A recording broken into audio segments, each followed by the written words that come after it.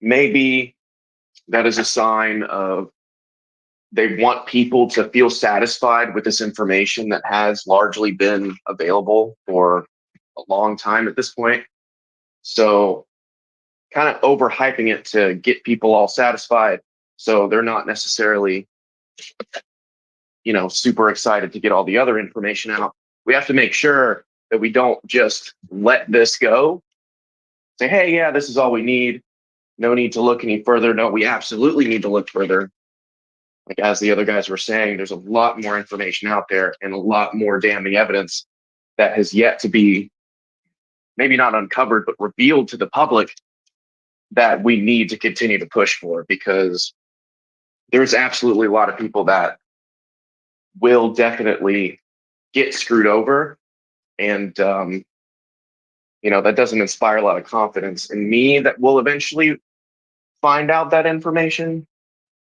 Because I can't remember, was it Prodigal that said that, we might not have a lot of operating governments if all of the information came out. So, yeah, I guess we'll see. I'm kind of reserving judgment. I'm looking over this other stuff that you put out and that people were talking about. But yeah, that's kind of my initial thoughts. So I'm hitting some information that I'm going to tweet it out. And I'm going to read it before we discuss it. But I think we hit something. So it's not a nothing burger, as some people are describing.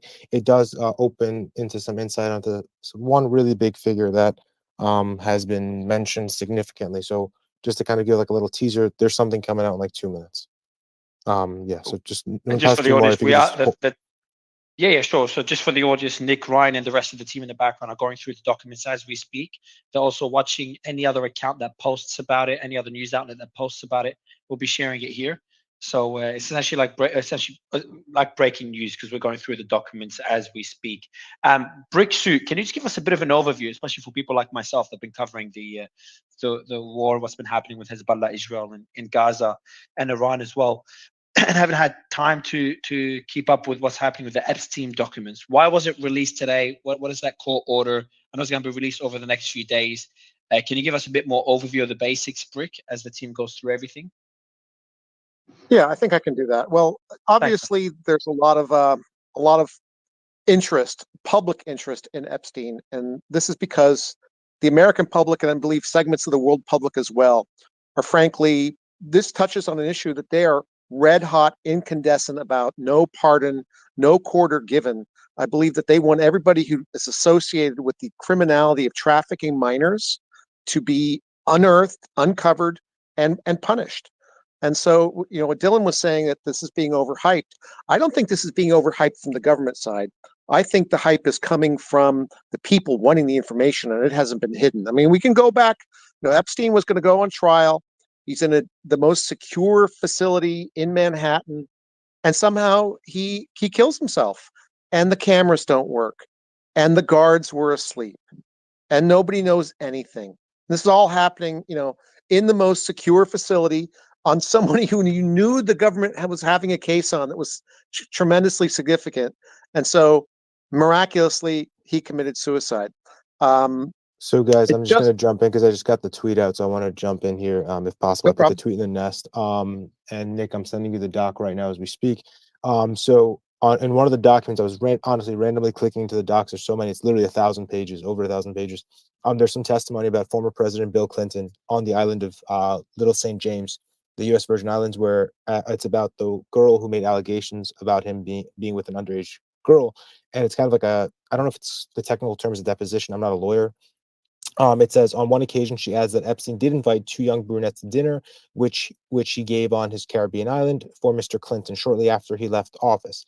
But as far as she knows, ex-President Bill Clinton did not take the bait. I'd rather have been about 17 at the time, she says. I flew to the Caribbean with Jeffrey, and then Ghislaine Maxwell went to go pick up Bill in a huge black helicopter that Jeffrey bought her. She'd always wanted to fly, and Jeffrey paid for her to take lessons. And I remember that she was very excited because she got her license around the first year they'd met. I used to get very frightened flying with her, but Bill had the Secret Service with him, and I remember him talking about how much of a good job she did. I only met with Bill twice, and Jeffrey told me that they were good friends. So this is, again, there's a much longer story there in the screenshots, which you can kind of read for yourself. it kind of breaks down some of the information about Bill Clinton and his interactions with Jeffrey Epstein, and then how kind of how a lot of it was disregarded because of the former FBI director Louis Freesh's submitting a report about Bill Clinton, saying in fact he did not travel to Little James Island, so he didn't exactly take the bait. So all of that stuff that we've been hearing about Bill Clinton, as far as we can tell, again, I'm still only in one document, deep into one document. It could be all false, like all those conspiracy theories and rumors about him could be false. So again, I'm going to keep diving into it and In kind what of breaking it down sense? for you I guys. mean, when he left office, he took a trip to Africa with Epstein. He went with Ghislaine to, Buckingham Palace. I mean, it's clear he's been denying these associations. One of his closest associates, Doug Vann, came out years ago and said, no, he was on the island at least twice that I know of, right? There's allegations that he was 27 times on his private jet. And that's just what we have here. We don't know if they used their own jets, what they did. I think his lying, right? They even tried to spread a rumor that he was dating Ghislaine for a bit. I mean, it's clear that whatever has happened, he's covering something up. Trump flew on his plane. Just as some information, hold on, a total of 157 associates were just unsealed, and they include Bill Clinton, Prince Andrew, Glenn Dublin, and Jean-Luc Brunel. So that's just in today's documents. And that's the late Jean-Luc Brunel, correct? I believe he also miraculously Correct. Yes. expired in prison as well. Yeah, I think it was. Yeah. Was it a French prison or a Spanish? I forget. I think it was French. Exactly. So just to finish up what I was saying, I think that this is not, obviously not all the names are going to be people who are guilty. I think this is going to be a tremendous lesson for everybody now who doesn't already know about this, but the power of crowdsourcing. This is like, there are so many people waiting for these names to then just go and start digging and digging and digging and burrowing. There's going to be so much that comes out from this that was never in the trial. I'm waiting to see what that is. This is going to lead to places. And the more sunshine that gets put on this subject, the more information we're going to get out. And it's going to come from places that are not in those court records at all. So you can go through all those. I mean, they're flooding out now. You could go through them, but in a week, we're going to have double that information from what everybody has brought forth. But on the same time, everybody's got to be cautious, and everything that comes through as a result of this news is going to be 100%. So use some discretion on what comes out from it. But we're moving in the right direction here. Brick Suit, what about the guy in your profile picture and all the times he flew on Epstein's plane? And what about him appointing Alex Azar as the Secretary of Labor, the federal prosecutor who went easy on Epstein and allowed him to continue to assault under Chris, how did I know you were going to come in here and Thank you for making this about Trump. You had Thank to you for bring making Trump this about into President it Trump. somehow. I bet you're letting so out far, a breath of fresh air that his name isn't on there. But No, I mean, Chris, how can you support Trump? It's good if you don't know this issue. He flew on the Lolita Express. He was friends Chris, with the personal attorney. He appointed the Alex personal Azar. attorney to Epstein's victims is on record that when he initiated his suits, he reached out to all these powerful people, and Trump was the only one who assisted him. Oh, he was exposing them. Oh, right. He was exposing. Oh, well, yeah, it's an actual fact instead of innuendo, right? Here's we the also question. know that Here's Trump, when he found out that Epstein had assaulted the daughter of one of the members of Mar-a-Lago, kicked him out. There's also substantial, at least it looks like that. Trump played a role in initiating some contacts with law enforcement agencies in Florida. Oh, he was this trying is to actual expose them. What was he doing hanging out with Epstein anyway? And what's he doing? He arrested Epstein specifically to jail him up. He hung out with Epstein because he's a public figure. Right. This guy had money. He was there. Once he knew his nature, he was out of. Okay, you know what we're not going to do? We're not going to make this about Donald Trump, because Donald Trump of course not. in any of the documents, not been mentioned in a single document at this point. Well, you're talking about Epstein. Here's the question I have for you. Let me ask you one question about Alex Azar. So he made Alex Azar the prosecutor that went easy on Epstein. Was Alex Azar mentioned in the documents today? He gave him, Trump, the Epstein is, right, so he we'll gave him, you don't want to talk about this. He gave him a position in his administration, the guy that went, which the RNC provided the list. He had a lot. Yeah, I didn't realize this space was about Trump. What's going on right now? My goodness. Exactly. Yeah, so the website, guys. Chris, So the website, the website. Just a bit of an update. The website, and Nick, you were saying that, and you're working on it in the background. The website that released the list has crashed in seconds, and it's still unaccessible. I'm not sure if anyone's able to access it. So I've just posted about that already. We're trying to use different links as well. Is anyone able to access the list right now? Speak of the devil, I think I just found something you guys are gonna like to see in a few seconds. I just sent it to you, Mario, and I have a few more screenshots. So it's gonna be actually kind of funny. Perfect. I appreciate it. Share it in our group behind the scenes. You But know, yeah, Brian. Yeah, go ahead, Brick, and then we'll go to Brian. Yeah, I just want to say my position is this: if President Trump is involved in this case and appears on this list that's going to be released, it would have leaked long ago. Nobody in the media, nobody in the court system is protecting President Trump. Okay, We already so know he flew on the Lolita Express a bunch of times. Chris, So as much as you want to feel like Chris, you've been implicated by Chris, this, bro, if it's you're not going to gonna interrupt happen. every single time, then you're just going to get booted off the stage. So, 'cause nobody- and just a heads up as well. Trump is mentioned. Ryan, you just sent me 2 screenshots. Yeah, I just found so- that right as these guys were screaming about Trump. Trump is on the list. He is mentioned. Yeah, just No, Chris, no. We never guys, said that. We never made that claim. Exactly. Trump is mentioned, but not him in name. He's not on the list. And Ryan, do you want to explain further the 2 screenshots you sent me? Absolutely. Yeah, I was actually in the process of posting. It's funny because it's a Q&A actually about Donald Trump. So the question comes in as how did you come to be that you were in a casino in Atlantic City? The person replies, as we were flying, Jeffrey said, why don't we just go sit in the cockpit to go check out the landing? So we were sitting there and the pilots told me to go back and tell him that we can't land in New York and we're going to have to land in like Atlantic City. Jeffrey said, great, we'll call up Trump and we'll go. And we're good to go. I don't recall the names of the casino, but we'll go to the casino. And then there's another point where he comes up. Someone named by Miss Meininger says Marvin Minsky says I don't know. George Lucas says no. Donald Trump, no. Did you ever message Donald Trump? No. Sorry, I have to ask. Did you ever have sex with Alan Derwitz in the back of the limousine with Virginia and Jeffrey present? And then the person says absolutely not. There's an objection to kind of throw in there. So that's kind of the extent that Trump is mentioned in the documents right now. This is like a 180-page document. So essentially it's like, did you go to the casino?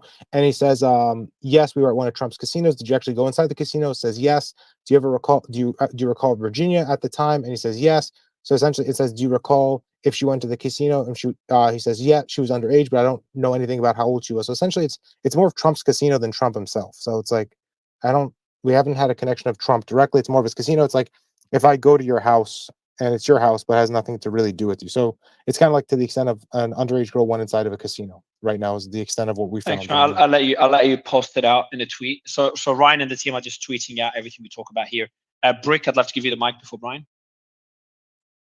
Yeah, I just want to take it back on track. This is about Epstein files. This is about uncovering who was involved. And like I said, this is going to be just grist for the mill. The people are going to take these names and look into places that have not really been looked at, uncover things that, that leads that have not come out into public light. And I'm hoping that eventually it leads towards more of the people who really should be held accountable, the people who knew what was going on, the people who were in fact guilty of sex trafficking, who were traveling, who were sleeping with minors. All of them need to burn, and I'm not talking literally. I mean, they figuratively need to be held accountable and incarcerated. They need fair trials, okay? But charges need to be brought where appropriate. That's what people want. People know that bad things have gone on here. People know that bad people have gotten away with horrible acts that people know about and could be proven, and they want justice. And I'm hoping that this leads towards that. And like Prodigal said, it could be something that if you released all of it, that world governments would be compromised. Well, the world governments are already compromised. They're compromised by the people doing this evil crap. All right. I don't really care if the persons implicated are Republicans. I don't care if they're Democrats. I don't care if they're libertarians. I don't care anything about that. I don't care what gender they are. As long as it's not Donald Trump. I want them held accountable. I don't even care. Look, I don't know who's up here, but whatever. But whoever is guilty of crimes on that island or in Jeffrey Epstein's various locations in the United States, Florida, New Mexico, wherever, they need to be held accountable. Why did he make Alex Azar the Secretary of Labor? The guy did not have a background for that, and he had to step down once all of Epstein's crimes came out and the sex trafficking stuff came in New York.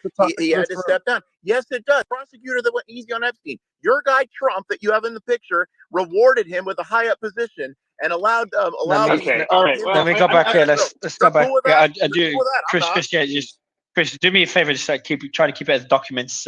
We'll get to Trump afterwards. Brian, love you. Get your thoughts. Jim, I see your hand up as well afterwards. So Brian, and then Ryan, I know you're tweeting a lot of that stuff. So people that in the audience, if you want to send us anything that we missed, anything on news outlets, mainstream media, or people tweeting it out, please do DM it to me. The team's going through it. And Ryan is working with another team to post everything out as well, including summaries. Brian, your thoughts on what we've seen so far?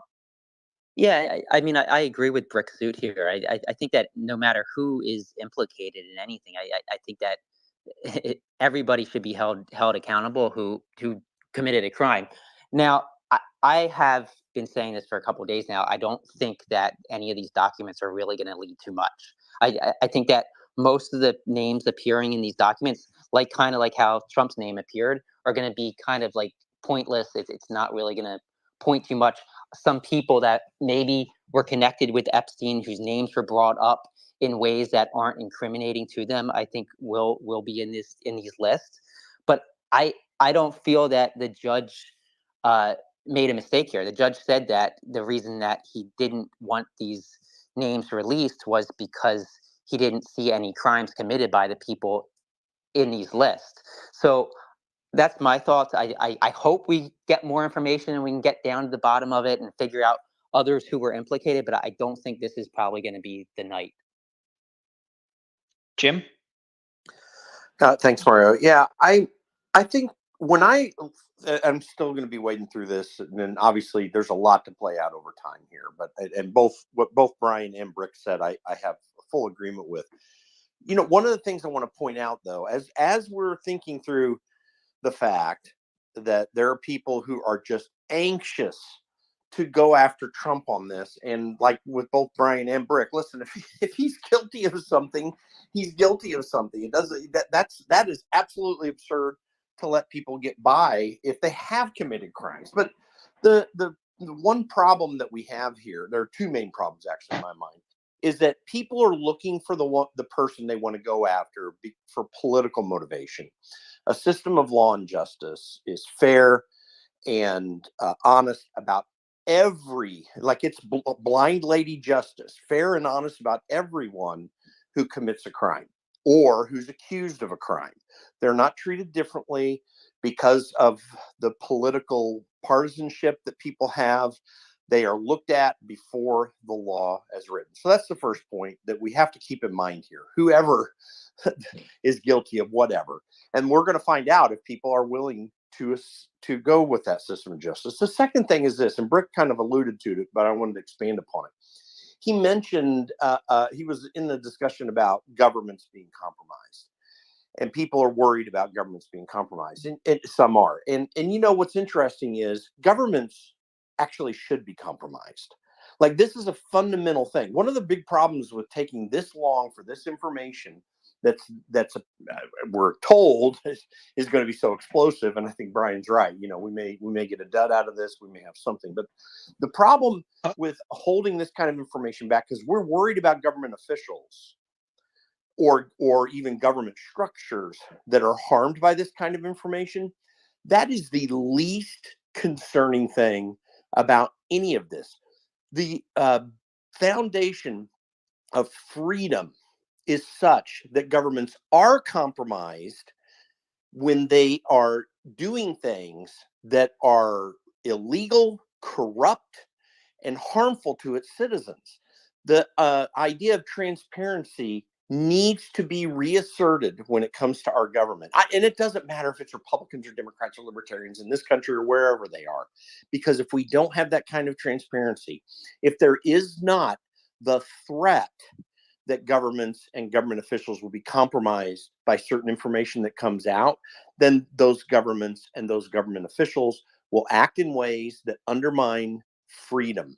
If we don't have freedom in this world, we're on an experiment, folks, a 300-year Mario, experiment. I just posted that. Don't post it. I see. I saw. So just so I'm going to interrupt you, Jim. Just I appreciate you. So just 2 seconds. Yeah, just quickly. So I'm just waiting to jump in. I was about to post it. I wouldn't put Jeffrey. I wouldn't put. Essentially, Ryan, can you say what it says? Let me fix the tweet. Sure thing. So who says that, by the way? Is that Jeffrey Epstein says that? No, it's someone with a different name. It's Miss Menninger is the person that's being questioned here. So let me jump to the first one. Yeah, so essentially what it says, you read out the whole thing, but I've just posted Sure it out. thing. So it I've starts just off by edited saying, your post. Go ahead. this is by Miss Macaulay, who I don't know who that is. Says the question is, okay, let's back up a minute just to make it a clear question. Did you ever bring friends over to a massage, Jeffrey? The answer is no.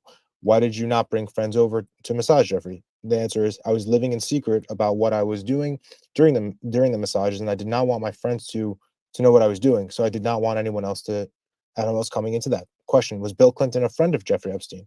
Miss Menninger, objection, foundation. So it seems like Miss Menninger is the lawyer. By Miss Macaulay says, okay, let me back up. Did you ever know if Bill Clinton was a friend of Jeffrey Epstein? The reply: I knew he was dealing with Bill Clinton. I did not know they were friends until I read the Vanity Fair articles that they were going to Africa together. Question: did Jeffrey ever talk about Bill Clinton? Answer: he said one time that Clinton likes them young, referring to the girls. Question: do you recall ever taking a trip to Jeffrey Epstein's home in New Mexico? Yes. Do you ever recall who went on that trip with you? Sarah Keller was there. Ghislaine was there. That's all I recall. Question: do you recall you went onto a trip to New Mexico to work? Did you perform any massages on that trip? Yes. Do you recall whether you performed massages with Sarah Keller on that trip? No, I do not recall. Do you recall New Mexico home ever observing nude photos of females there? I do not recall. So let me actually jump down to the next part where Clinton is. So the person starts asking a Q&A about certain celebrities they know and said, did you ever meet Cameron Diaz? No. Bill Clinton? No. Did you ever see Bill Clinton on the island? No. Did you ever see Bill Clinton in a helicopter being flown by Ghislaine Maxwell? No. Did Ghislaine ever tell you that she has flown Bill Clinton in the helicopter? Miss Macaulay, objection. The witness: I don't recall her saying that. Miss Menninger: did you ever meet Senator? Answered: I don't know what he looks like. I might have. Question: if I told you he was from Maine, would that stick out in your mind? Answer: it should, but I don't recall meeting him. So essentially, that's the extent that we found so far about Clinton in these documents. And I think Mario's fixing. Significantly more serious than Trump. Yeah, I've been tweeted out. Yeah, so I think the highlight here is Clinton likes them young. That's a reference. I don't know who's talking there. Is that one of the victims? I guess, Ryan. I was listening to you. It's a witness, so it seems like it's a witness. It's not exactly named here. So Miss Menninger, I figured that out while we were reading, is the lawyer, and I apologize again for kind of being. It's a little bit more doing this on the fly, so some stuff we're learning as we go. I'm not sure exactly what this because this is part of a 180-page document. I will try to figure it out and scroll all the way up. Yeah, if anyone knows, that would be great. We've just posted out the screenshots that Ryan was reading from. But yeah, that one is pretty incriminating. In my opinion, it was one of the most serious parts of the document. Your thoughts on this protocol break, Brian? Anyone else? Yeah, This is just one deposition with the one person. Of course, they won't know. I trust Doug Bann more than anybody else. So, like I said, this is just partial, and this is why narratives can come out regarding the deposition. There's multiple people who saw him at the island confirmed, and I don't think Doug Bann would go on record and risk this. Allegedly, he's going to be disclosed today too. So, I mean, listen, you have it up top. Ghislaine praising. Well, it got taken down praising them, but also it's not limited to just Bill Clinton. Don't forget that when Hillary Clinton was Secretary of State, Ghislaine Maxwell's nephew was appointed, and he helped spearhead Middle East policy when the Arab Spring erupted and the Middle East was blown apart. So, this isn't just limited to Bill. Why was Ghislaine Maxwell's nephew brought in and given this type of position to guide Middle East foreign policy? I think it's questions that deserve to be answered. Yeah, why was he friends with Donald Trump? That's what I'd like to know. Yeah, yes. Ghislaine Maxwell, good friends with Donald Trump, man.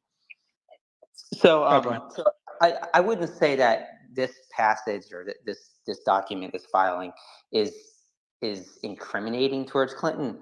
I mean, it's one witness saying that they heard somebody else say that Clinton likes them young.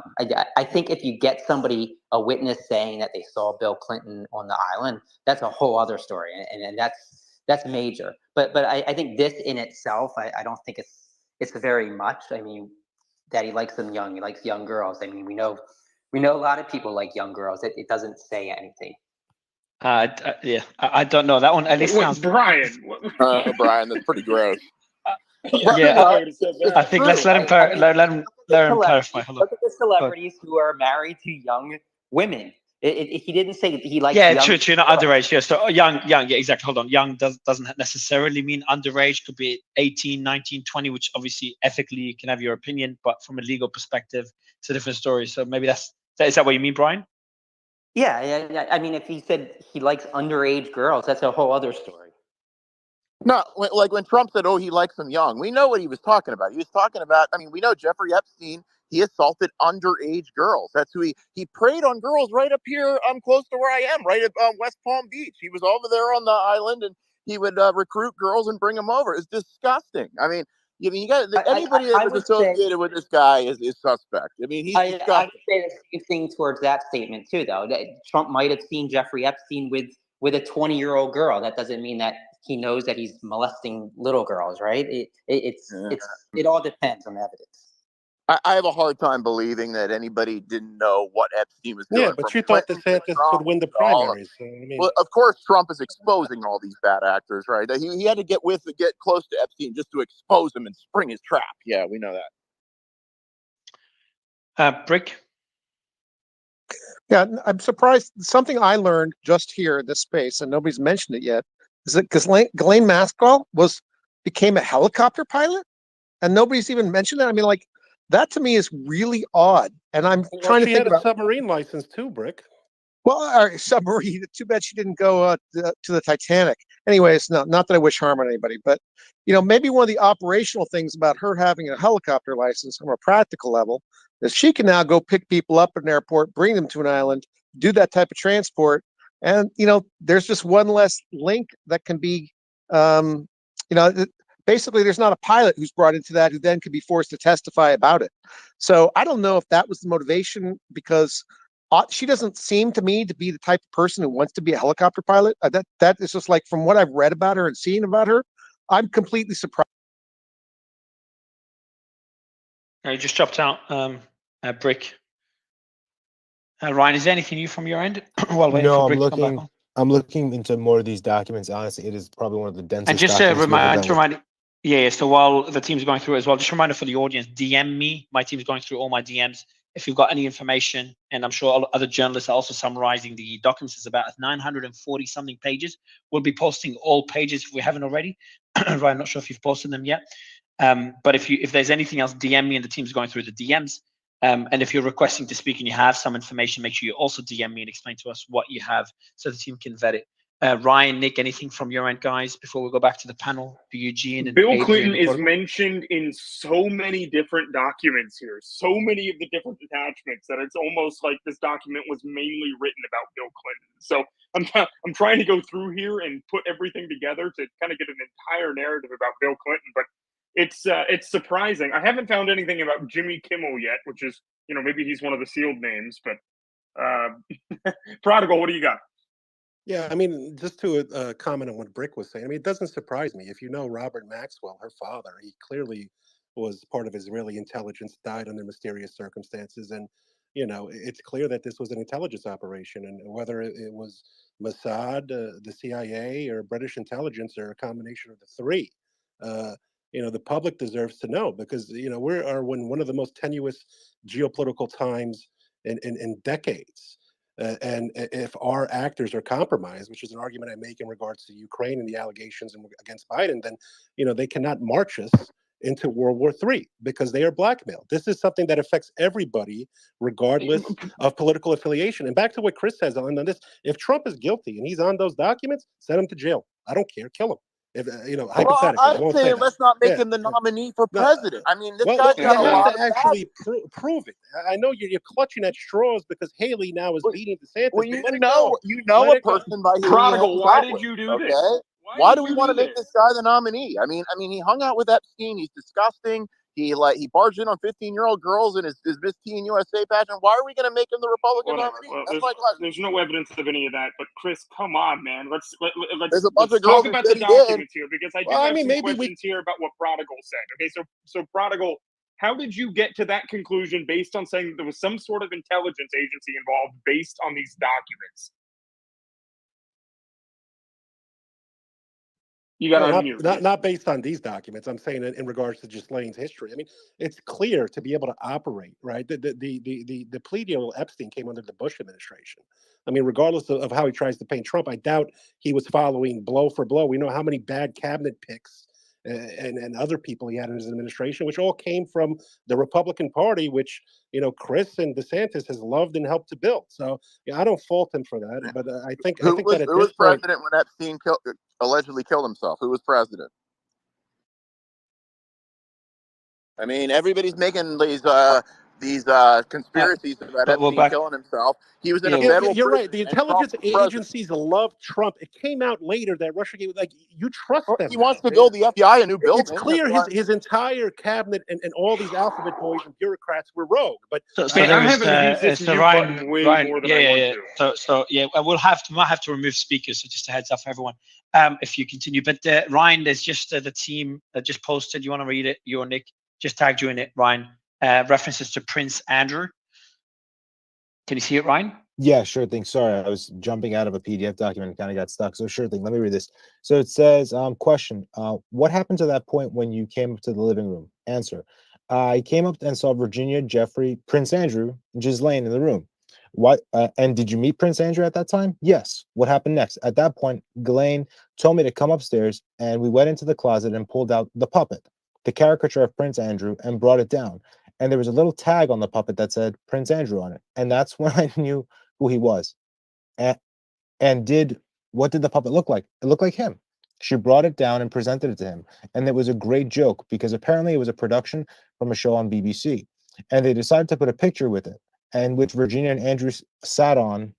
And then let me give me a second to find the next page, and we'll go through it. It's essentially Prince Andrew is mentioned in here. So is one of those key figure names that everyone was looking for. Prince Andrew, Bill, those guys are being mentioned in these docs. We'll tweet that out in a second. Did it just say a puppet with the name Prince Andrew?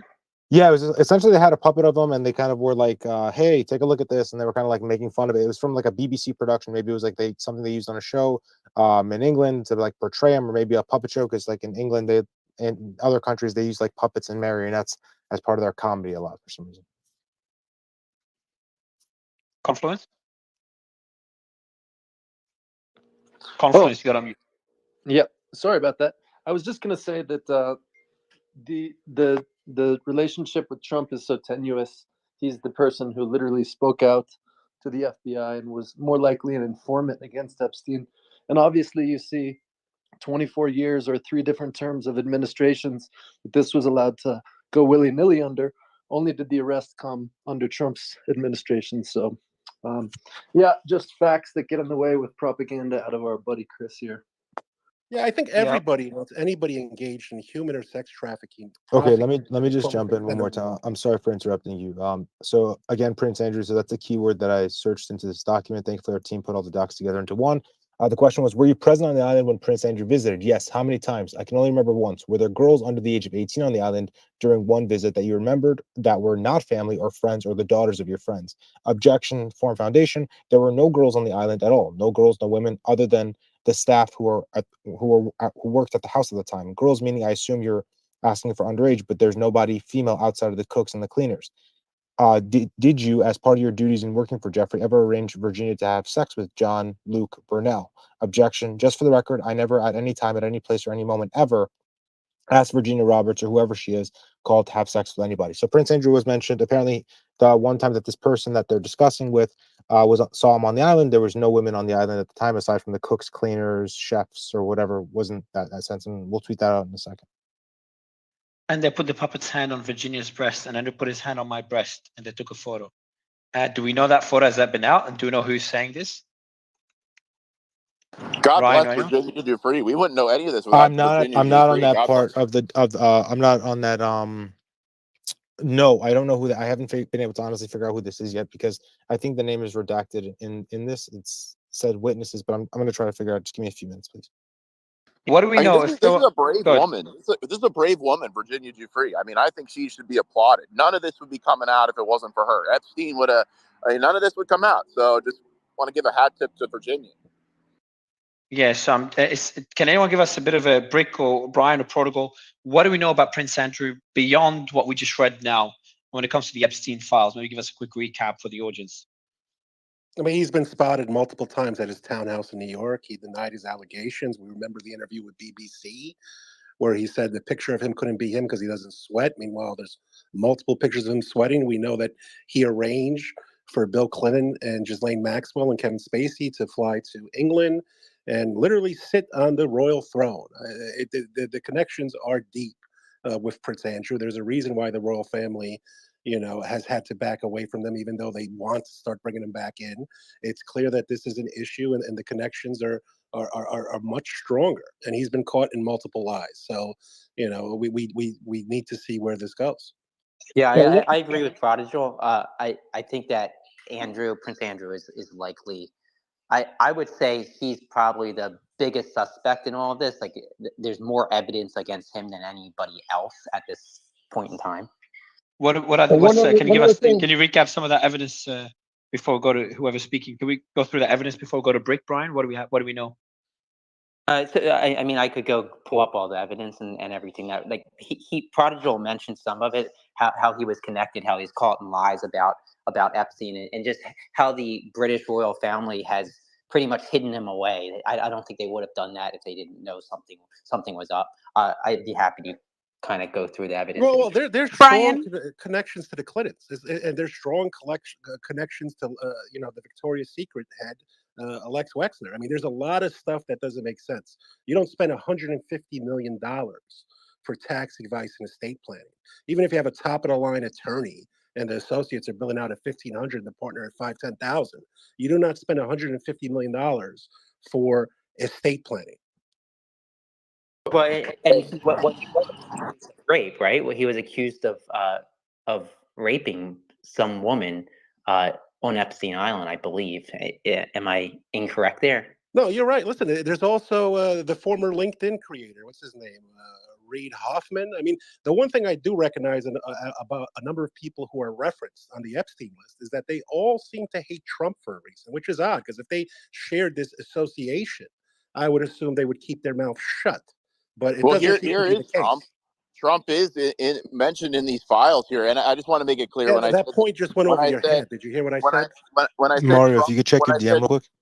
When I said Trump was exposing them, I was just making a joke. He was not exposing anybody. Okay, so I was making a joke with that. But look up in the jumbotron here. Okay, this is in New York. Plaintiff was enticed by promises of money and modeling career to attend a series of parties with other similarly situated minor females held at the New York City residence that was being used by Jeffrey Epstein.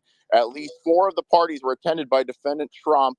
On information and belief, by this time, defendant Trump had known defendant Epstein for 7 years. Before going, Chris, let me just jump in. Johnny, good to have you, and Kev Chua. Just the reason I'm jumping in is Ryan, you found something important that you're going to be posting and then telling us about it when it comes to Prince Andrew. Yeah, this is a big one. This is not about just Prince Andrew; it's another person as well. So just stand by; it's coming. This is a. Let me read. So I'm just going through here who that other person is. I'm going through it.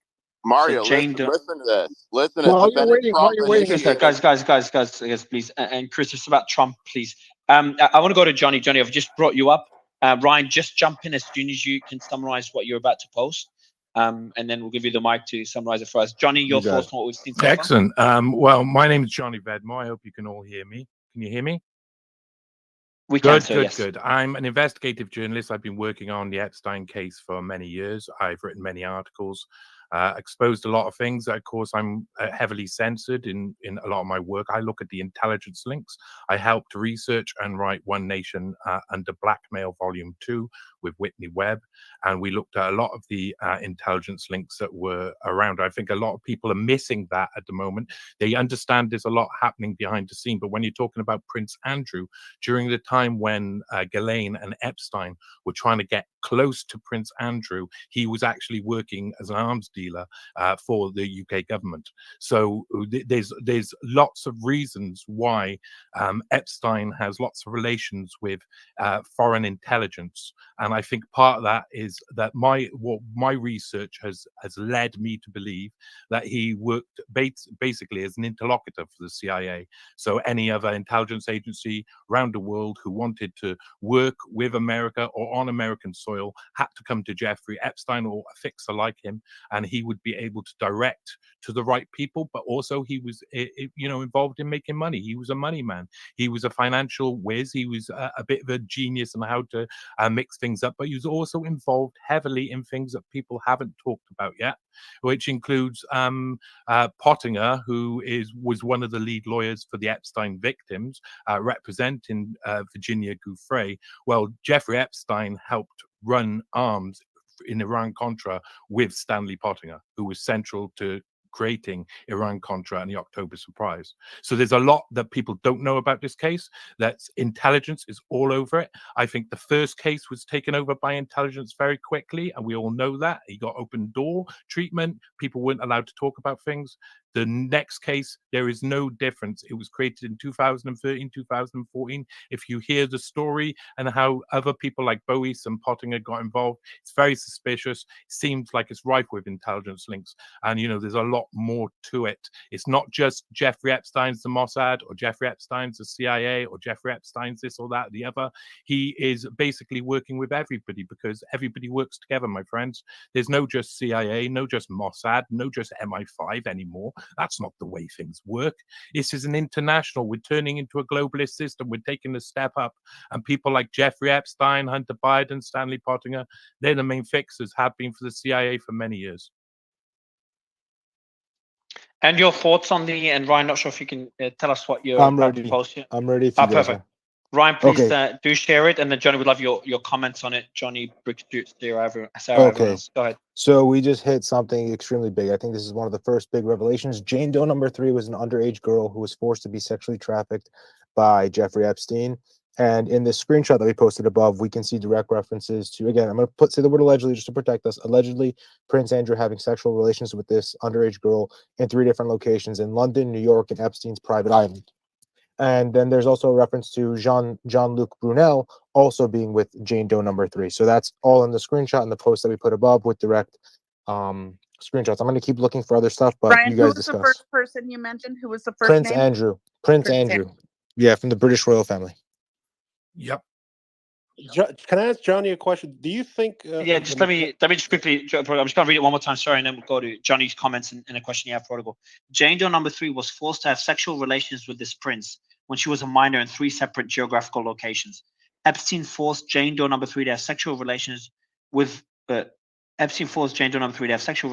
a member of the British royal family, Prince Andrew, aka Duke of York. Epstein sexually trafficked John Doe number 3 to Jean-Luc Brunel many times. So I think this is the most serious revelation so far. Johnny, maybe a quick comments on this, and then Protocol and Brick will give you the. I'd say a couple of things on that. The girl sounds a lot like it's Virginia Giuffre. That's basically the same allegations she's put out against Prince Andrew. And I would say about Jean-Luc Brunel is an interesting thing. If you watch the flight manifest, I color coded it. I went through it in detail. I looked for patterns. That's what I do with my journalism. I kind of look for patterns. And there was a very similar pattern when he met Jean-Luc Brunel in France. I think that was the operation part of smuggling young girls across to America and other places. And they nearly always landed in Newfoundland in Eastern Canada in a little airport called Stevensville afterwards, before going back to the United States. And I think that's something that has never been looked into. There's actually patterns to an operation of child smuggling, I think, that are within the flight manifest. Protocol? Johnny, I was just curious in regards to, because everybody mentions, Epstein's Island, but I mean, what do you know about the Zorro Ranch in New Mexico? I mean, it's clear that, Bill Richardson, former governor of New Mexico and energy secretary, was intricately connected to Epstein. And there's been allegations of Richardson in regards to corruption and alleged trafficking out of Haiti. So I'm just curious, what you think. I don't know what was seized at that ranch in New Mexico, and I was curious what your thoughts were on that. Yeah, I did a lot of work looking into people like Richardson's relationship with Epstein. That was one of my jobs during the research for One Nation Under Blackmail. And of course, he's got lots of links. I mean, Bill Richardson was he's done a lot of naughty things in his life. He got in trouble a lot. He was on his way to becoming vice president, but basically got pushed aside because of all of his controversies. So he liked to dip his toe in the water. The Zorro Ranch is a very complicated. It was a very complicated, grand idea that Epstein had. I'm not sure if all of the tales of underground tunnels and stuff and things going on hidden away are necessarily true. What I've seen the maps of the ranch, and it shows things like basements and gyms underground. But there was obviously a lot going on there that was to do with Jeffrey Epstein's hobby, which was transhumanism. Of course, he loved a bit of the idea, like all rich men. He liked the idea of staying alive forever. Bricksuit? Yeah, I was just going to have my hand up from earlier. We were talking about Prince Andrew being seen in the United States in the company of Epstein. I just want to add that one other thing is that Ghislaine and Jeffrey Epstein, I believe, were photographed on the porch of one of basically a retreat cottage where Queen Elizabeth was at one time also photographed. So the two of them are not. There's no way they could have entree to that remote a location without the facilitation of Prince Andrew. Yeah, so I'm just going through the document as well. I do want to go to Johnny. Go ahead, and I'll go to Eugene. Not sure if you've got anything to add. If not, I'll rotate you up. Same for Adrian. Kfua, I'm not sure if your mic is working. I think you work at the BBC, so it'd be good to get your thoughts on this. You said you have a team working on this as well. Johnny, go ahead. I would just say that the obvious, they loved being around the royal family. They loved intrigue, espionage. The Maxwell family, you've got to understand why Maxwell is still alive.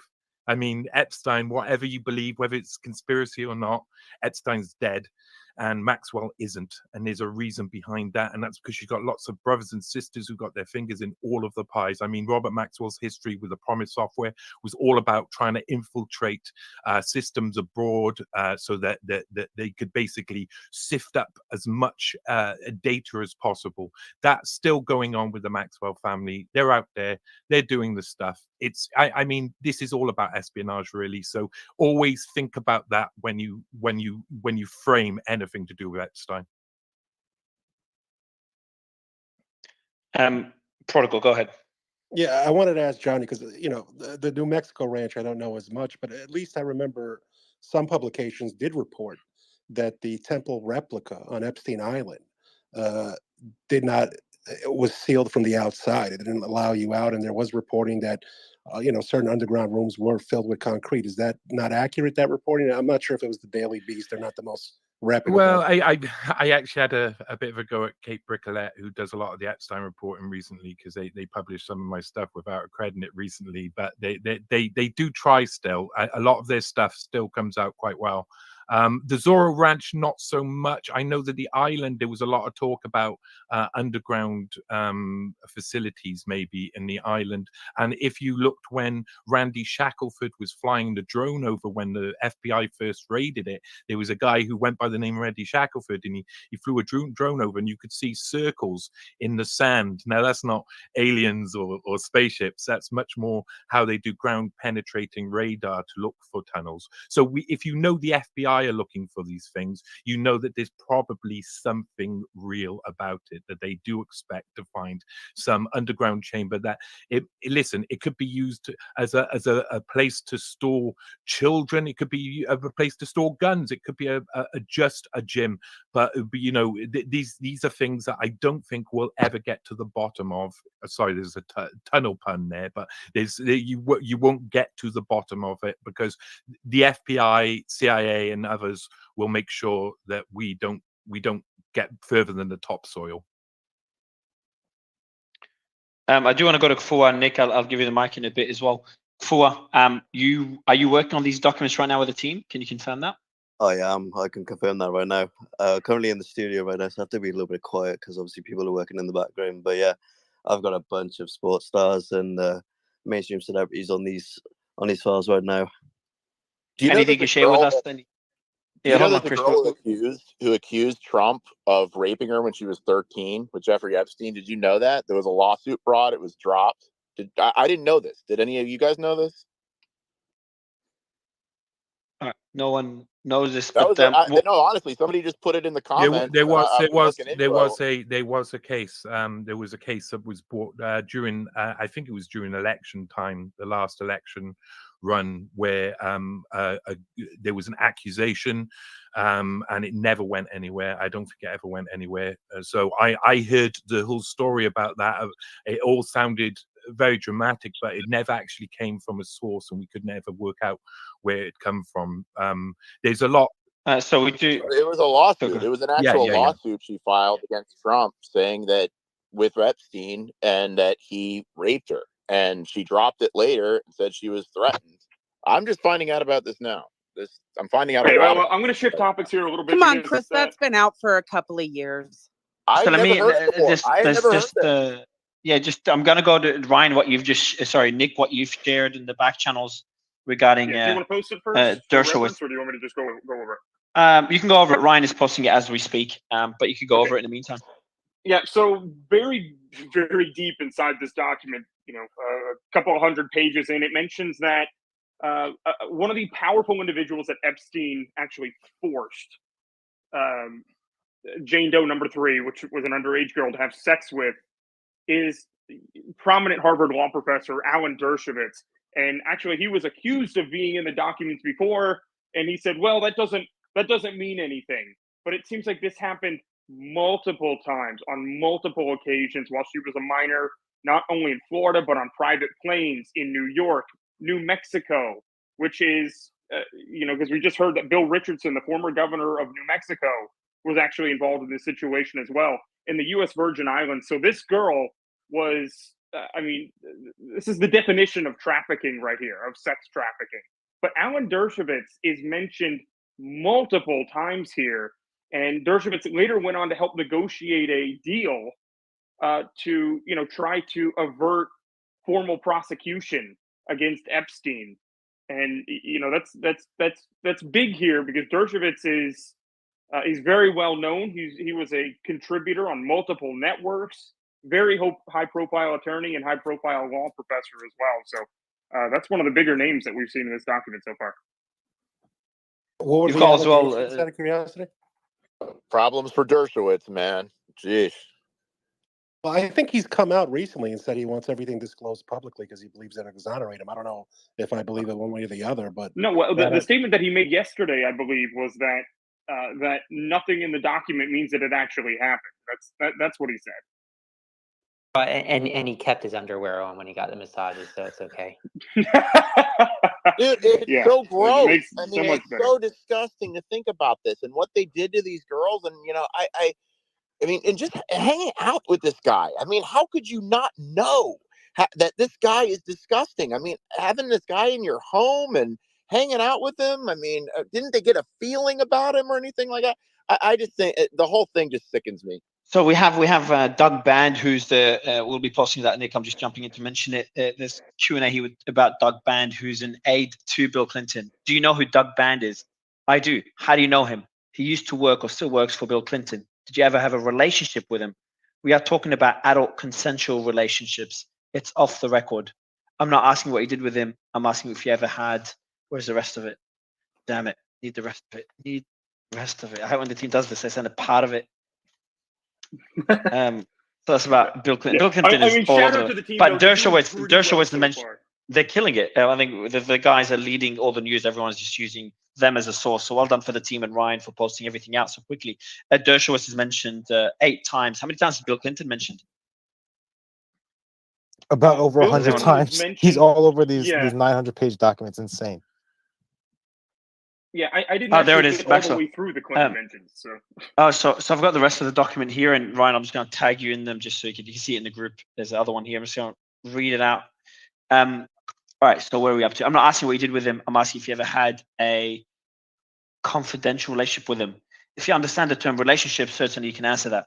Define relationship. Somebody that you would have spent time together, either seeing them in a romantic relationship, or you need to be. What do you mean by romantic? I was friends with Doug but you're suggesting something more. So I want to be clear what you are actually asking me. So I'm waiting for the rest of it here. This is with an aide of Clinton. All right, so still gonna get the rest of it now. Mar-a-Lago's mentioned. We'll get to that in a bit. But all right, there's the rest of it. It's essentially coming out live.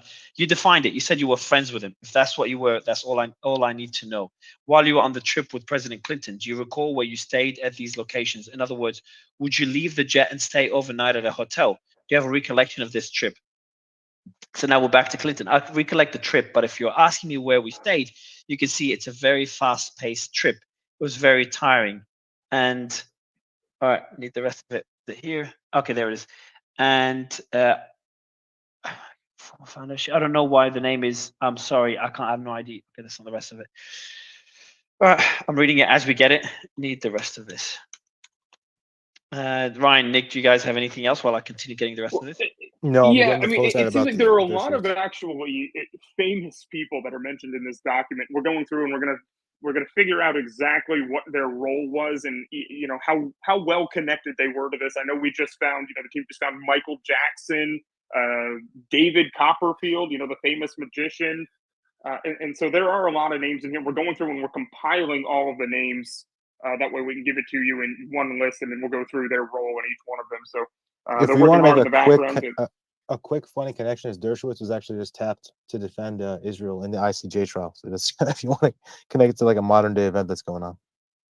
Also, just Michael Jackson's mentioned as well. I think you just said that. That's what I don't believe it. Okay.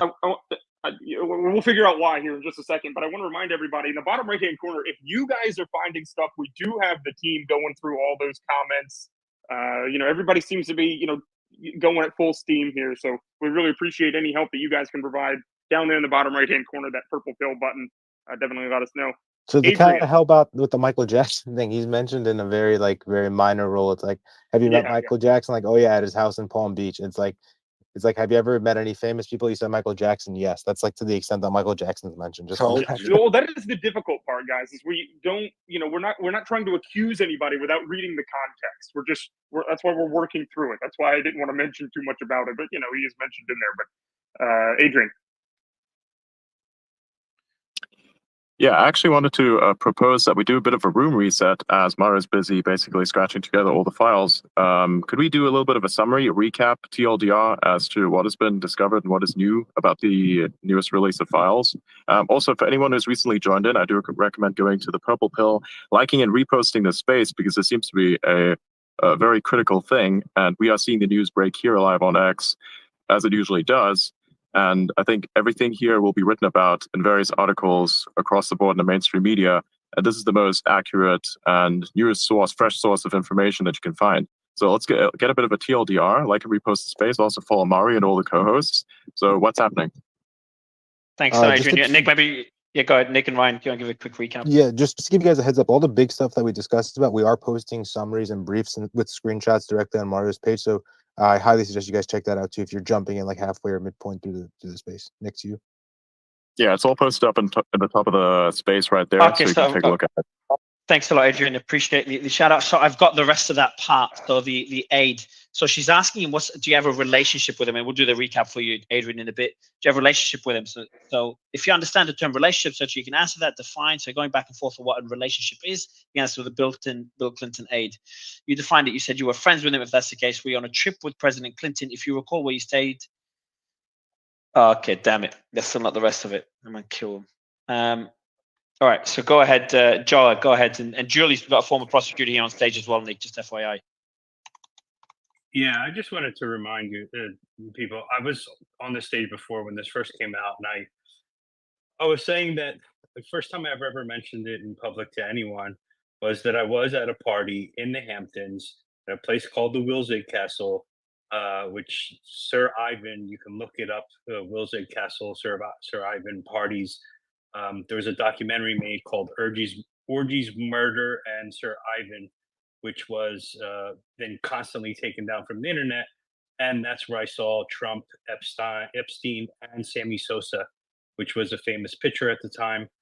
And there was an auction going on was inside. not a picture. He was not a picture. I was there was an auction going on inside where we wound up saving a girl, although she was 18. She did say there was underage people. If you search the photos, you'll see plenty of underage girls at these parties. And it doesn't have to happen on the island, just to mention. And there was many, many, many famous people at this party.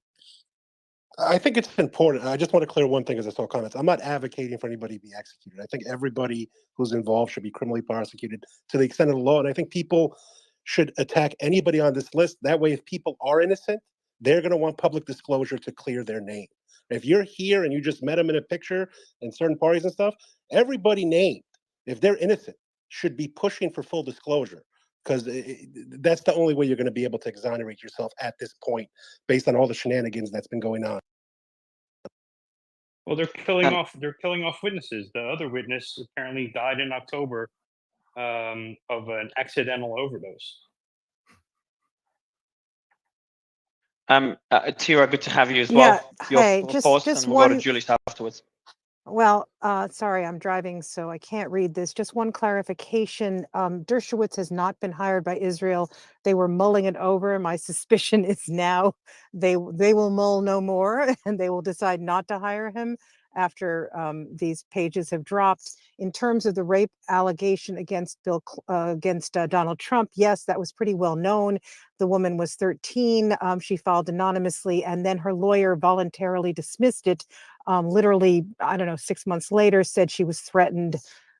Don't know any more facts than that, to be honest. I believe it was a civil suit at that point. She went back a second time, Tira. She tried again a second time, got a brick No, through the a window. first time, no. The first time was in California. It was dismissed because of procedural stuff. Then she filed again. I think the second one was New York, and then the lawyer dismissed it. But I believe it was a civil suit because I think the statute might have run. I don't know. All I know is I think it was a civil suit at that point, and we don't really know anything about her, to be honest, and whether there was any credibility. The only info is she was able to provide that she knew the inside of Epstein's house. That's the only credible evidence she gave. I want to go to Julius, and sorry, everyone's waiting anxiously for the rest of the story I was reading earlier. The laptop of the team member that's covering it just crashed. Just how many documents there is, so he's restarting it and sending me the rest of it now. So I'll continue the back and forth about the Bill Clinton's aide, and Ryan will be summarizing it in a tweet once we have all the information. Julius, your thoughts on what we've heard so far? Yeah, I think Tira kind of summed things up well. We don't really know anything about anything right now. The reality is that a lot of these names that are coming out are just more names that are for intrigue, for and for public interest. But if there was enough evidence to actually prove that any of these people that are part of this massive release of names that did something wrong criminally, actually engaged in sexual abuse, then these people would have been prosecuted a long time ago. And that's not the case. So I think we have to be careful in terms of making innuendos, et cetera, just because of how many times someone may be mentioned within the documents and if they're mentioned at all. Secondly, what strikes me is that a lot of the names that have been coming up as being part of this release of documents or release of names are names that I'm not really sure are that relevant. I mean, David Copperfield, Prince Andrew. I understand that a lot of this is good for history, but to me, the most relevant name that we should be combing through are names of people that are relevant in today's world, in today's political environment, namely Donald Trump, and other people that might be running for public office. But that's who I think that we should be concentrating on right now. And what about Bill Gates? You think he should be looked into or no? Sure. I mean, that's fair game, but Bill Gates isn't running for president.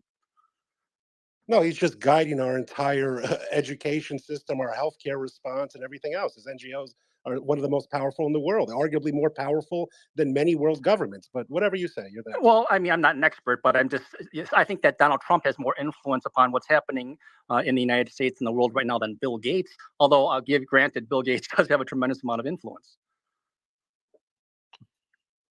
So I've got the rest of it. Nick just dropped out. I'm going to bring Nick back up. I do want to go to Protocol regarding the amount of information we're seeing, and Julius, the point that you've made when we're going through all these names, Trump has barely mentioned so far. Bill Clinton's been mentioned significantly more. Mario, your mic, something, yeah. Cool, I'm back now. So the question I have, Julius, not sure the mic should be better now. I'll get the headset sorted again. But if we, when you're going through these documents, can you explain what these documents are? And I think they're going to be dropped over a period of time. This is just the first batch. How does this work? A lot of people are going through this for the first time. Yeah, these were just documents that were part of the civil suit, is my understanding, against Ghislaine Maxwell and Epstein. And these documents were sealed originally to protect the names of the people that are mentioned in them, so that their reputations aren't sullied and so the litigation isn't impacted. Since the litigation has been wrapped up now, the judge has ordered that these names can be released now. So the judge wouldn't do that if the judge felt that the release of these names could have any impact upon any type of litigation, future lawsuits, et cetera. So that's where we're at right now. This is really more just for public curiosity, public interest at this point in time. I think I just want to say one thing, though. When he talks about prosecution, I mean, we know the Florida deal gave immunity to co-conspirators named and unnamed. So, I mean, it's clear that Epstein had been operating for decades before he was finally arrested and given the sweetheart deal. So I disagree. We've seen a lot of criminals in multiple positions of power in business and in world governments that are never prosecuted. So, I mean, I'm glad you have this confidence in our justice system. I do not. Yeah, I think that it's going to be clues to possible crimes, but it's not going to be any hard evidence. And in my opinion, I don't think we're going to see anything even remotely close to a solid clue that's going to lead to any indictment or anything like that. Sad as that. If there was enough evidence to actually prosecute someone or charge someone with a crime, with child sex trafficking, child sexual assault, that would have been leaked out a long time ago, or those cases would have been prosecuted. Well, I guess you're familiar with the Florida case when the U.S. attorney said that Anthony the call to get this Acosta, deal who was came Anthony from Acosta, above. who actually became a Trump appointee, right? That guy? Yeah. Yeah, Right. correct. That was part of the Bush administration. That there was a lot of appointees. I'm not sure if Trump knew everything. I like the innuendo, right? But even if you look at that case, it was clear the U.S. attorneys involved said that this came from above when they were asked, why was this leniency given? So it's clear that government actors who are more powerful, whether in the Intelligence Committee or other alphabet boys, played a role in crafting this, and they should all be named. I think you guys are confused. Nobody's going to defend Trump if he's guilty. I want this all to be released. I remember for years people say, no, Clinton's not involved. No, Prince Andrew's not involved. I mean, ABC had a report and they killed it to get coverage of the royal wedding. So I think it's nice to see people come along now and say, we need disclosure. Let's get all disclosure. Let's see what they seized in the New York City townhouse. Let's see those DCs, those CDs, and those hard drives.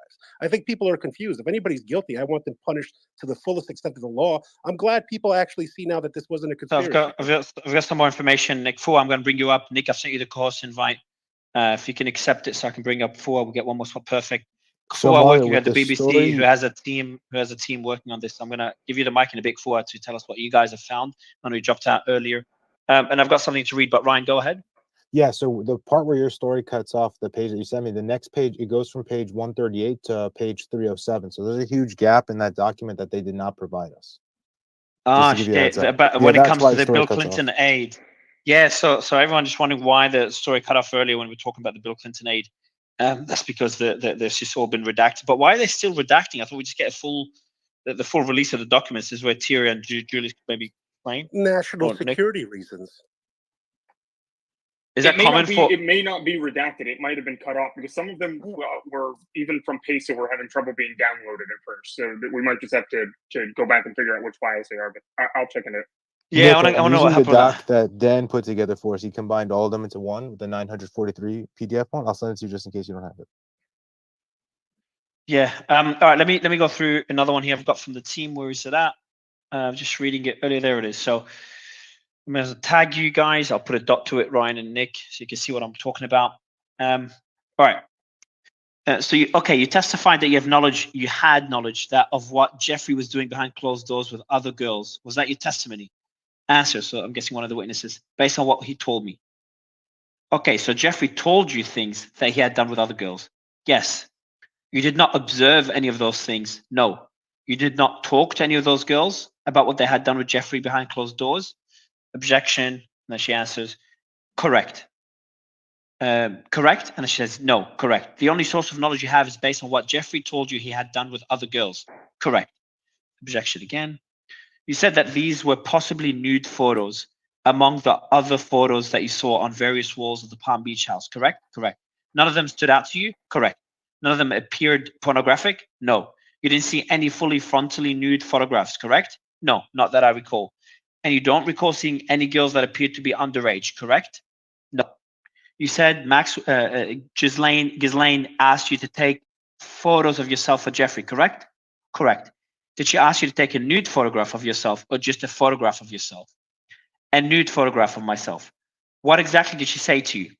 I don't remember exactly, but I knew that I never felt comfortable. I would have never felt fine taking photos of myself, my face, but I knew I was never comfortable with it because I had to take photos of my body and also didn't know how to take a photo from standing behind. You had to have someone else involved. And by the way, Ryan, you can maybe post a summary of this for anyone that wants to read it. I'll continue going through it. That's my question. How would you take a nude photograph of yourself? Exactly, someone else would have to do it. Do you recall any of the particulars of what she said to you that led you to believe she wanted you to do that? No, just asking for the photos. Do you know when in your time there? It was near the beginning because that's when I was interested in the photography. Was it in the context of your discussion of your photography class? No. Was it in the context of anything? About the camera that she had brought for me. What did she say in relation to the camera that she brought to you in taking photographs of you? So she's going back and forth to try to prove whether those photographs are pornographic. It's not much left. Just that Jeffrey would like to have some photos of me. Again, she said it was nude photos. And she asked me to take photos of myself. What did you say? I don't remember saying no, but I never ended up following through. I think I tried once. Question, this was a pre-selfie era, correct? Exactly. I want to go back to this. You testified to two things just now with Sigrid that you said were implied to you. Okay, the first was that you take pressure off Maxwell to have more girls around, right? What exactly did Maxwell say to you that led you to believe that was her implication? So about getting more girls around her. She says she doesn't have time or desire to please him as much as he needs. And that's why there were other girls around. So that's what Maxwell said. She can't please Jeffrey and by herself. And did she refer specifically to any other girls? No. Did she talk about underage girls? No. Was she talking about massage therapists? Not specifically. Okay, were there other girls in the house that were not massage therapists, correct? Yes. Nadia's another person that was around, correct? Yes. There were other people he traveled with. Objection, blah, blah, correct. Other girls, yes. Adults, yes. Just back and forth with one of the witnesses. I want to go to Ryan, Nick, on anything else you guys have. I know more things are coming in the group that we're barely keeping up with. There's a witness who saw that they saw a photo of Maxwell with the Pope. Okay, did you read that one, Ryan? No, I'll look for it right now. Yeah, I'm just going to tag you in it there. Let me read out what we have. Just have a small excerpt. Other than the bathroom or the massage room at the Palm, again, it doesn't mean the Pope was implicated in any of this. Any names mentioned, they would just say, we're trying to come to conclusions. You can come to your own conclusion. And it's over almost 1,000 pages, 946 pages in those documents. And there's more batches to be released. So just too early to come to conclusions now, except that it doesn't look good for Prince Andrew. Looks probably the worst for Prince Andrew. Anyway, let's see what I have here for the Pope. Other than in the bathroom or the massage room at the Palm Beach home, do you recall any other place in the Palm Beach home where you saw any of these topless photos of women? Answer. I remember there being photos everywhere, and there were ones that stick out in my memory are the ones. There was a photo of Ghislaine Maxwell with the Pope. It would not surprise me if there were naked photos around, again, unrelated to the Pope. We're talking about a photo of her and the Pope. It just didn't retain any of them in my memory. So then going back to the naked photo. So there's the photo of Maxwell and the Pope. Again, Maxwell met a lot of people and had a lot of influence. It doesn't mean much, but just pointing out that there's a photo of Maxwell and the Pope in that building where all these disgusting things were happening. So we'll continue to go through all these documents. I do want to go to Kfua. Kfua, you have a team as well, just like us, going through everything at the BBC. Appreciate you coming on. What can you tell us? Thank you, man. Sorry, I got interrupted earlier and I kind of got taken down. But yeah, I've got a huge team on it right now, and we're getting a huge list of sports stars that are actually on this list right now, which is crazy how many are actually on this list right now. Oh, a lot of sports stars. Any names you can mention? Yeah, we got African footballer Mohamed Conte. We have got a Welsh footballer called Brandon Dwasku. Who else have we got? We got some Twitter personalities as well. We've got a guy called Stokey G2 that's on there. And who else as well? And also a guy called Jordan Gunter too. You know, this is But we don't know in what context those names are there. We just know these are that the names huge are there, like correct? football soccer stars. But we don't know whether they've been implicated in some way and what they've done there, correct? I was just saying the names are there, but we don't know exactly what context. Which ones do you think are the most incriminating? Former Vice President Al Gore also was allegedly on the island, and so that appears in a lot of depositions. He was actually, correct me if I'm wrong, Prodigal. What was it? He was also the Democrat nominee in 2020, or I'm sorry, 2000 for President of the United States. So we're looking into that one as well. But there are a lot of names that we haven't mentioned yet that we're still Nick. going through. Stephen Nick, Hawking. there's a part. somewhere Nick, there's in a there. part in the doc that says, someone's asked, did you ever see Al Gore on the island? And the person replies, no. Yeah. Did you see his wife on the island, Tipper Gore, on the island? And the person replies, no. Yep. It's near the bottom of the document. I do want to go to Prodigal, get your thoughts, Brick, as well. Johnny, your thoughts on what we have so far? Can I ask Johnny a question? Short. Yeah. Yeah. Go Prodigal, and then Joe, I'll let you ask Johnny a question. I think anybody who's named, who wants to clear their name, and if they're famous and influential and powerful, should push for full transparency. The world deserves to know that there should be full transparency, and people who are just implicated because this guy did travel in a lot of wealthy and influential circles, and they might have posed for pictures like Elon Musk. I don't think he was involved, but they should all push for full transparency. The world deserves to know. Yeah, John, Go ahead, why John. have you on here and you've been researching this for a long time? There's a lot of, I know there was a book release called Dead Man Tell No Tales, tying Epstein to the Mossad and selling U.S. secrets to the Mossad and UK secrets to the Mossad. Any facts to that? Anything you've seen over the past years? Because that is a current conflict, and I don't think it's just Trump that we should be looking at, to be honest. Well, my former partner Whitney Webb was she was very hot on the Mossad angle too, and I know a lot of people say, you know, Mossad, they have to, because it all has to be one shark.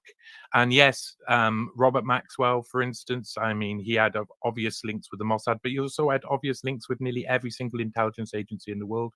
He was the man who told Brian Mulroney in Canada when Margaret Thatcher was going to stand down. You know, he's the guy who knew everything before it happened and put himself around. He was also big on the New York scene, wanted to enter into the American infrastructure quite a lot.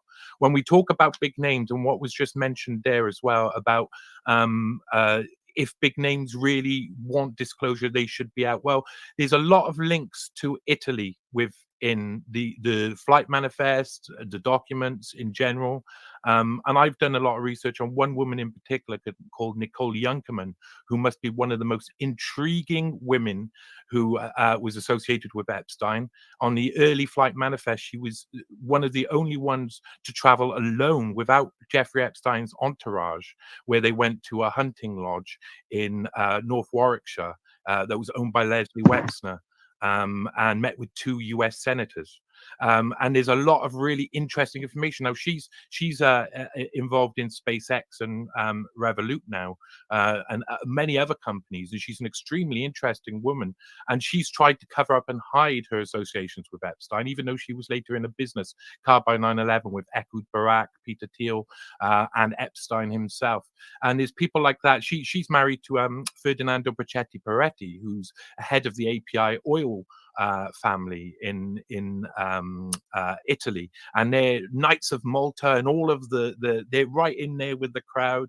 Her child was christened in the Vatican, so there's a lot of Italian links there, European links. So far, those guys have hidden out, even though their names are on the documents. You know, you see the list on Twitter that everybody's putting up. Her name's there, but no one really goes to investigate who she is. You know, the clues are there already. And one quick other thing I'd mention about what we've talked about so far is you've got to understand that I know everybody kind of wants the drama. They want all of this, you know, it to be sexy, terrible, awful. You have to understand that Ghislaine Maxwell and Jeffrey Epstein, when it comes to spectrum of the type of offenders they were both sadistic, preferential potential pedophiles. They had a very significant interest in only children, really, and everything else was for gain. That means that Jeffrey Epstein, over that 10-year period before he was actually caught, would have probably, in 2 to 3 massages a day, encountered maybe 8,000 plus charges. You know, as soon as he was arrested, he should have gone to prison straight away for a long time, but that didn't happen. Now, he was the main offender. Everybody wants everybody else to be offender, but a lot of these guys who were coming around with Jeffrey Epstein, yes, maybe they were hooked up with women, but they were often hooked up with fully formed women who Jeffrey Epstein weren't interested in.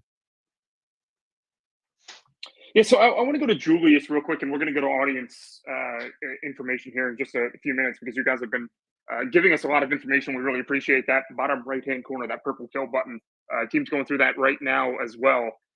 Julius, as a former prosecutor, I want to know, one of the audience questions that we did get here is, okay, after all of this information, we're seeing Bill Clinton mentioned dozens and dozens of times in here.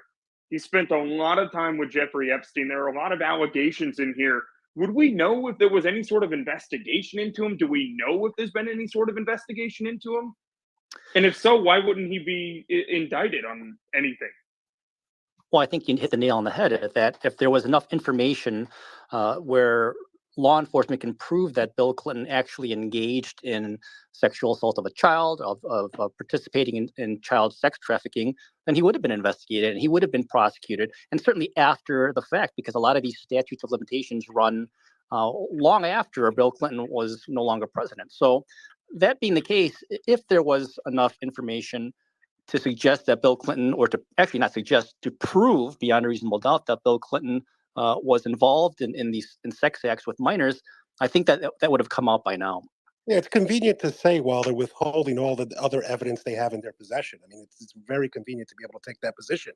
He has been caught in multiple lies. The Clinton Foundation funded Ghislaine Maxwell's charitable organization. We know Ghislaine's nephew was in the State Department. The connections are through the roof.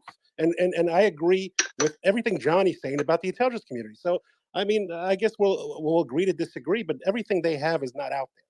I think that Trump's Department of Justice would have certainly gone after the Clintons if they had not enough if it also information, enough implicates evidence. them. Not if it also implicates the highest people at top, right? If everybody's connected, they wouldn't. That's just common sense, no? I don't think so, because a lot of these crimes would be prosecuted at the local level, not at the federal level anyway. Look, Trump's DOJ didn't go after Hillary Clinton for the crimes that they knew that she committed. So there's nothing that implicates they would have gone after Bill Clinton for this. So I don't buy the argument that they had this information in hand about Clinton. It doesn't necessarily mean that he would have been tried. Yeah, why would Bill Barr do it when his father hired Epstein to teach at the New York prep school? I mean, what was that connection there? Like, it's clear this implicates multiple people across multiple parties, and people get fixated on one person or the other. But until we have full transparency, we don't know, and you cannot definitively say that. But I appreciate the confidence. I agree that there should be full transparency with all of this. But quite honestly, I haven't seen many reports from your news station asking for full transparency. If we do know anything, though, it's that this type of behavior, this type of sex trafficking, this type of salacious and disgusting behavior doesn't have political sides. Okay, What are you talking? There's been allegations Hunter Biden has sex trafficked women. Has he been charged with that yet? I'm sorry, Nick, were you going to say something? Yeah, so Julius, why hide this? Why did they work so hard to hide this information for so many years? And we don't even have all of it yet. We don't even have all of it. Why did they fight so hard against it? Why was this such a controversial thing for everybody involved? I mean, if you want full transparency, if you didn't do anything, then allow for full transparency. What's wrong with that? I think that they just wanted they wanted the litigation at hand that prompted all of this information to come forward through deposition after deposition to be concluded first. To me, it's as simple as that. And now that that litigation has concluded, I think that the judge has ruled that it should come out. And quite honestly, I agree. Full transparency is what we should have here, because I think that the information that's released in these documents can exonerate people just as much as implicate them. But whatever we have here, a lot of it is just insinuation, innuendo, and I think that we got to be careful, because we don't live in a society where people should be convicted of crimes just an insinuation alone. But you can make inferences for some of these people who denied these connections and ties to Epstein. They might not be guilty, but it looks bad that they have denied and been on the record repeatedly, right? It doesn't Absolutely, look and I good. think that You can that's get a why negative my inference. earlier question about why are we talking, why not all of the people that we're talking about right now are as relevant and as important and timely as others. You know, we're talking about Bill Clinton. We're talking about certain footballers, or like I said, David Copperfield, Sammy Sosa. Those are, it's interesting. It's to find those names out, but really, I'm more interested in people that are relevant today. The Clinton Global Initiative So let me Foundation are relevant. Let's look at Donald Trump, let me go the through. presumptive Republican nominee at this point in time. I'm more interested in figuring out whether he was involved in this, because he has much more influence in this day and age than any of these other people we're talking about. By the way, just about Trump, just guys, Clinton- just let me read out a few more parts. By the way, Nick and Ryan, so someone from our team just said that Clinton was mentioned 6 times and Trump 5 or 4 and 6. No. Clinton was Okay. like 90 Clinton was times. mentioned. Okay, just confirming. Okay, just because I know you guys mentioned like almost 100. The All count right, far, so I there's believe, is 125 for Prince Andrew. Dershowitz 37 times, and we haven't gotten through them all yet. So Ryan, can you do the top, like do a tweet with the top names, mention how many times they're mentioned? That'll be interesting. So Nick mentioned a couple now, but yeah, do it into a post and tell us who are the top 5 names mentioned the most, or top 3 or whatever it is. Be interesting, and maybe other notable names, how many times they're mentioned to compare to Trump, etc.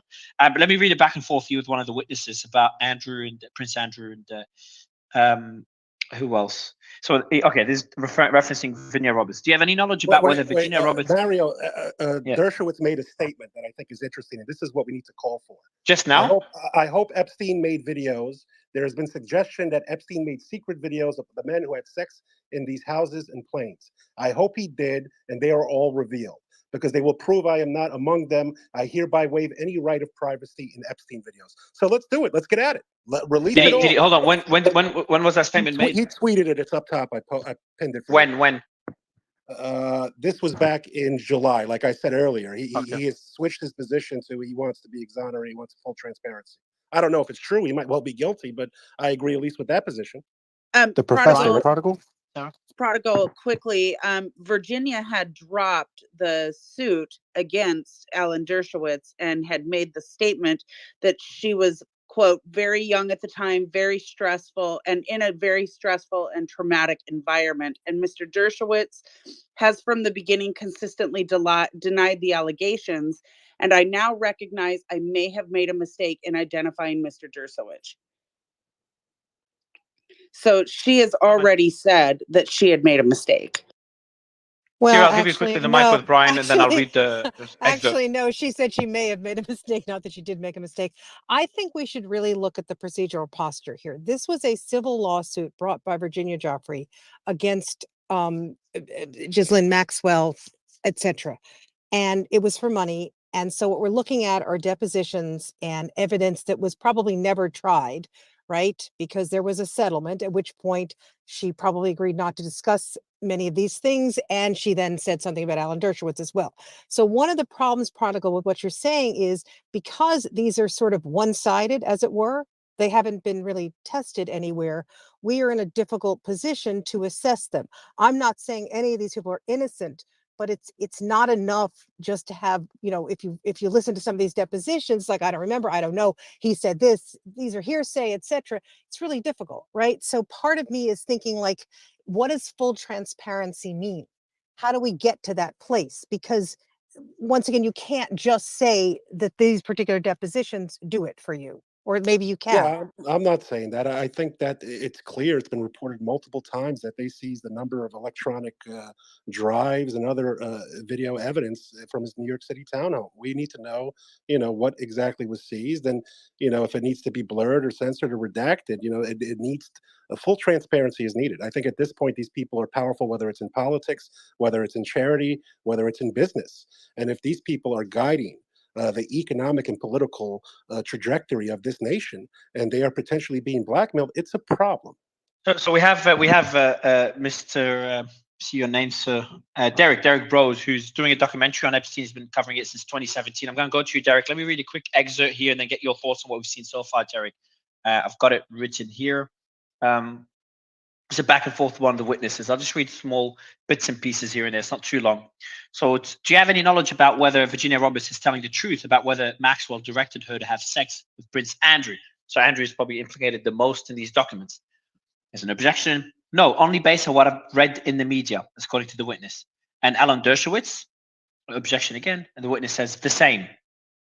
Prime ministers? No. Do you have any knowledge about whether Virginia Roberts is telling the truth about foreign presidents? No knowledge. Do you know whether Virginia Roberts is telling the truth about Maxwell forcing her to participate in an orgy with Prince Andrew and other underage girls in the island? No knowledge. Did Maxwell ever ask you to have her baby? No. No further questions. Thank you for your time. So maybe quickly, Tira, actually, I'll go to Derek in this case. Derek, can you tell us, I want to get your general thoughts on everything, but tell us more on who Virginia Roberts is for anyone in the audience that is not aware. There's a lot of focus on her in these documents. Derek, you got to unmute bottom left corner, sir. Sure. Thank you for having me on. I appreciate you. Virginia is one of the many victims of the Epstein network, Ghislaine Maxwell, the whole network, as Johnny Vedmore pointed out, and Israeli and other intelligence involved in this. And she's an Australian woman. She's been one of the most vocal victims for years now. And as that's where these documents are coming from, as somebody mentioned earlier. So I think that, one point I wanted to make is that a lot of this information that's coming out, none of it's really new. I think there's actually a lot of hype around this right now. It's good that Epstein's being talked about, but for those who've been kind of on the case or following since before Epstein was arrested and before his alleged murder, most of these names have been known. Jean-Luc Brunel, who was an abuser involved in the modeling agency, that's a big part of this. I've written about the fashion and modeling world to sexual assault pipeline, which does exist. We can find Epstein investing in various pageantry and even Donald Trump as well, the Miss Universe. So there's that connections like that have been known. Most of this information has been known. What I think is important, though, is that we're getting a little bit more pieces of the puzzle. I'm sitting here reading through the documents myself as I'm listening to everybody, and I think we're just getting a little bit more background. We see some emails that appear to be from Ghislaine Maxwell herself. We're seeing more about the testimony. We see Ghislaine basically refusing to answer any questions. And just, the other thing I guess that comes to mind, and I do want to shout out Johnny Vedmore for his specific research on some of the more kind of esoteric elements that not many people are looking into. But that I just want to caution everybody to, as somebody else has said, that just because somebody's name is listed in here doesn't mean they're guilty of anything. We absolutely should, I think those of us in this call who consider ourselves independent journalists should be putting microphones and cameras in these people's faces and asking them about these relationships, but we should not make the mistake of spreading bad information. I don't like to use the term misinformation because we know it's used against us, but it's true. There are a lot of people, especially on X and on the internet in general, who spread bad information and are just running with names as soon as they see it. So I think it's important just to kind of use that caution. Let's dig deep into this. Let's question the people who are listed. And I just want to mention, for anybody who hasn't seen my work, I produced a documentary called Bringing Down Jeffrey Epstein back in 2018. I went and visited Epstein's house in 2018, started researching him in 2017, and you can find that at my website, theconsciousresistance.com. I appreciate it, Derek. And I've got a few questions for you, Ryan. I know you've got some big things on your end. Yeah, I don't even know how to say this. It's a little bit weird. I'm just going to say it. In one of the documents, there's an allegation that there's a new version in the Virgin Islands that Stephen Hawking participated in an underage orgy. So that's in one of the documents. So Stephen Hawking. Okay. I don't how that body part doesn't work though, does it? Well, no, we don't know that. But on the other hand, we can't get to the truth of that because he is dead. Yeah, haven't you seen Born on the 4th of July? No, but there is another part of the document where they are requesting photographs of him. So that tweet's about to drop in in 2 seconds. Yeah, but I'm genuinely asking. Correct me if I'm wrong, and I know it sounds funny, but Tira, I know he's passed away, but I'm saying that. But how's that? I'm saying something possible, no? No, I don't think so. He had several children. I'm not aware that it didn't. In fact, he had an affair. Remember? With his assistant, and that's why he divorced his wife. So I assume that means he was capable of what you're talking about. Yeah. Was he? Hold on. So ALS, who was Brian? He wasn't a paraplegic. He had a form of ALS as something like that, right? So I don't think that it's impossible. Okay, you've just cut out for a bit, so it's actually Yes, physically it's possible for. yes, he did not, it wasn't like his limbs couldn't work. It was like he had ALS for many more years than most people do. It was sort of a medical miracle in many ways. But as I said, if you read his history, you'll see that he actually left his wife for another woman, etc. So I assume there was sexual intercourse. The tweet is in the nest for anyone that's curious, along with the screenshot. I personally was shocked as well. It was hard to find because they spelled his name wrong. Can we ask Derek and Johnny? I mean, because I agree. Listen, this is just, allegations and depositions. Nothing's proven. But based on your own research, which powerful political figures or business leaders do you believe were involved in these type of criminal acts? You have spent years, if not decades, looking into this. So I'm curious who you think are certain names that the public should be asking for answers. I'll just go real quick with that. I would say if anybody wants to look at my Twitter page right now, you can see I've been spending a lot of time rehashing some of my previous work with Trump. I know that a lot of folks are focused on the Clintons, and I do think we should be, of course. Bill Clinton's listed in there many times. But I do think there's a lot of folks turning a blind eye to the realities of Donald Trump's relationship with Jeffrey Epstein. Of course, we have no hard evidence, but there were cases that were filed, lawsuits against Trump. One that was thrown out, and I report on this in the documentary. Those claims, of course, have not been proven, but a lot of Trump supporters really don't like to acknowledge that Trump was accused of some of the same abuse. Trump knew Epstein since the 1980s, and he's quoted in Vanity Fair and other places saying he knew that Epstein liked young girls.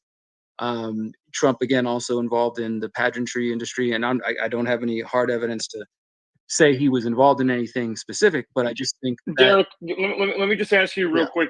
In the documents that we're talking about today, how often was Trump mentioned and what were the references? I haven't counted the total number of mentions, but I know that both Trump and Clinton are listed in these. So I'm not speaking to anything specifically out of this, but I think that's I believe the number was four. I think that's what we counted so far, and it seems like it was asking about a visit to one of the Trump casinos in Atlantic City. Somebody can correct me if This I'm is wrong, just but we haven't found anything one there so far. lawsuit related to Virginia, not the whole totality of all the files on Epstein. Trump's also had 16 numbers listed in Epstein's black book. I mean, there's other cases. Again, I'm not saying any of us know for certain, but I do think, and again, you can look into various claims. One of the ones I've been researching right now is this claim that Trump kicked Epstein out of Mar-a-Lago. It's a very suspicious claim. The source of it goes back to a few people, but one of them is James Patterson, who's a fiction author who wrote a book about Epstein and was a neighbor of his in Palm Beach. He also happened to be friends with Bill Clinton, wrote a fiction book with Bill Clinton, went on tour with Bill Clinton. So there's a lot of really interesting connections, and I just think that's one area we shouldn't let anybody go under the radar. Clintons, Trumps, and then as far as the Stephen Hawking stuff, that's another one that, like, a name that's been around for quite a while. His name has been listed in other documents. So most of this isn't new. We're kind of getting the nitty gritty, I guess, a little more details of these accusations. But again, we don't have any hard evidence beyond that. And I also think a kind of cold hard reality is that any evidence that would really implicate people at a higher level than what we're getting now, my personal belief, would have been long destroyed before any of us even knew about this, because Epstein was arrested back in 2005. That was when it was first going on, and then the sweetheart deal and all that stuff.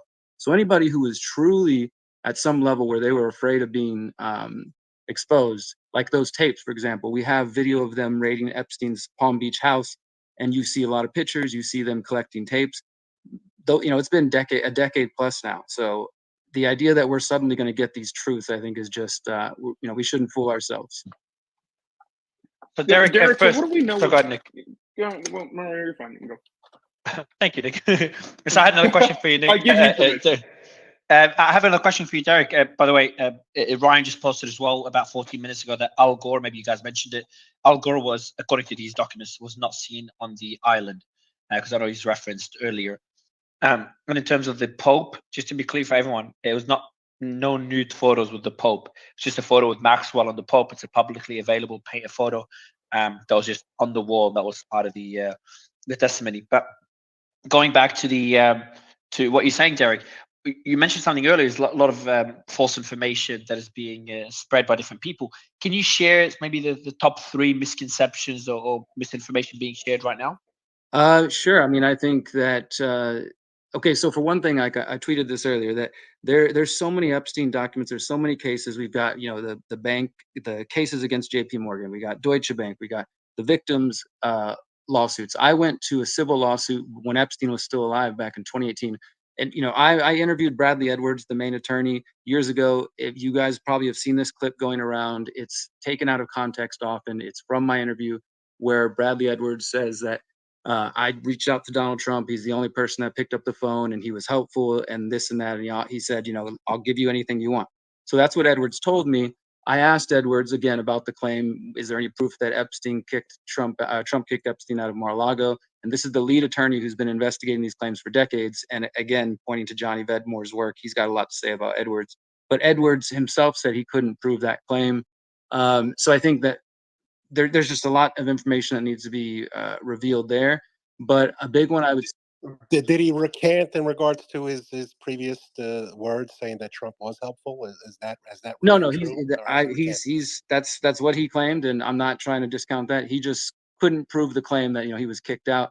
But what I was getting to is that there's so many cases. I think that there's a lot of confusion. Like I see this hashtag Epstein client list, and there was a lot of people who thought that's what was coming out today. They don't realize this is just one lawsuit and a much bigger, ongoing thing. So there's confusion. You have the black book, you had the calendar, you had various court cases where people and victims were naming names and things like that. This isn't like, a book of Epstein's clients that says this person abused this person. I think anything like that would have been destroyed long ago. So I think that's kind of one of the main things is there's just confusion all around. And also you're seeing people, even under your posts, Mario, sharing old documents, like saying, here's the documents and it's from 2019 from a different, civil trial. So there's a lot of that. There's just, I think, unfortunately, X is not always the best platform. It's beautiful in a lot of ways, but sometimes the information, I think it's getting mixed around and bad information, salacious information does spread quicker than often the correction or the truth. It takes a little while. But then what happens?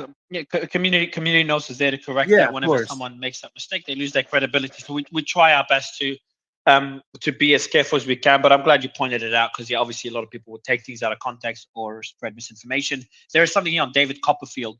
So I was going to read it out, Ryan, Nick. Not sure if you guys read that part, but David was at a dinner at Epstein's, and there was another girl present who looked young.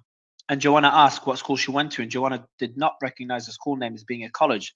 As she said, it was possible it was a high school aged girl. Joanna said, Copperfield questioned me if I was aware that girls were getting paid to find other girls. Joanna testifies she heard Jeffrey call someone to try to find girls in Hawaii to send over to Frederick Fakai.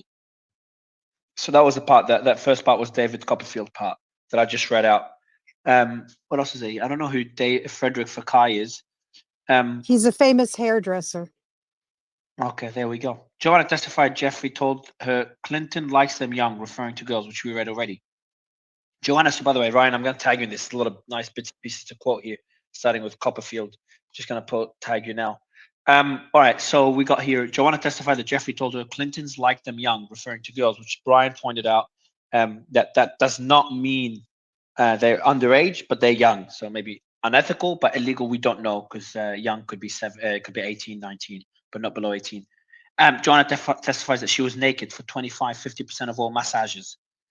Joanna's obviously one of the witnesses.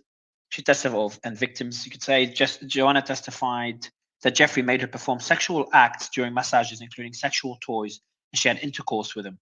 Joanna testified that Nadia Marcinkova and Maxwell were both with her in the USVI in 2005. Joanna testifies that Maxwell asked her to find other girls for massages at the house. She gave the name of a girl from a restaurant to Maxwell. Maxwell paid her $200. That's it for the girl's name. Did Maxwell ever ask you to bring other girls over to Jeffrey? Yes. And I recall Maxwell giving me money to bring her over, which is known from before. Joanna testified that if a massage involved sexual acts, Jeffrey paid Joanna more than the normal $200. And we don't know the amount. She testified the defendant called Emmy Taylor her slave, quote unquote slave. Later, she testified that Jeffrey, quote, he told me one time Emmy was sleeping on the plane and they were getting ready to land. And he went and woke her up and he thought that meant he wanted a sex act. So she started to unzip his pants and he said, no, you just have to wake up for landing. Oh, well. Joanna said the defendant flew her in the helicopter from the main island to the USVI The SVI is what? Is the island? United No. States Virgin Islands. United States Virgin Thanks, Islands. Tira. No, Sorry, the Joanna island said, was Little St. James. That's Epstein Island in USVI. So that's what that's referring to. So we got here. Joanna said she believes that what Virginia's saying about being abused by Jeffrey and Maxwell, quote, basically that I believed her, even though she never spoke to me specifically about what was going on, and that once I learned everything that happened based on reading the police report, I believed her side of the story.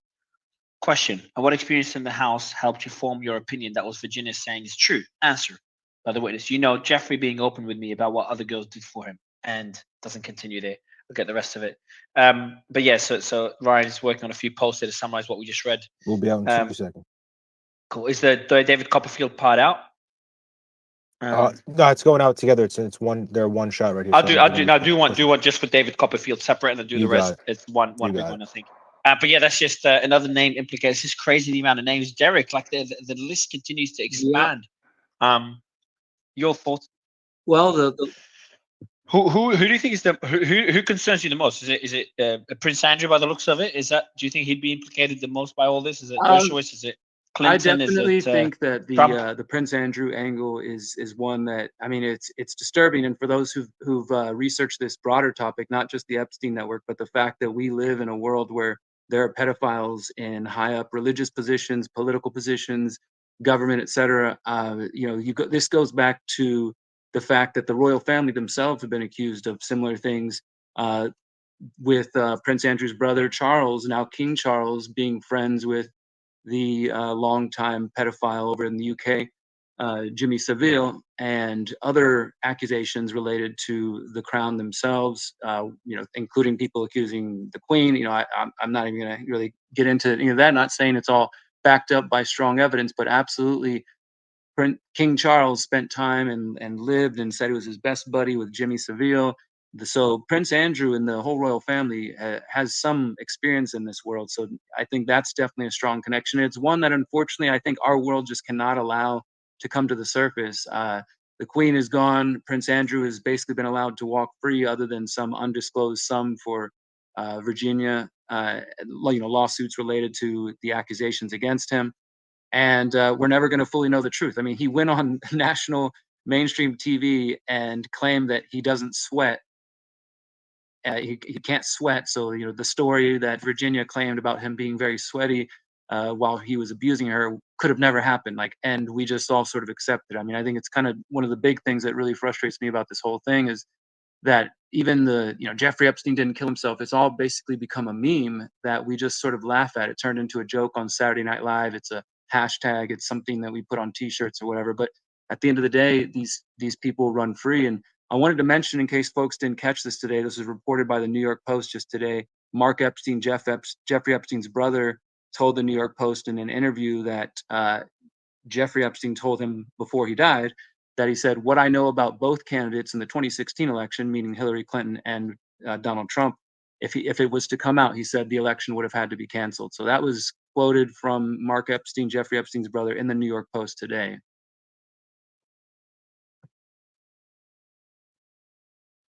For you, Derek, and then we'll go back to the documents. It's a question, not sure if you can answer, but who do you think killed Jeffrey Epstein? It's a fun question to ask. I want to ask more speakers that question. Yeah, that's a tough one. That's like half of our audience questions. Tough question. No, I mean, if he was an intelligence asset, whether of the Israelis, which I do think, you look into Leslie Wexner, the Mega Group, there's a lot of people need to dig deeper into there. Johnny has helped with that. Whitney Webb, others have. Myself, there's clearly intelligence connections there. If he was some form of intelligent asset, it could have been coming to kill somebody who is, going to release information that we can't have out. Of course, there's people who believe that the body that was shown after Epstein allegedly killed himself, that the ears and other parts of the body are not consistent with the Epstein that we saw, and that maybe he was actually taken out and he's chilling now somewhere on an island, alive. I don't know. I won't claim to know, but I definitely think if it's true, which it appears to be, that he was connected to intelligence and obviously royalty, that he would have a lot of powerful people who could either scurry him away or get rid of him and turn all the cameras off in that prison and, make sure that it happened without anybody knowing. Or he could blackmail them to push certain Exactly. policies. Which Exactly. is, Yeah, all of the above.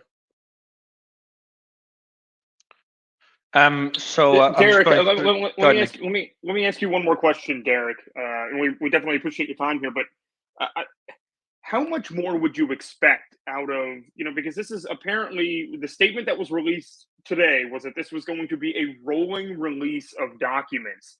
How much do you think we are missing here? Are we talking another 1,000 pages? Are we talking about a couple hundred pages? And why is it going to be a rolling release here? I mean, do you think we're talking about there might be even more high profile names?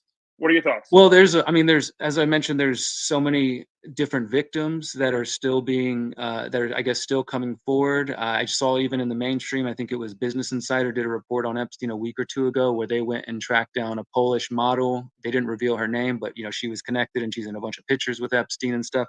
So there's still victims or alleged victims that are just now coming forward that the lawyers are connecting with. Again, we got the Deutsche Bank and the JP Morgan. JP Morgan, we should definitely be following that more because it goes all the way up to the top. We haven't been able to implicate Jamie Dimon, the head of JP Morgan, yet, but they basically threw his right-hand man under the bus now, and they're putting it all at him. It's all his fault. It's his fault that we banked with Epstein. None of us knew. It was, such a big oversight. So there are still these pieces of the puzzle that we don't have revealed, and I think will be revealed bit by bit.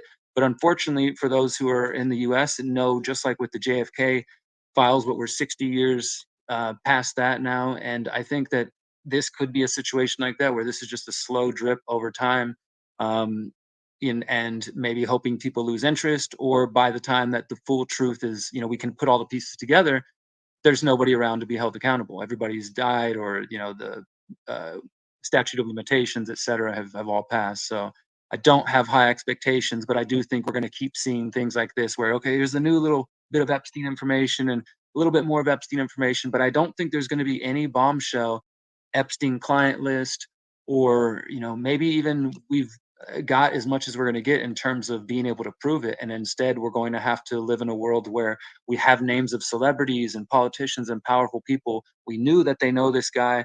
They knew this guy that we know was up to some really bad things. Some of them we might even know they flew to the island and they spent a lot of time with him, but we'll never really know what happened there. And for the victims who are speaking up, we can choose to believe them, or we can choose to believe people like Dershowitz who say, hey, I had nothing to do with this. I never, Dershowitz, of course, changed his story several times. I was never there. Okay, I was there, but I just hung out. I didn't get a massage. Okay, I got a massage, but I kept my clothes on.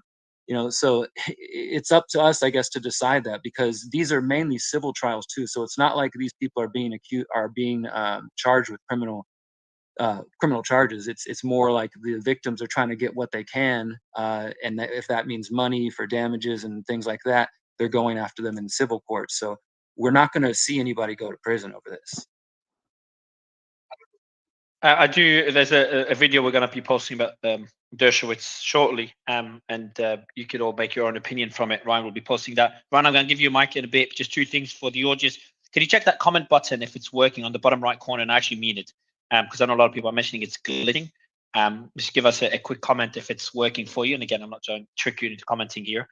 Ryan, I'll give you the mic. Anyone requesting to speak, please DM me and tell us why you want to speak, and what information you have, so the team could check everything. Ryan? Sure. So I've been scanning the document for Bill Clinton specifically. He shows up 73 times, as you can imagine. It's a hefty read. That's why I kind of went silent for a bit. One thing that I keep finding parallel through this document over and over again is the close relationship that Jeffrey Epstein and Bill Clinton had, both as friends, as colleagues, and it seems like he tried to avoid the island as much as possible, but they were on the plane together. The plane, they were on there together. They had meals on the plane. They testified to him being on the plane. So their relationship is a close one. So they were friends, they were friendly. And even in a certain part, it says that William Jefferson Clinton's deposition is necessary for the following reasons, because he's like essentially the only one that's left who can kind of testify and bring to light a lot of the stuff that's being discussed here, because I guess maybe he was there so often. I don't know what the reasoning for that is there, but it's just that they had a very close relationship and they were friends, allegedly. All right, so I've got a big one here as well, a very weird one. I'm just going to tweet it out. Right, and I've got a bunch of them to tweet out as well. Let me go to Bricksuit. Well, I'll jump in right after Bricksuit and tell you guys what I just found, what the team just found. Well, I was gonna mention a question there about Epstein and Clinton flying together. maybe the logistics of having the Secret Service on the island were prohibitive. And I'm wondering if anybody knows if the Secret Service would actually, because I can't recall from the flight logs, on the times when Clinton was on the plane with Epstein, was the Secret Service on the flight log, or did he simply get dropped off by the airport with the Secret Service, fly on the plane, and then meet up with more Secret Service when he landed? So I'll let someone answer that question. In the meantime, let me read out here what I have. I'm just going to post it. And it's going to be probably the weirdest part of the entire document. Hold on 1 second. Wait, are you telling me that Stephen Hawking frequented the island for pleasure? Yes, Jeffrey loved to have intellectuals visit the island so he could reward them for their hard work for humanity and for other darker reasons. Did Jeffrey ever talk to you about Stephen Hawking's proclivities? Answer from one of the witnesses. Yes, he liked watching, so Stephen Hawking. Yes, he liked watching undressed midgets solve complex equations on a too high up chalkboard. So that just came in on, not sure what to make of it, but I'm trying not to laugh, but that just came in on Stephen Hawking. Not sure if it's true or not. I await the memes, Mario. I await the memes on that. So I've just posted it. I'll pin it above. You can all work on your memes on that. Yeah, this is when you see things like this. Where's Derek? Derek, when you see things like this, what can I make of this? Any comments, Derek? Yeah, can you repeat that question? Sorry, you cut out for a second. Yeah, of course I can. Did you hear what I said about Stephen Hawking? Oh, about him, whether he was there for pleasure? No, but a lot more than that. So did Jeffrey ever talk to you about Stephen Hawking's proclivities? So he said that he frequents the island. He said, yes, he liked watching undressed midgets solve complex equations on a too high up chalkboard. Wow. That's a very specific claim. I mean, again, I personally, based on my own research, I don't put anything past these type of people.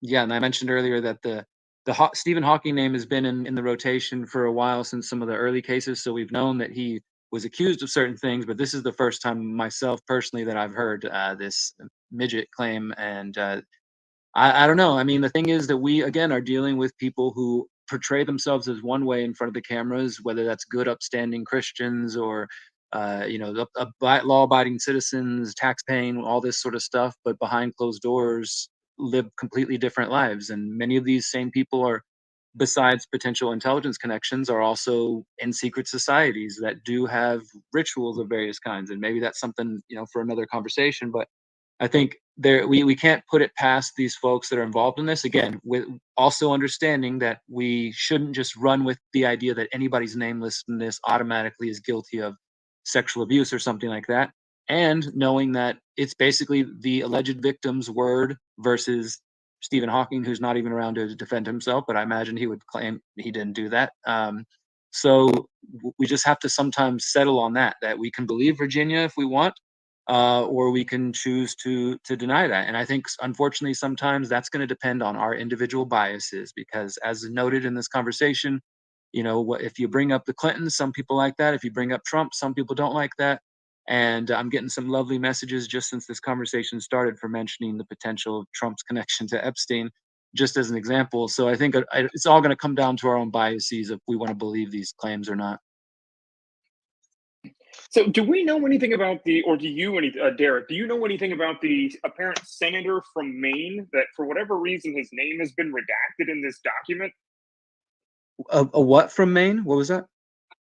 There was a U.S. senator from Maine. His name has been redacted from this document. Do we know anything about him? Was that an intentional redaction? Was it an accidental redaction? Well, I do know, and I think it was maybe Johnny that said it earlier, or maybe someone said it. They might have been joking, but realistically, there could be some redaction still here for quote unquote national security purposes. Because I had read earlier that although everybody was expected like fully redacted documents, that some victims' names were still going to be redacted, and that some individuals, because there was a few people who applied through the court, were still trying to keep their names redacted and out of these documents. So if it's a U.S. senator, that's obviously very worrisome. And I think, again, there's powerful forces who would not like whatever that senator, whether they're Democrat, Republican, or whatever, name to be revealed. And the fact is, it could be, we're talking like this is back in because we have to put this in the context too, is that Epstein was abusing people, as far as we know, in the 80s, the 90s, and the 2000s. He's arrested in 2005.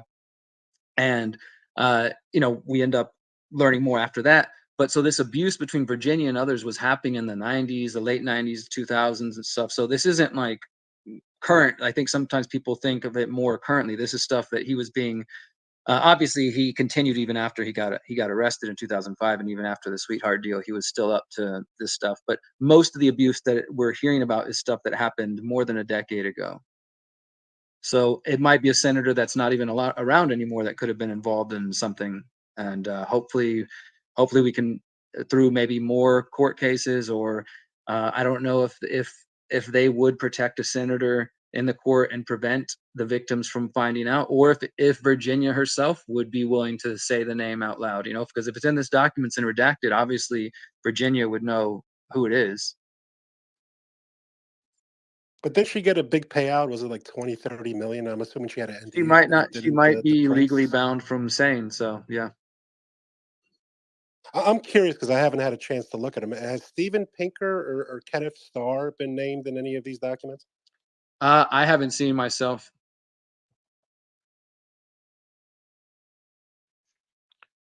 Let me go to So breaking. go ahead, Nick. Yeah, before you do that, Mario, it seems like Mateus, breaking 4 news. Thank you for coming up here. I was going to go to him as well. There you go. Okay, perfect. All right, so what you're telling me here, and I want a little bit more context to it if you don't mind, but you're saying Secret Service was on board. On board with what and with who? I'm assuming we're talking about Bill Clinton. Yeah, that's absolutely right, Nick. According to the flight logs, we do know that the Secret Service was on Jeffrey Epstein's plane with Bill Clinton on multiple occasions. The one referenced that's most notable is that trip that Jeffrey Epstein took on his Boeing 727 with the former president and at least 3 Secret Service agents to Africa for that HIV/AIDS trip that they took. But yeah, that's exactly what we know, and it's not uncommon for the Secret Service, if you're familiar with protocol, to withhold information and to really keep what they see from their protectees incredibly private. And that's because they need the trust of these individuals that they're protecting. If they don't have that trust, then there's going to be a lot of kind of avoidance. And you can look back at even the earlier times of President JFK, who snuck out and kind of evaded his detail at certain points when he was having alleged affairs, or that infamous dip in the beach where he kind of evaded Secret Service there. We know Bill Clinton frequented many locations to have potential encounters with people, and they kept all of that information, of course, from the First Lady, Hillary Clinton, as well as from the general public. Yeah, and I mean, it's worth mentioning also that, when Bill Clinton was having affairs in the White House and Monica Lewinsky and such in the Oval Office, the Secret Service was well aware of what was going on there. That was no surprise to them. And so they do have that reputation of keeping things very silent. Heather Harrison, we'll go to you in just a second. But Dom, my man, welcome to the stage. We're glad to have you here. You've been digging. You're really good at digging. You've been digging really deep here, especially over the past couple of days on this Epstein thing. What do you know, man? What are the biggest finds that you have had so far? To me, I believe, and I probably ain't speaking alone, just compared to kind of the height, it isn't as much information as I expected, but I'll say the most damning or interesting thing to me is just the files that allude to blackmail, that it was part of operation just to blackmail very powerful people, because it kind of just gives people an idea of what this all is about, just in my opinion, outside of the names. Yeah, and so what are some of the biggest names, I like Bill Clinton and such? I'm still searching them right now. I don't have any names that's like really large to reveal. I did see, I saw the Prince Andrews with everyone else, but really got to do a full read through, because it's like, even when you go to the table of contents, it doesn't actually have the names that's there. And as I'm sure all of you know, this isn't the full list. It's just a lawsuit from one of the victims, just one victim. There are several victims. And this isn't a client list. Even if we got the testaments from all of the victims, it still wouldn't be a client list. There is yet still no official list that pinpoints all these politicians, all the people that have anything to do with this network. So, it's still a lot more to be revealed, but this one, I will say, it had a whole lot less than I expected, because I find it very strange. I find it very strange that it just so happened has the names that we're used to seeing, the Bill Clinton and the Prince Andrews. It's like they specifically chose this same one. That way it can make conservatives kind of look a little crazy, to make it seem like we just can't let well enough be, leave it alone. Because they revealed the same list of names that we've seen 1,000 times. We've seen Bill Clinton with Epstein 1,000 times, and Prince Andrew. And those are still the two biggest names so far from what I've seen, outside of the find that Mario did with Stephen Hawkins. And that validates Stephen Hawkins was a freak, because I was sharing videos, pictures of Stephen Hawkins, right? And I would get community noted. It was like Stephen Hawkins went there for a science fair. It's like, nah.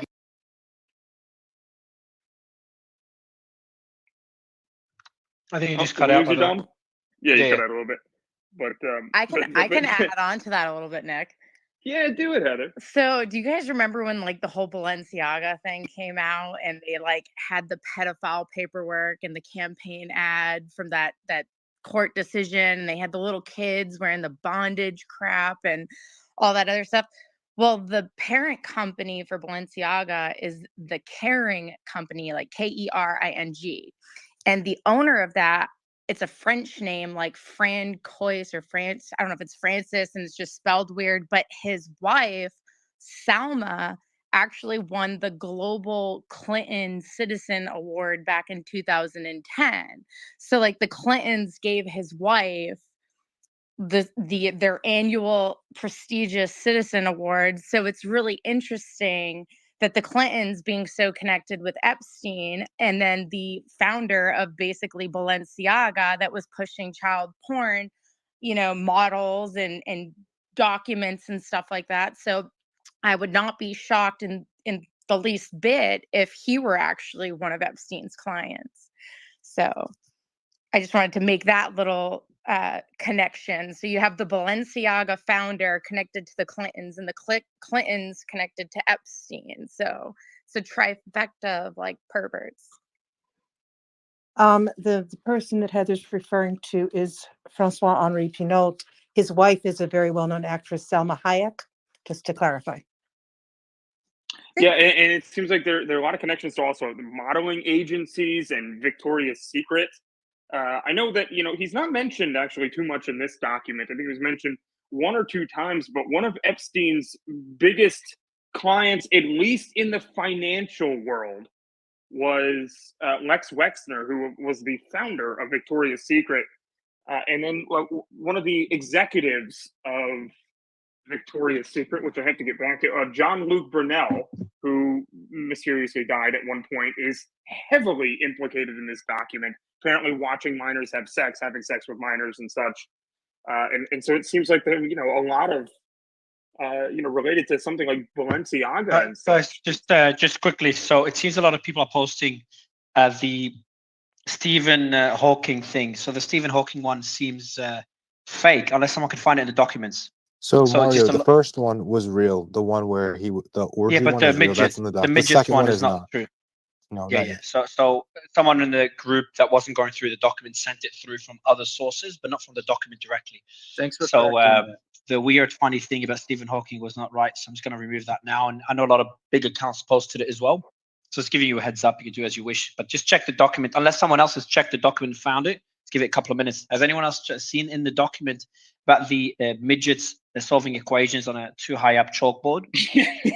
I'll search for it. It doesn't even sound real. I just checked the document on Google and on Adobe, and I can't seem to find that tidbit. It's whoever came up with that has a very interesting imagination.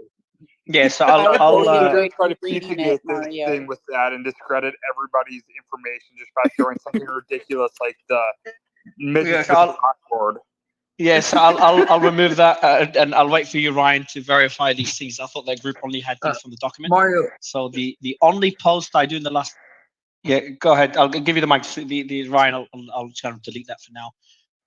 But that was funny. I'm a bit bummed that it's not true. But everything else that's been posted by Ryan and the team is accurate, and they verified it on the document. Just kind of heads up. But that's been deleted. Was there for a few minutes. Go ahead.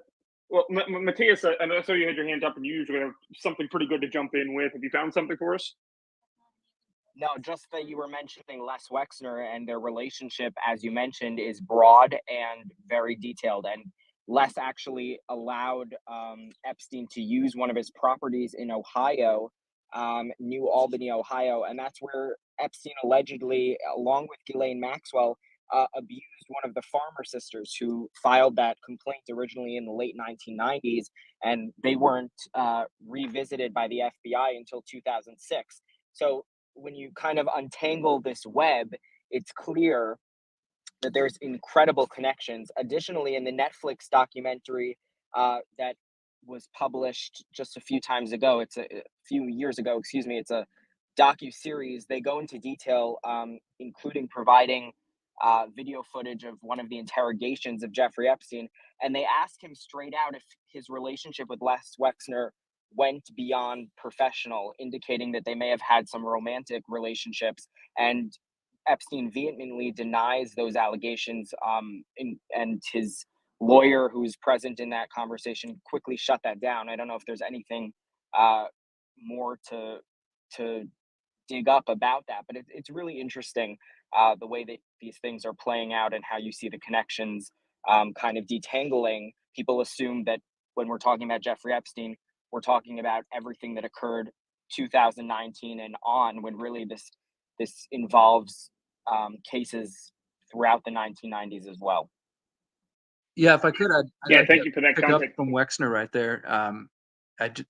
It's a really important point here to focus in on Leslie Wexner. I mentioned the name earlier, but I'll say it again in case I said it too fast.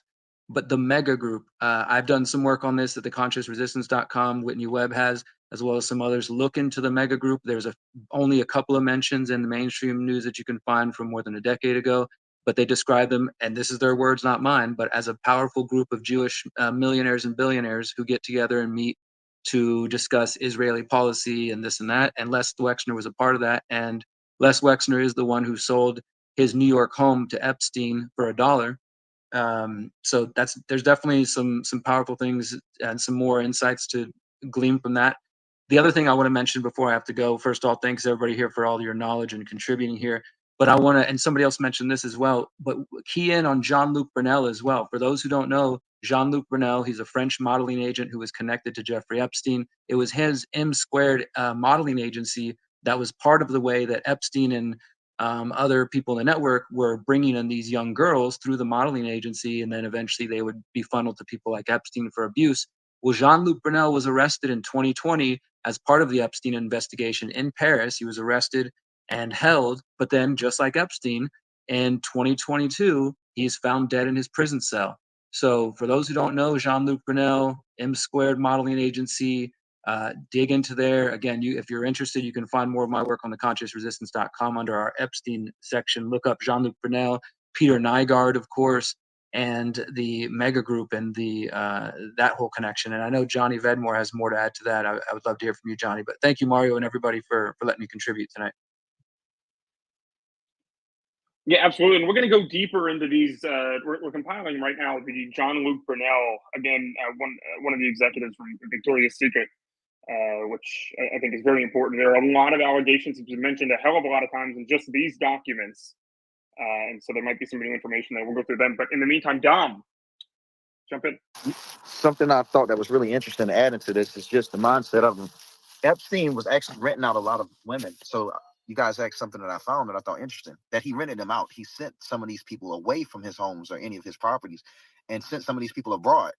I have to find exactly which one, but someone, I got to find, it was like in Canada, but he sent like a 14-year-old, which is crazy. How are you able to get these minors in the air so easily without their parents?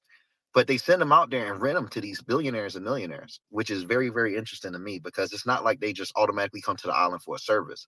So it makes me start to wonder, maybe not everything is just about the flights if these children can be shipped to them. And there's a heavy emphasis on minors being used. I'm sure everyone that was skimming through it, they see minor, adolescent, and child being mentioned a plethora of times throughout these documents. So he intentionally was targeting children. Well, yeah, didn't they have that special where they said Maxwell? Yeah, I missed a lot of that because I think my phone's messing up here a little bit. But Heather, feel free to jump in or add on. Well, I've still been going down this like Balenciaga owner rabbit hole. And I swear to God, you can't even make this up. He has this weird organization called the Caring Foundation that supposedly assists like abused women. So it's like, so you're running in circles with Hillary Clinton, who's running in circles with Jeffrey Epstein, and you have this foundation in 6 different countries that works allegedly with abused women, right? And not only that, it's interesting because the same founder spoke out publicly, even though he's supposedly like a fashion, icon. He spoke out against Trump's border policy specifically. And if you notice, like human trafficking, and any border patrol agent will tell you that the open border policy actually allows for human trafficking and child trafficking and emboldens it. And so it's weird that this man who has an organization that supposedly protects abused women spoke out against a secure border, but then also has never spoken publicly about the fact that Epstein, a known trafficker, was arrested and in some of those same circles. So it's really funny how, like, if you just pay attention to when he speaks out and to who he speaks out against and why, it's very telling. So I mean, it's so obvious, honestly. Like when you can just do the lightest bit of research and these people identify themselves, right? It's almost like too easy. Like you don't even have to have his list to be able to say, who in these circles is speaking out against child trafficking. Because if you're not speaking out, like you're probably part of the problem. Yeah, I just wanted to make one point. I mean, it's clear that these were underage girls. I mean, I think 60 Minutes had an interview with Maria Farmer where she basically spoke how Maxwell would go outside of schools with young girls and basically select them and bring them up to Epstein. I don't remember the exact thing because it's been some time ago. I think there was even seeking out young girls with braces, etc. So this is is it speculation, etc. But it's clear that what is known by our government isn't being revealed. I don't necessarily know if everything has been destroyed because if they are blackmailing these people, they might still have it. I think if it implicates them, then eventually it might be. But I disagree with Derek. I think that a blackmail operation is still going on, and we will see. Israel's been mentioned, the CIA. We don't know to the extent all the Five Eyes are involved, but it's clear that they engaged or at least were complicit in allowing criminal acts to be done to further whatever their agenda was. You can't meet with these many powerful people and politicians and not come on the radar of the FBI and CIA, etc. It's impossible. So just to jump in real quick, guys. So I just posted a new thing on Mario's page. Mar-a-Lago was mentioned a few times, but nothing nefarious. I'll put it in the nest for you guys to read and view yourself. It was mentioned a few times, but nothing nefarious. The only weird thing was Virginia, the girl, the victim, the girl defendant, was the biggest thing was she was looking for, attempted to gather employee records, and she made about $9 an hour. But aside from that, it was questions of, hey, have you gone here? No. Do you have membership here? No. Have you visited here? Yes. But aside from that, nothing that I can find in these documents that are nefarious. Again, we're presenting what we could find on the go as we go. I'll also have to dig up. There was also something I'd read a couple years ago about when the investigations in Florida into Epstein had first been going on. Like one of the investigators had actually reached out to Trump for information because he was reaching out to everyone sort of like in the West Palm Beach circles and stuff. And I'll have to find the article, but he specifically said something along the lines of like President Trump was one of the only people that was actually willing to like give information. Yeah, Heather, the actual interviewer and journalist, Derek Bros, I mean, he's in the audience now, but he was the one who did that interview. I don't. Well, I know Derek. Long time no see, Derek. But I don't know if I'm pretty sure the person I'm thinking of was an actual like law enforcement. And don't forget that Trump kicked Jeffrey Epstein out of Mar-a-Lago, very famously. Well, that's what Derek said he has not been able to verify. I'm not saying it didn't happen. I'm just saying Derek was up here before discussing this, and he said it wasn't able to be verified. I mean, I'm sure if they subpoena membership records, they'd be able to tell when he stopped being a member. I mean, for one way or the other, I think he was no longer seen there. I mean, we don't know if that was Trump's doing, but it's clear that relationship ended. I mean, there's been allegations that, Trump informed on him over a property deal in Florida that occurred. I don't know if that's confirmed, but, I think, whether Wait, Trump informed on him how and to whom? Because I can tell you something about informing, but what are you I'm saying? still here, by the way. I can speak to that interview if anybody wants to hear from me about the Please go ahead, Derek. the interview. Go ahead, Derek. It may be what was referring to, but my interview was with Bradley Edwards, the lead attorney. This was at one of the civil trials that I attended in Florida before Epstein was arrested. And this is what I was saying earlier, is that it's in that interview where Brad Edwards, Dom and others have shared it, said that, that Trump offered help and, he was the only one that called him back, etc. I do want to note, of course, Trump didn't testify under oath. That was just him communicating to a lawyer. But then after that, I asked Bradley Edwards, I said, so there's this story that Trump kicked Epstein out of Mar-a-Lago for one reason or another. There's, the claims that it was because of he tried to abuse or get with one of the members' young daughters. And then there's also reporting from, I think, Richard Wolff, some others, talking about it's more related to a real estate deal gone bad. But one way or the other, it does appear that Epstein's membership eventually ended. And I was actually researching this claim a little while ago before this started, and it came from one of the other claims about him being kicked out. It comes out of the book, The Grifters Club. And the author of The Grifters Club, if you want to look that book up, claimed that he talked to George Lombardi on July 11, 2019, and that it was George Lombardi, who was a long-term friend of Trump. And if you go to my page, you can see I linked to his Wikipedia page. This guy's connected to like European politicians, and he's been a long time, like, they refer to him as a political fixer. So he was a friend of Trump's for decades. He was a member of Mar-a-Lago. And so that claim in part comes from him. And again, you can judge whether or not you trust Trump's friend or his long-term, ally, et cetera. And then the other source would be James Patterson, his book, Filthy Rich, that I mentioned earlier. And James Patterson is a well-known fiction author, but he wrote this book about Epstein. He also is friends with Bill Clinton, wrote a book with Bill Clinton, went on a book tour with Bill Clinton. So what I'm saying, was saying earlier, is I think that we don't have any hard evidence that Trump kicked Epstein out of Mar-a-Lago specifically because of this sexual abuse claim. And we don't even really know for certain if Trump was involved in that decision, but it does appear that at one point Epstein's membership ended.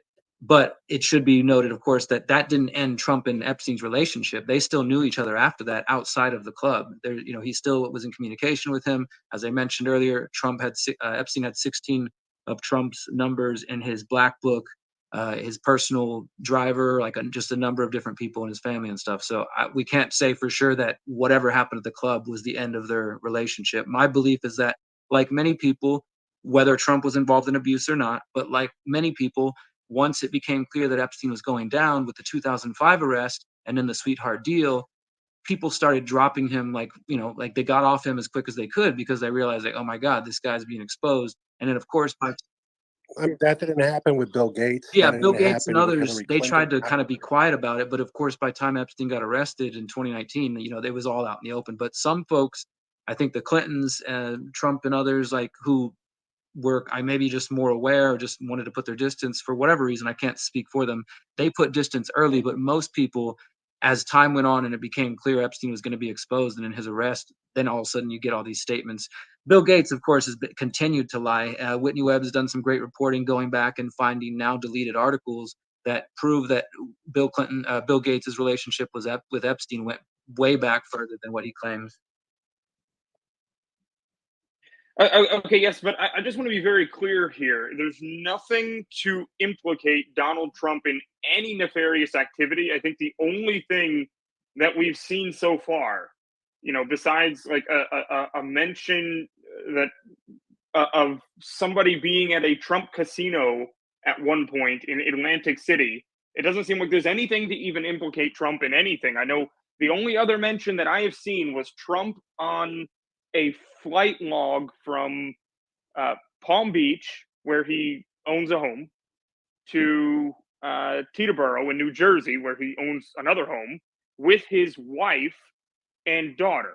There's also Seems like, is there any? the accusations from Katie Johnson, which I mentioned earlier. In that case, I don't know what did the end result was. It may have been ended up thrown out, but you're right. We don't have that, just like we don't have it with Bill Clinton or Bill Gates or any of these names that we're all kind of Do you not think bumming that if over. there was anything to implicate, anything at all at this point to implicate Trump on, because he's indicted how many times for things that nobody else would ever be indicted Personally, on, no, I don't or agree with that. indicted I for? think that Do you? there's so many people who are somebody touched on earlier the blackmail thing. The blackmail operation absolutely is still going on. So whoever was connected to Epstein or knew something or did something, because it's not just people who might have physically harmed children, but people who knew things would be implicated in this. I mean, Derek, I got to just interject, because the reality of the matter is, if he was implicated to this extent, they would have selectively released it. I mean, they have I don't fabricated buy the stories about him. They could have narrative being shown to us on the TV screens. Like I definitely believe that Trump is a lot more in, like Trump was bailed out by Wilbur Ross, the Rothschild banker, back in the 90s, and then he appointed him as his commerce secretary once he got into office. So I'm not a quote unquote anti-Trumper. I'm an anti all these people. I think all these people are crooked. I mean, that's not really relevant, but I do they're want to mention that in it a seems blackmail like there's no operation. reason to believe. Yeah.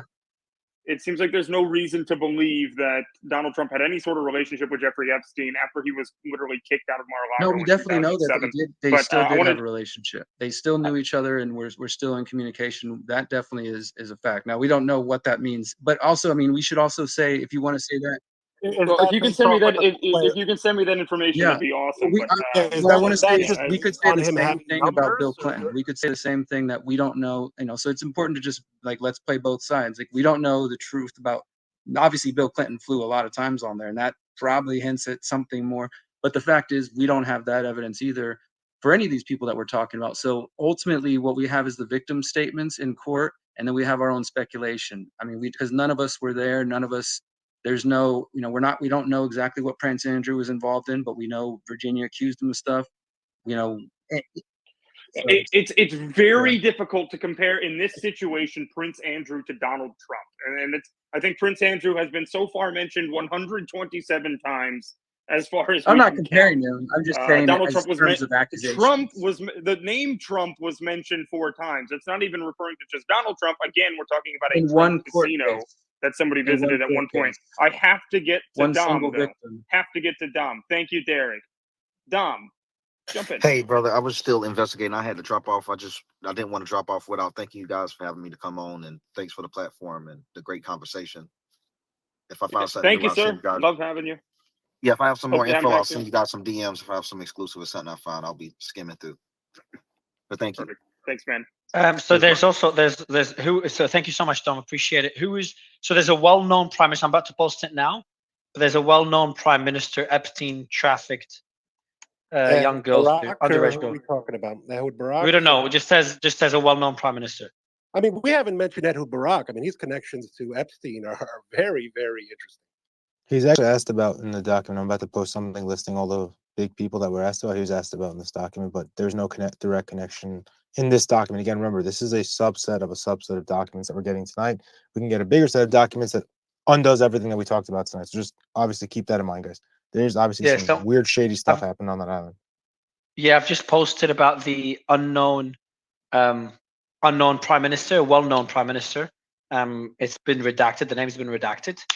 Why would the name be redacted? Steve, why would the name of a well-known prime minister just national security? National security. Would be national security, but I do want to read the one mention of Ehud Barak, which says, "Do you ever remember meeting Prime Minister Ehud Barak from Israel?" Answer: no.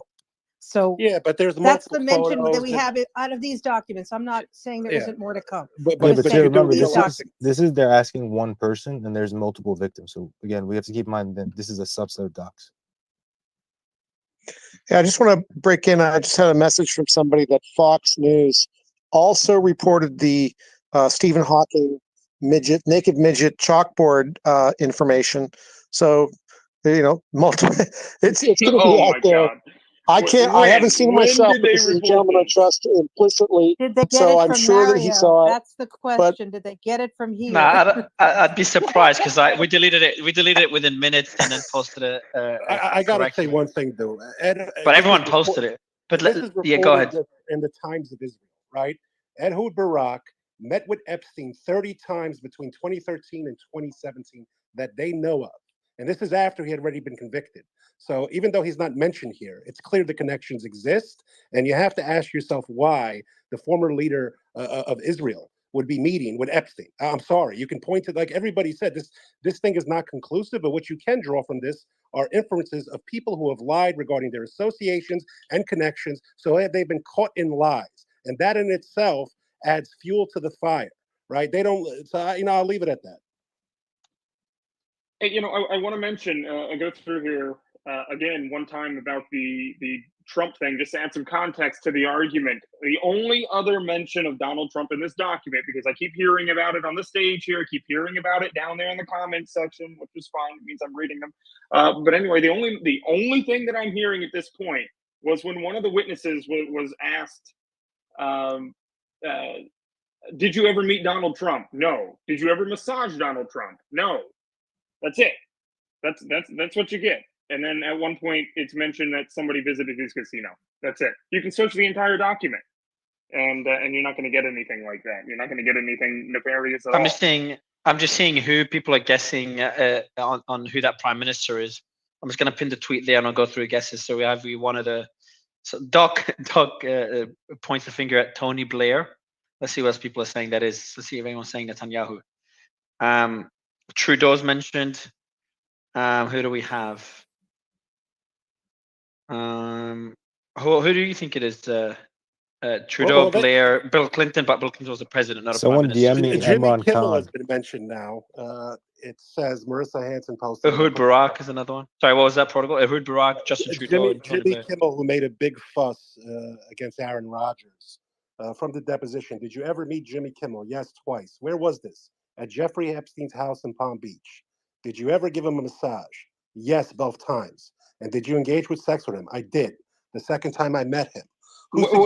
Prodigal, where is That's this? not Prodigal. That's not real. Yeah, Prodigal, That's I'm not just in the double checking. document, Prodigal, that's Prodigal. not It's real. not, it's not even I listed. apologize, Marissa Hanson. Jesus. Prodigal, don't do that, man. Don't do it. We already got one mistake. Yeah, so I've just posted, so I've just gone through the names. Tony Blair and Ehud Barak, and Boris Johnson is mentioned once, but mainly Tony Blair. A lot of the fingers pointed in, and Barak. Doesn't his wife engage in witchcraft or some new age spirituality? Not sure what you're referring to, but let me go back to what we have here. You can look it up. I'm pretty sure The Guardian did a piece on this, but yeah, it's not a joke. You can look that one up. Okay, Mike, I see you unmuting. Yeah, absolutely. I wanted to talk a little bit about the FBI implications of this. I'm Mike Howell, for those of you who haven't met yet. I run the litigation arm of the Heritage Foundation, where we're in a ton of litigation versus the FBI.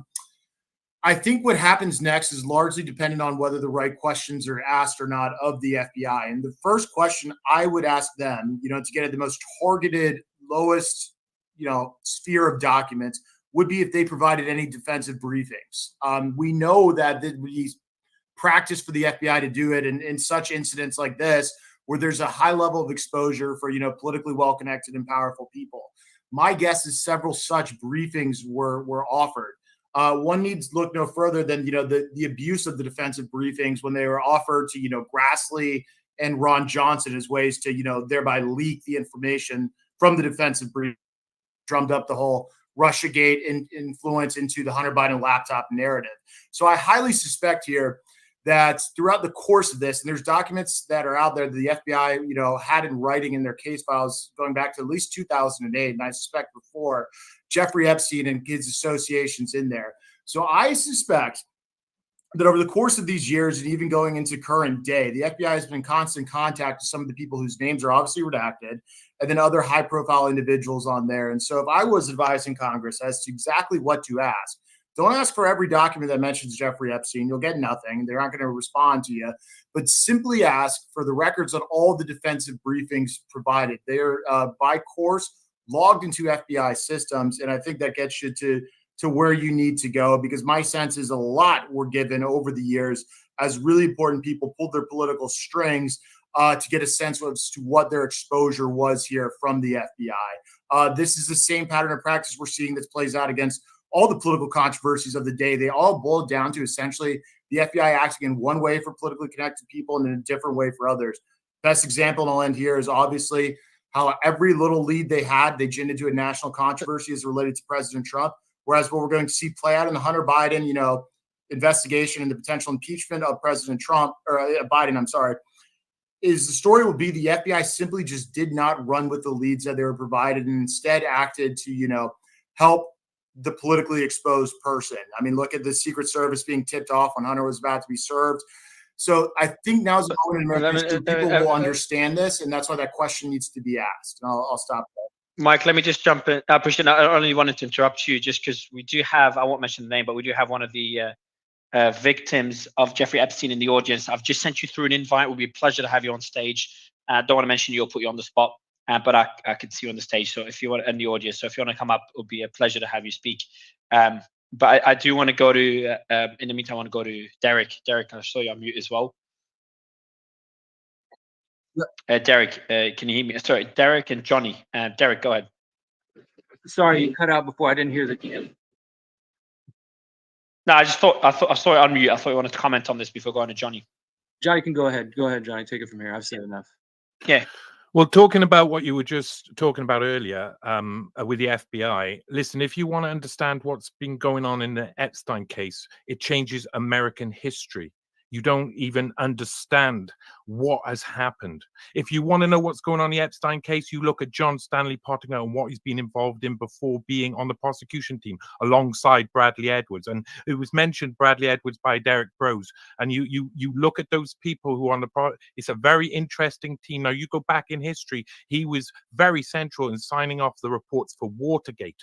The final reports have found no FBI collusion in the assassination of Martin Luther King, heavily involved in Kent State, heavily involved in Wounded Knee, so ran guns with Jeffrey Epstein in Iran-Contra, was central to setting up the October surprise, lived only 500 meters away from Jeffrey Epstein's Palm Beach home, both of them buying their homes together when he had already bought and shared an office with Epstein, and admits this in Bradley Edwards' book, A Relentless Pursuit. It's written in there. Bradley Edwards himself, the lawyer who goes alongside him, says openly he believed in Relentless Pursuit that Stanley Pottinger was the CIA. If you go back through history, and you can, I've got a docuseries that started searching for Stanley. I go back through each element that he's been involved in history, and you understand who gets put in charge of the roles. And I tell you what, it goes even further, because then his son Matthew Pottinger, who gets made Deputy National Security Advisor under Trump in 2017, that's when I believe the operation began. That's when they set up a company. Pottinger, one of the victims has been named here, supposed victims, Maria Farmer, were involved in a scheme that led to the case in 2019 and the death of Jeffrey Epstein. There's a lot more to this case. It changes American history. Go look at more than just the here and now, the names like Trump, Clinton, all of the things, all the salacious gossip. Leave that behind. Look at the bigger picture. Look at what America is. Look at how it's been used, how the people have been tricked, how they've constantly been manipulated by intelligence. And look at it and look back through history and see the same name, one thread, connect the entirety from Martin Luther King, the assassination of Martin Luther King, all of the way through, going through the biggest moments in history, all of the way to Jeffrey Epstein and the death of Jeffrey Epstein. One name, John Stanley Pottinger. You should go understand what is America, because it changes American history once you realize the same people who were doing the things back then are still doing the things today. I appreciate that, Johnny. And I do want to read just another part that came in, a bit of back and forth. So I'm just going to put that out. So it's talking about, it's one of the witnesses talking about one of the massages that was given. And by the way, just for the audience, the mainstream media is really catching on the Bill Clinton likes them young quote, which I think is probably one of the more the more concerning parts of the documents we've seen. I want to say it's illegal because it could be above 18. You never saw the Ariana Grande video when he's looking at her at the church? All right, so just keeping it serious on the topic. Jeffrey, so this is a back and forth with one of the witnesses. Jeffrey, while you were there on that trip, or was it, so while you were, okay, you said you had given a massage to Jeffrey Epstein while you were on that trip, or was it a subsequent trip, that trip? And how did that come to be? Either he or somebody asked me to go in and do it. Someone showed me to the room, but I don't remember who it was. Can you describe that room? Yes, it was high ceilings, dark. They were like dark red walls or dark blue walls or dark blue carpeting or something. It had a massage table set up in the middle, and there was a large, I want to say like a 15-foot photo, either photo or painting of a naked girl. Pornographic or artistic? No, I wouldn't say pornographic. Artistic. So was Ghislaine Maxwell present during that massage? No. Did something about that particular massage session stand out to you? Yes. That was when I was first asked to squeeze and rub his nipples while he pleasured himself. And did he say that's what he's going to do? Yes. He was just very blunt about it. He said, "Rub my nipples. I'm going to jerk off." I was like, "No, done." You walked out? I did. Was there any repercussions for you walking out? Amazingly, no. Knowing that what I know now, I'm surprised I was never ever called back. But no, I was just stood my ground and walked out. I'm not comfortable with that. Do you know personally whether anyone else had said that to him? No. Did anyone else tell you that they had been in a massage scenario and told him no? No. Do you recall when in your trip the massage occurred? Well, it was not the day we landed. It must have been the next day. And they were there, the next day that they were there. Do you remember anything about Virginia from that trip other than Prince Andrew thing and Phantom of the Opera? Well, we were getting ready. Virginia is one of the key witnesses here. Well, we were getting ready to leave to go to the airport, and we were waiting. She and I just sat on the steps in the foyer. I do remember just kind of asking a few questions to try to understand her role, because at that point, Mario, Mike. Okay, let me fix the mic. But can someone tell us who Virginia is, just for the audience? Keep going. Virginia's the victim.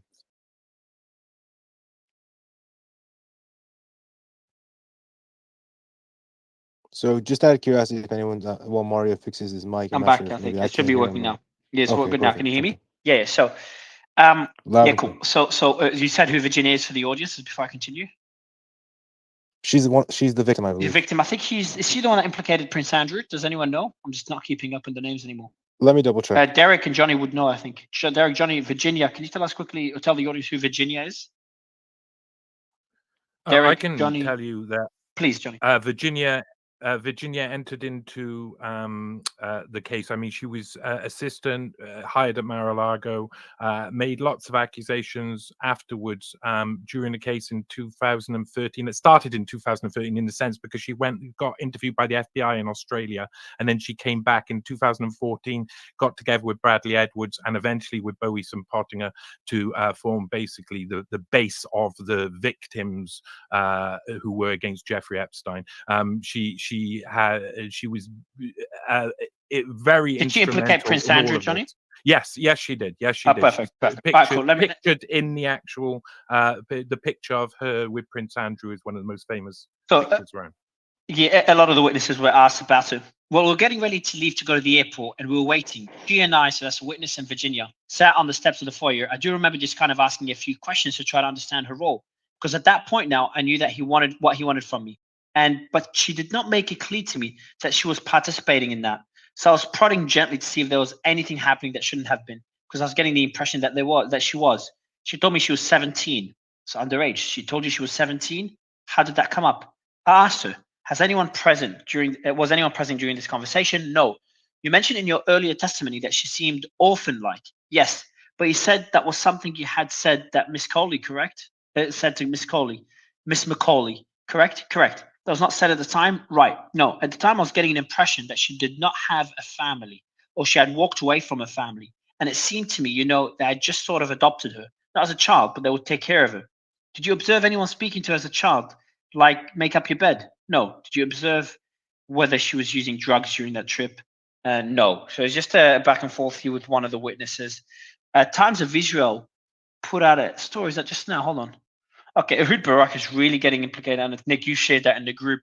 That's an old story, I think. The 4th of May, 2023, so it's a while ago. Yeah, no, I didn't say it was new. Yeah, definitely, yeah. But it's just interesting. You pointed out that it's interesting that Barak, so Ehud Barak met with Jeffrey Epstein dozens of times, flew on private plane. So that's a former prime minister of Israel. So he met Jeffrey Epstein on multiple occasions. And some people are saying that could be the prime minister that had girls trafficked to him. So we have Ehud Barak, we have Tony Blair as the two in Trudeau, but the two main ones is Tony Blair and Ehud Barak. And both of them are obviously countries that are allied with the US, which maybe that's why it's redacted. because they're allied, and that's national security risk. That's just a guess, unless Tira or anyone else jumps in and says you're wrong. But Johnny gave me a thumbs up. No, you're right. Ehud Barak was in business with Jeffrey Epstein when the lady I talked about earlier, Nicole Youngerman, and Peter Thiel, a business called Carbine 9/11, which intends to get between your 9/11, you and 9/11. So when you call 9/11 instead, you're going to call Ehud Barak's Carbine 9/11. It's quite a dystopian idea, and they already got contracts in New Orleans under COVID and other places. So it is up and running. And that was Jeffrey Epstein invested, that was Peter Thiel invested, that was Nicole Youngerman, and Ehud Barak was heading it. All right, so I've just got some more information on the search warrant on the Palm Beach residence of Jeffrey Epstein. I'm going to read some information on that. Ryan, I've just tagged you in it. I know just out there posting a lot of stuff. I'll read that in a bit. And just for the audience, if you want to recap everything that you've missed, Ryan and the team are literally posting everything on my account, everything we're reading. So you can go through it there because the space has been going on for a few hours as we find out more and more things. So this is on the, I'm going to go through the search warrant. Upon the announcement of the search warrant, immediate contact was made with 3 white males who came out of the house or surrounding structures. Those males were identified as Janus Banasiak, Daniel Estes, and Mark Zeff. As other members of the police department cleared the home, I kept watch over these 3 males. Once the house was cleared, those males were turned over to Detective Ricari.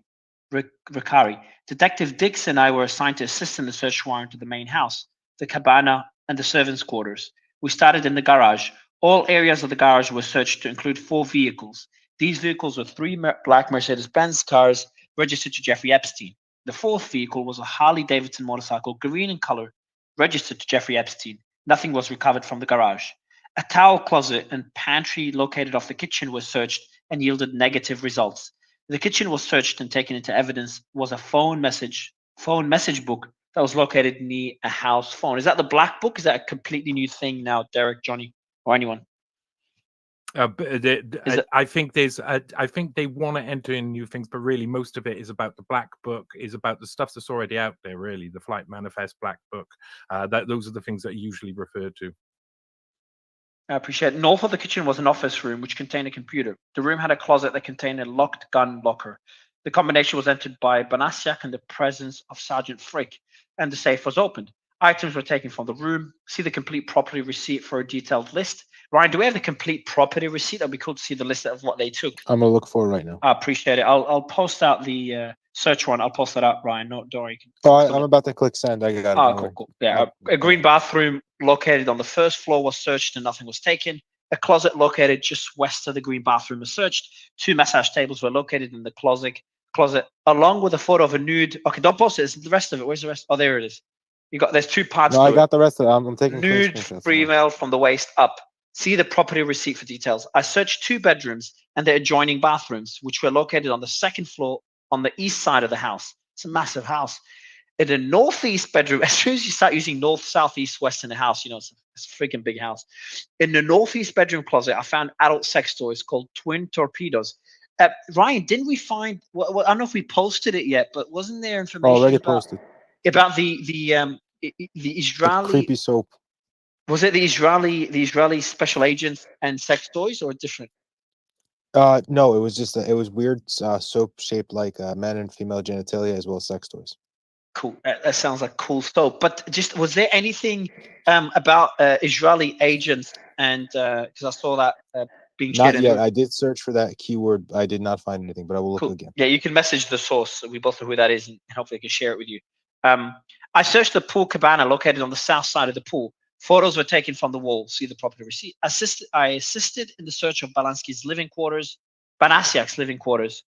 Numerous CDs along with a message book was seized. See the property receipt. So that's about the what they found there. Let's see. Okay, hold on. I need to know what they found there. What did they find? All right. I've asked the team here. I've got some more stuff to read. This is insane. There's so many pages. I'm not sure what else we're going to find. But was Virginia working at Mar-a-Lago? Johnny Derek, someone sent that to us. The team has yes. Oh, she She was was. working there. Officially, she was hired to work there. Yeah, can I just Before or say, after Epstein? can I Please, just yeah, say go ahead. what they were saying earlier about her being almost like an orphan? Well, she was recruited by them when she was about 16, I think she was, while she was working at Mar-a-Lago. Ghislaine Maxwell approached her, and she had had a very hard life, so she had already suffered in a way that allowed her to be easily manipulated, and for her mind to be set in a way that she could be used and utilized in ways that were are unthinkable to us. But that takes a certain set of trauma to happen for someone to then agree to these actions when it's outside their normal realm of what they would do ethically and morally. Okay, so I'm gonna go back to there's more stuff being shared. This is insane. So there's an NPA. Yeah. Just before you do that, Mario. Go ahead, Nick. Definitely do that. But I just want to remind everybody, if you do, because we have 51 requests to speak right now, and sometimes it jumps to 65 and 70. So if you want to speak, definitely hit us up in DMs and tell us a little bit about what you want to talk about, so we can kind of weed you guys out. We definitely want you guys to have the opportunity to do that. So. I think you're glitching, by the way. I see 438 requests. Unless I'm glitching. Mario, I think you're both glitching. I'm seeing a different number too. All right, so let me go back to you've got another here. So much stuff. All right, we got an NPA. Tira, I need your help. As the court away more than 6 years ago, Jane Doe 1 filed the present action against the government, alleging a violation of her rights under the CVRA 18 USC 3771 DE1. She alleged that Jeffrey Epstein had sexually abused her and that the US had entered into a secret NPA non-prosecution agreement regarding those crimes in violation of her rights. At the first court hearing on the case, the court allowed Jane Doe 2 to also join the action. Both Jane Doe 1 and Jane Doe 2 specifically argued that the government had failed to. I'm waiting for the continuation of it. But Tira, can you explain what I just read to me and to the audience? No, I really don't know what you just read, unless you're talking about, I'm not familiar with that claim, but unless you're saying that when Acosta basically agreed to allow Epstein in 2007, I believe, for a sort of sweetheart deal, that somehow that was a violation of her rights. Is that possible? Does anyone else know? Because remember, there was, he got a sweetheart deal down in Florida in the early 2000s. I mean, I do remember that they didn't notify the witnesses to give statements at his sentencing, which is basically unheard of in this type of crime. Yeah, I'll read the rest of it. All right, so we're trying to get the continuation of it. They're trying to find it. I do have the rest of the search. Now. Oh, the second continuation of what Mario Acosta did do a non-prosecution agreement with him. I assume that's what she's referring to, Jane Doe, but I can't verify that. You know too much, by the way, Tira. I'm not sure if you've been told that. I'm gonna go. I'm waiting for the hairdresser. Were you on the island, Tira? Were you on the island? No. So I've got the rest of the search warrant. Not sure if you can add that to the post. Mine. So a review of the telephone message books, which were obtained during the search warrant, was confused, in which various messages from different dates were made to Jeffrey Epstein. Okay. The telephone message books have a duplicate copy, carbon copy, which on the phone message is written into the book. The top copy is then torn into blah. They talk about how the first names of the girls, dates, and telephone numbers were on the copy of the messages. Recognize various numbers and names of girls that had already been interviewed. The body of the message was time of the day, and that called the confirmation of, quote, work. Other names and telephone numbers were located in which the body of the message were, quote, I have girls for him. I have 2 girls for him. These messages were taken by Sarah for Jeffrey Epstein. Based on the context of the body of the messages, I requested subpoenas for subscriber information of the telephone numbers and the time frame involved. Copies of the messages were made for evidentiary purposes. I obtained redacted yearbooks for 2005, 2004, and 2003. Who'd they redact? I don't know. I first reviewed the 2005 yearbook and located most of the girls I had spoken with. Additionally, I located redacted based on the correct name spelling. I was able to locate her to see her residence. So I think he's just redacting the girls' names by the looks of it. Unless it looks like the victim names or girls' names. On December 8, 2005, Detective Caristo and I responded to redacted in redacted. I located redacted at her home. She advised she's attending redacted and is participating in the early release program so that she can maintain her part-time job. Why are they redacting all these names, Tira? Just witness names? Is it They are just victims? victims, right? Okay. Victims' names cannot be released unless, I mean, well, maybe as we know from Jane Doe 107, who basically they've said we don't want that name out there. I suspect that some of them could be released if they agree to it, but basically they'll be withheld. Yeah. Yeah. So we have. We're trying to get one of the witnesses to join. By the way. Yeah. That's. So just for the I didn't realize she was in the audience either. don't mention her. Yeah, don't mention her in the name. Yeah. But it'll be a pleasure to have you on board or have her on. I've asked already. I've asked the person already, and yeah, if she can come up, I don't it'd be a typically pleasure. get starstruck in these spaces, but I just did. But Sebastian Gorka, Dr. Gorka, not necessarily for you, Dr. Gorka, somebody else that's in the audience. But Dr. Gorka, it's great to have you. I'd really love to have your opinion on what you've seen today and in general.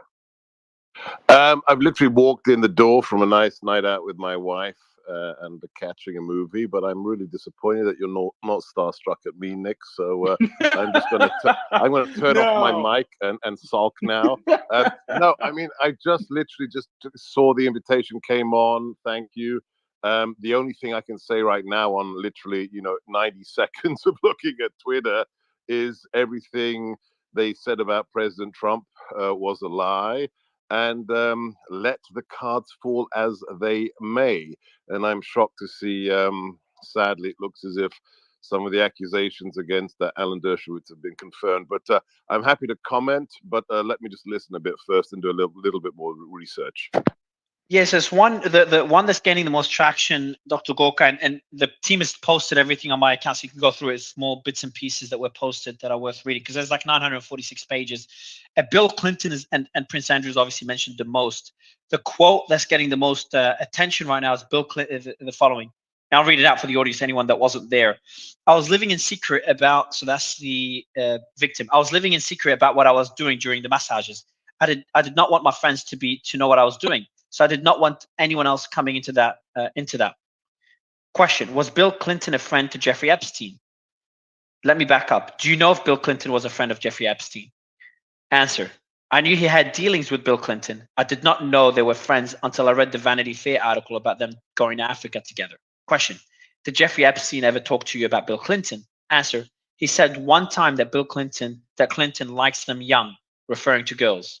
Question: do you recall ever taking a trip to Jeffrey Epstein's home in New Mexico? It continues with another topic. So about Clinton likes them young. We had your friends, the Crescensteins, point out an important point, though. It doesn't make it illegal because they could be in 18, 19, but from an ethics perspective, it's all different discussion. It's probably one of the biggest highlights. There's a whole bunch of them, like Stephen Hawking being part of an orgy on the island, among other things. And the list of names mentioned, there's a famous prime minister apparently mentioned. We don't know who it is. Everyone's guessing it's either Tony Blair or Ehud, former prime minister of Israel, Ehud Barak. So they're the probably the three highlights I can think of right now. I'm sure there's a whole bunch of them that were posted. Sebastian. So let's go to the rest of the panel. And before I read another back and forth. Thanks for that. No. So I'm going to read another back and forth here. Let me go to it. All right, so I've got her here. Basically, they were trying to find people that would help her get her story out, because this is when Dershowitz. All right, we're talking about Dershowitz again. Dershowitz was saying nothing was happening, and he was calling her a liar. She was just trying to find people to back her story.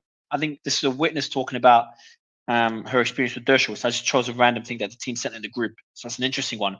And we did post a video of Dershowitz saying he confirmed that he did get a massage at Epstein's island, but he did say it was a middle-aged woman. Well, you can believe that or not, it's up to you. So we got he was calling her a lie. She was just trying to find people to back her story. Question: and what did you understand her story to be? Did she tell you? Answer: that she was recruited to give massages, sexual massages, and have sex with people such as Dershowitz and Prince Andrew. But I knew none of that at the time. Ryan, I'm going to tag you in this one. It's a big one to post. Just tag you, man.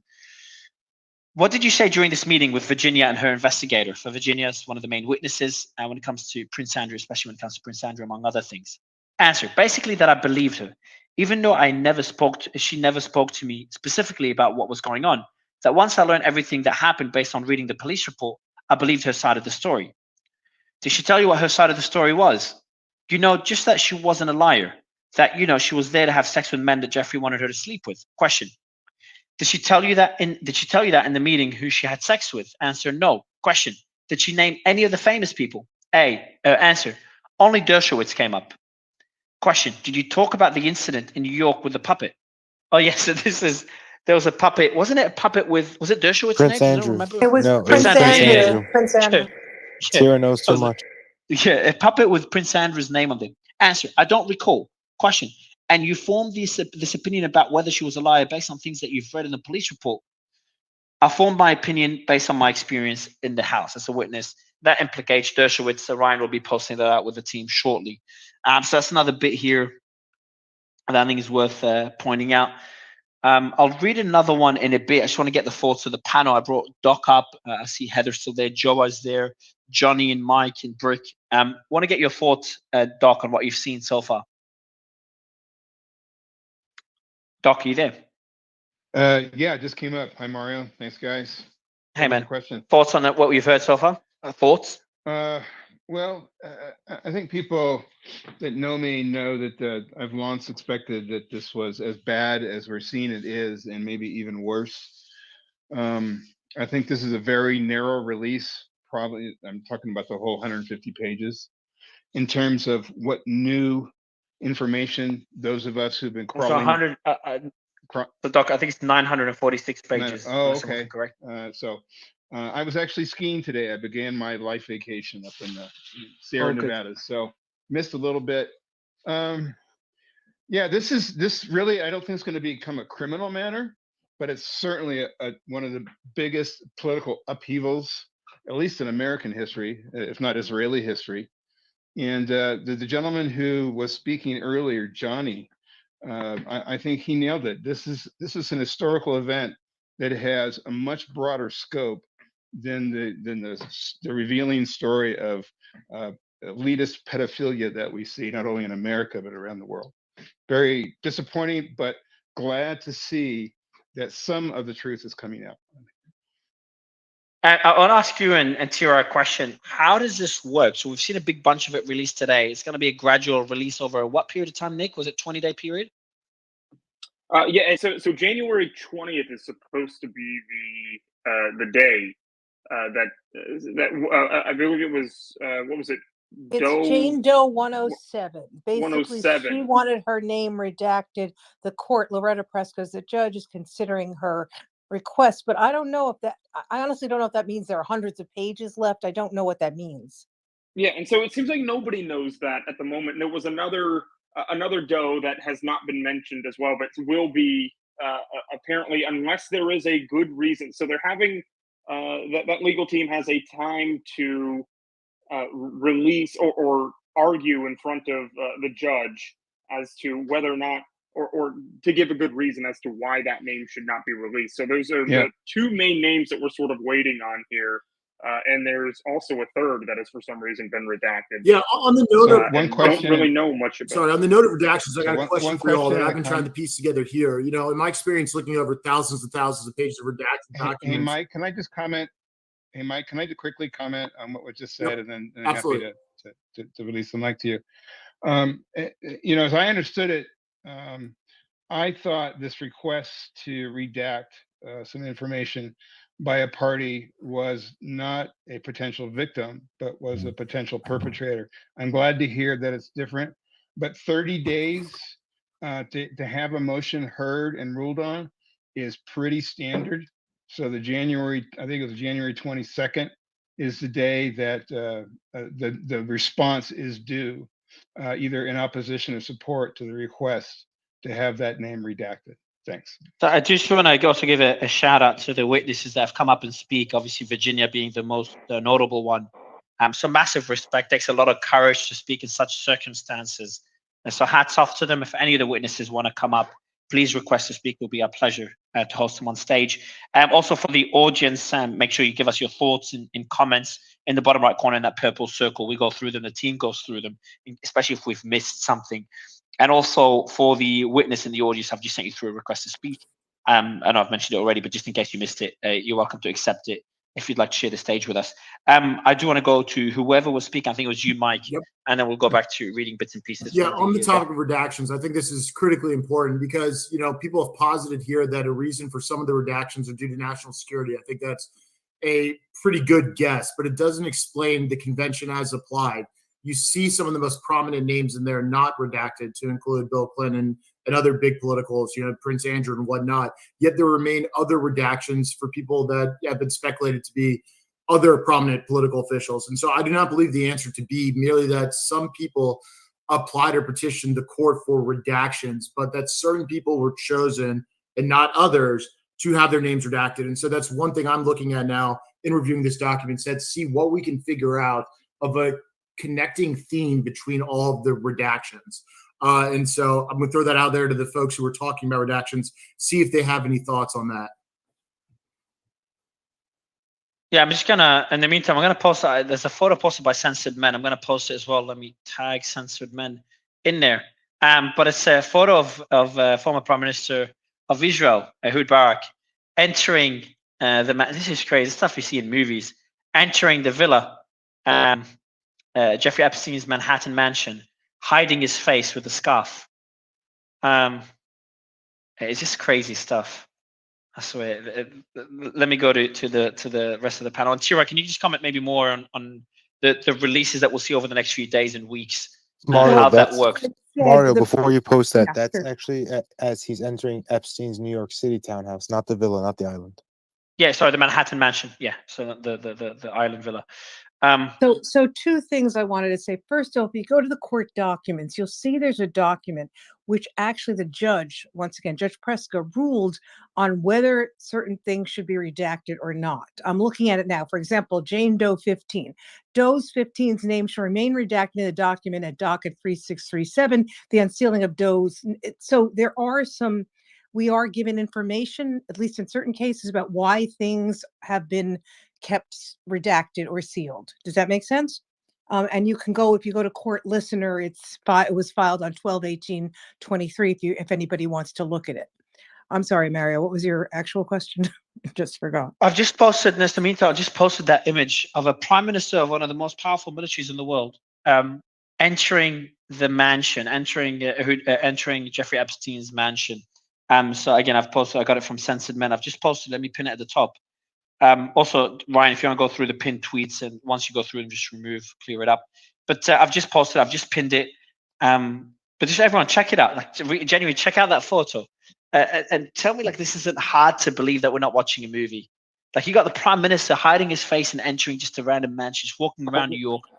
But Mario, is it that hard? I mean, it came out. The Post reported back in, I think it was November, that pronounced, if I mispronounced the name, I apologize, that, Epstein's close friend and associate, Benny Shatai, was accused of improprieties with his own stepdaughter, and he traveled with Epstein to Israel. This is a quote from the article, where they had secret meetings with the Israeli army in order for them to fund covert operations and therefore harm Samantha Cooper. He also has fame because this connects to tech too, in regards to he owned a majority share interest in Viber, which was an Israeli instant messaging app. And I think that there are questions, national security wise, that we need to know if this was a blackmail operation, what exactly was going on. And he didn't deny his friendship with Epstein. He called him a good friend.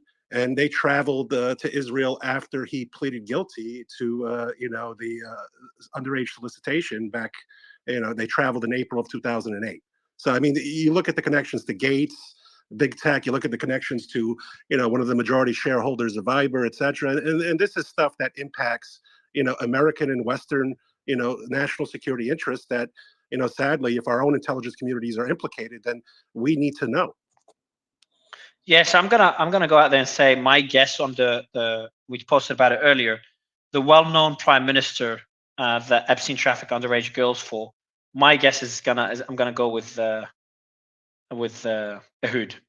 Barak. Who do you go with, Protocol? Yeah, So I you don't have agree. to worry. But I agree. No, I'm not worried. It is what it is. Everybody dies sometime. But no, I think it might not be the point, right? he got the joke instantly. Like I didn't even finish the joke because I thought some people find it inappropriate. But he just immediately understood what I mean. But yeah, so you think it's Ehud as well, yeah? Yeah, I would be surprised if there's other Western leaders. I mean, we don't. This is a multi-decade operation that, could have flowed from the UK and Israel and the US. And yeah, I'm sorry, nobody can meet with prime ministers of foreign countries, British royalty, and tech oligarchs, and not be tracked by the U.S. intelligence community. So it's clear either they were actively involved or they were complicit. So this is a big problem, and you have to look at certain media outlets like ABC, who killed the story for the royal wedding, etc., and say, what has happened to the fourth estate? Where are the muckrakers? They don't exist in corporate media, and to see them care about this story now, when people like Johnny and Derek and Whitney Webb and others have been pushing it for years. I think that people need to realize that this is just a very limited release, and there are many more documents that must be released. That's such a good point. Such a good point. I'll tell you the one Western leader not on there. It's Macron. He likes them older. Yeah, I'm just. I think he, sorry, go ahead. yeah, I think he married his teacher or something like that.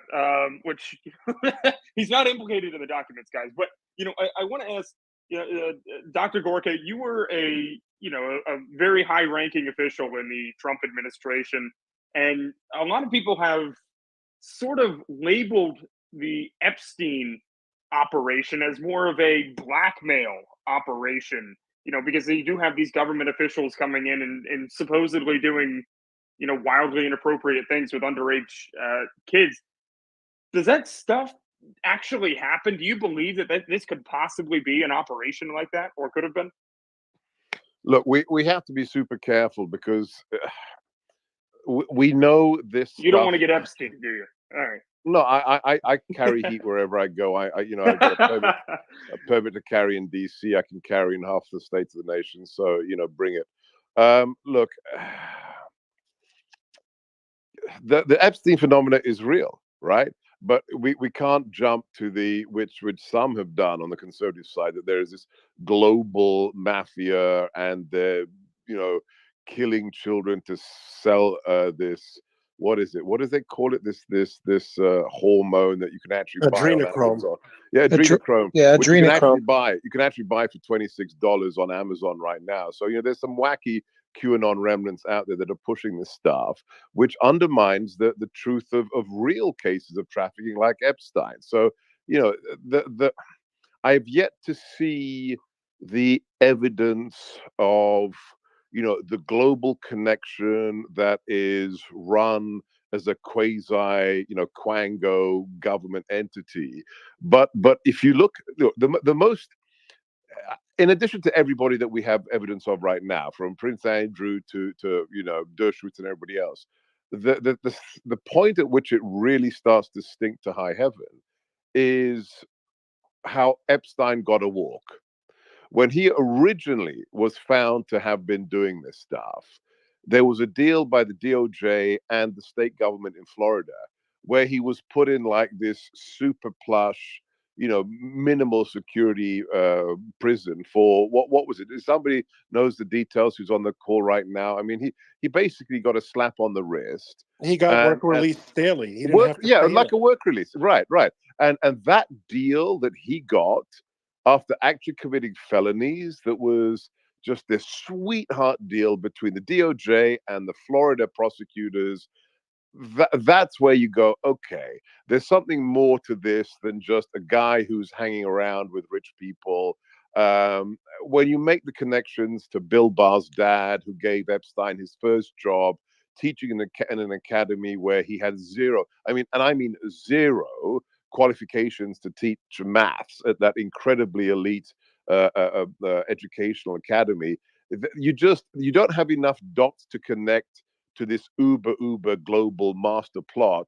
But there are these massive questions, and I hope today is just the beginning of us being able to start to color in between the lines of what really went on. And look, that as Mario said, the Ehud Barak thing, this is when it starts to get really interesting. Dr. Gorka, can I ask you a question? And Johnny or anybody else who might know, some people are saying that the prime minister would have been John Major from the UK. Sorry, that was me laughing against the idea of John Major. As somebody who lived in the UK when Major was in power, he is one of the most boring politicians to ever have sucked oxygen. So if he's one of them, I will, I will eat my hat. But nothing. The sexual perversion amongst British Conservative members of Parliament is not unusual, but usually it's about wearing garter belts and women's underwear, and usually it involves little boys, not little girls. So I'd be surprised if it was John Major, but he was a naughty boy. No, John Major was a naughty boy. He had an affair with Edwina Currie while he was in Downing Street. Yeah, with a woman who's older than him. He was a naughty boy. But even naughty boys like that don't get the opportunities all the time. Can I just quickly press that? I know that people understand that the problem is that a lot of these girls were young, but it's not only that. It's the fact that there was an operation to lure these girls, to groom these girls over time, to abuse them both mentally, physically, sexually, neglect their needs, neglect their emotional needs. Every form of abuse. So this is why everybody who participate in this needs to have the full brunt of the law applied to them. So no, this is whatever intel aspect there may be or exploitation of the rich and mighty.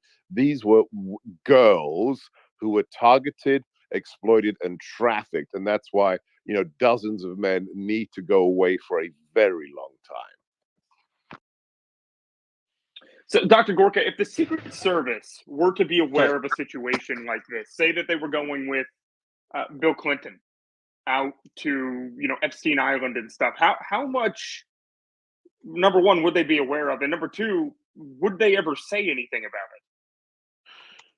Yeah, that's a question for somebody who's served like Dan Bongino. So they're meant to be discreet, but if they're a federal officer, they're law enforcement officers. They're an 1811. So if they witness a felony, they're duty bound to report that felony. But we know. I mean, we look with what happened with Hunter Biden when he traveled to communist China.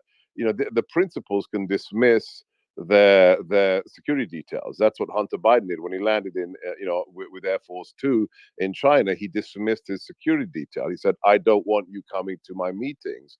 So that's always an option for these guys, and I doubt they went to Epstein Island with their security detail in tow. Yeah, that's actually a good point, because I believe there were a lot of times where Bill Clinton was on the flight logs, but they didn't mention anybody on the manifest about Secret Service or anything. So that's a good point. Oh, well, we've got Joe, more photos. Yeah. We've got more Go ahead, photos. Mario. Yeah, we got. So Ryan just posted more photos of Ehud Barak as he left the Epstein Manhattan mansion. In this case, he's not covering his face, so it's he's just not hiding. He's pretty shameless about it. So the photos were just posted now. By the way, when I posted earlier about it's crazy. I just kind of missed completely in the document when I posted that well-known prime minister and made a fuss about it on who that could be. They said on who Epstein trafficked underage girls to. They actually say there's high-profile non-party individuals, including numerous prominent American politicians, powerful business executives, foreign presidents, a well-known prime minister, and other world leaders that girls were trafficked to. It kind of gives you the idea of this, the length and the scope of that list. So that's in the documents. And he was photographing and videotaping them the entire time. Allegedly, we don't know if all of them, etc. But yeah, allegedly, he could have been. Yeah. So I am talking as well, by the way, to bring in a witness that could hopefully join us. We're talking in the back channel, so fingers crossed that they're able to join us. Let me go to Joa, and then we'll go to other parts of the documents. Yeah, I mean, I feel like we're being David Copperfield ourselves. Like we're being told to look left at all these name drops, when the reality is all these government things that are happening, like intro between J.P. Morgan and Yahoo, things with other governments.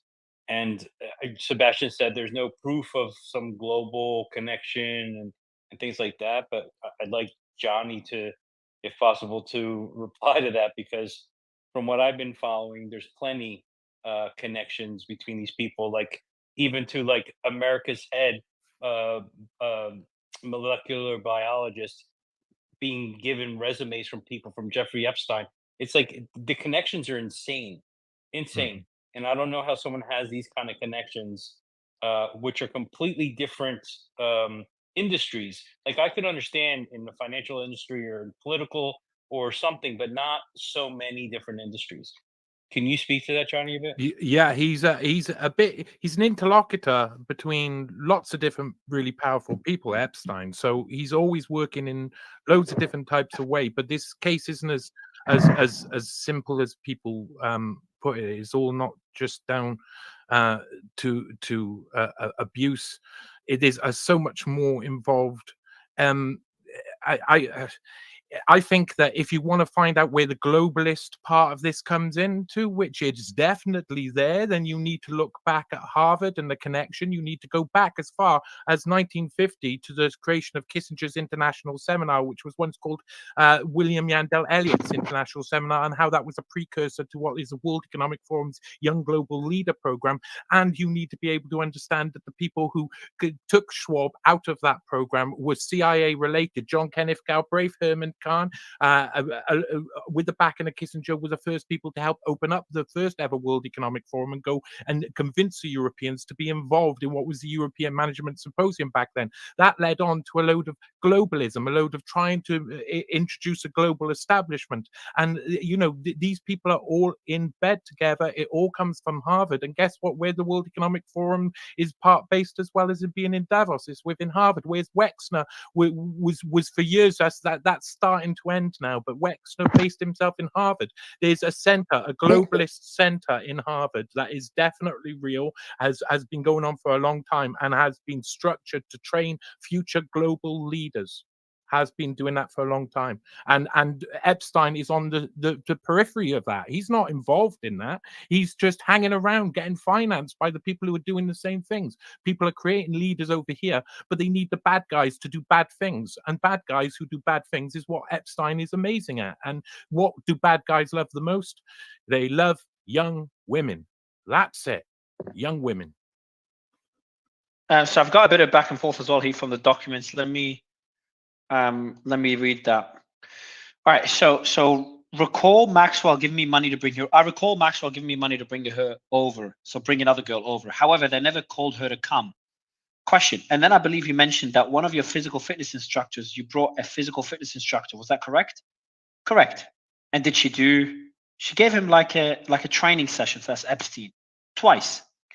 Question. Twice. Did anything sexual in nature happen during that session? Answer. At one point, he lifted up her shirt and exposed her bra, and she grabbed it and pulled it down. Question. Anything else? Answer. That was a conversation that he had told her that he had taken this girl's virginity, the girl by the pool. Question. Okay. Did Maxwell ever say to you that it takes the pressure off her to have other girls around, which we read in one of the other questions that was mentioned? One of the witnesses said that he said that, or Maxwell said that. Answer. She implied that, yes. Question. In what way? Answer. Sexually. Question. And earlier Laura asked you, I believe, if Maxwell ever asked you to perform any sexual acts. And I believe your testimony was no. But then you also previously stated that during the camera incident that Maxwell had talked to you about not finishing the job. Did you understand not finishing the job meaning Jeffrey Epstein, Jeffrey to orgasm? When she said you hadn't finished the job with respect to the camera? The witness says, she implied that I had not brought him to orgasm. So it's fair that Maxwell expected you to perform sexual acts when you were massaging Jeffrey. The witness, I can answer.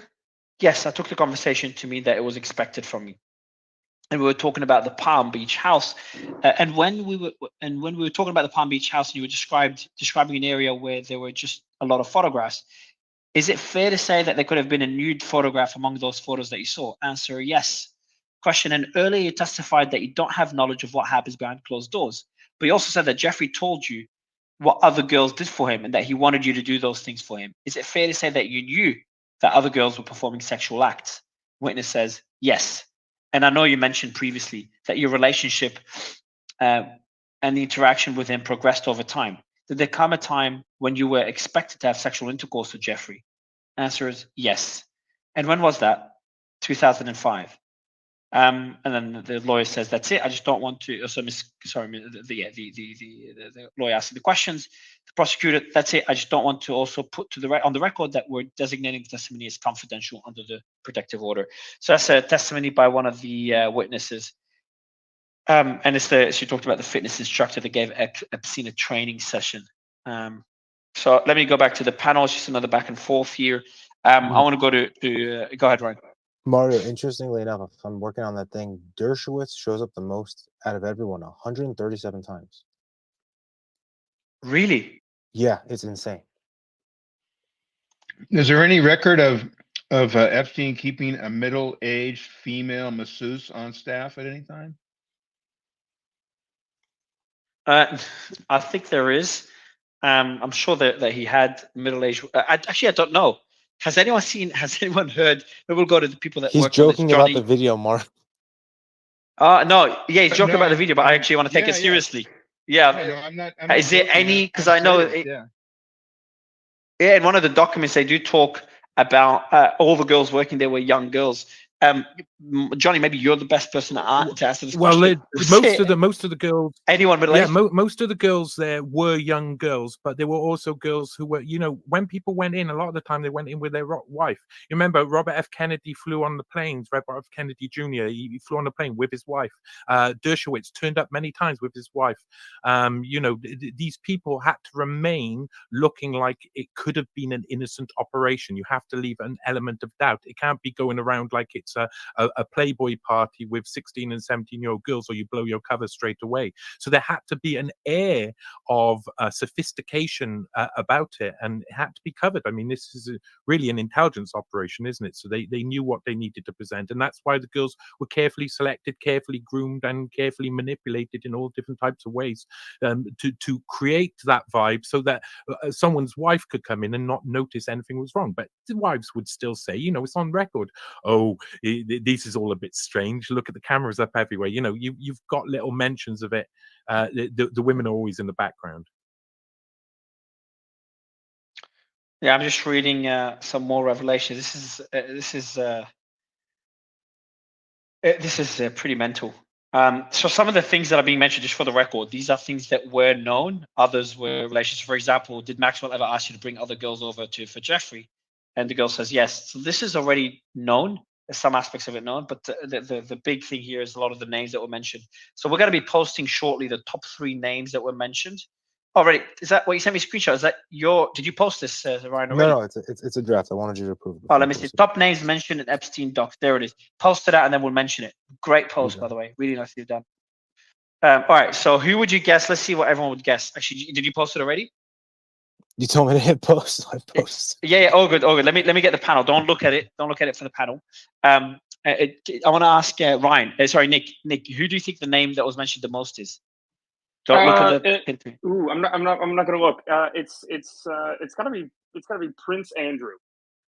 Okay, the second. Ryan, didn't you just say?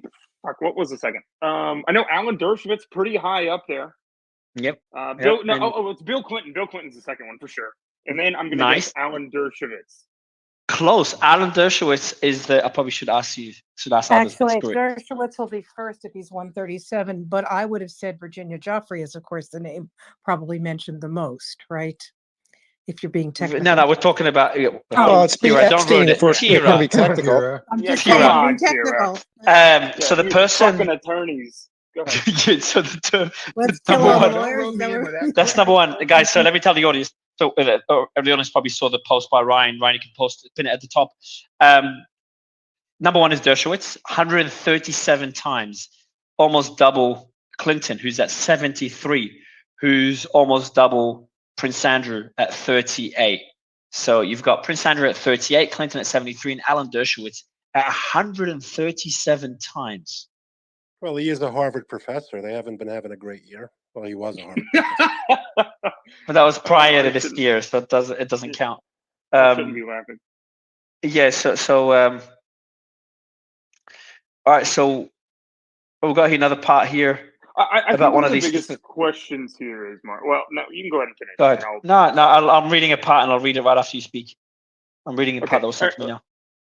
Well, one of the questions that I have, and I know that a lot of people have, is how did these people get along or get away with this for so long and so many years? We're talking, from the 90s all the way up until the 2010s.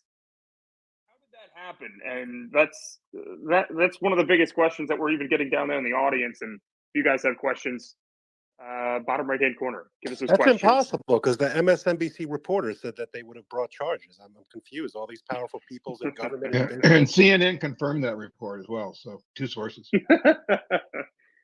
Sorry, Mario. Okay, so just quickly, are the numbers? Are you reviewing the numbers, Ryan? Because I know the Yeah, I'm team's double saying checking it. I just double checked it. We're fine. I'll double check it again. Okay, yeah, we can edit the tweet if the numbers are a bit different. So I got here just another one sharing the experience as well. I've just tagged you in it. So if anyone wants details on what's happening, it's a bit R-rated, so up to you if you want to listen. So one of the witnesses says, when I asked her what happened at the house, redacted stated everything happened. It all began with the massages. Each time she went, more things happened. She would massage Epstein and he would masturbate and climax. She stated things escalated from there. She provided oral sex on Epstein and he provided oral sex on her. She stated he would also use a massager vibrator on her vagina to stimulate her as she massaged him. He introduced his assistant Nadia or Nada to have her have vaginal intercourse with Do we redacted. have to get so graphic? I mean, we could summarize it. Especially It's if we're trying to get another. people up. Oh, good, bro. Oh, good. She stated Nada, and everyone's an adult It's here. clinical, She stated Nada Pedro. or Nadia It's clinical. would utilize a strap-on synthetic penis to have intercourse with her. She was told to masturbate herself as Epstein and Nada had sexual intercourse. All this was done at Epstein's direction. So if anyone wants the details here, that was in the documents as well. Page 357. Ryan, did you review the number of times the names were mentioned? Yes, it was fixed. So actually, I was incorrect. So the number Dershowitz was 137. Prince Andrew beats Clinton at 76. Clinton comes in at 73. Cool. I'll let you just edit the post. Not big All of a fixed. difference. All fixed. The difference is tiny. But yeah, Dershowitz is still number one by a pretty wide margin.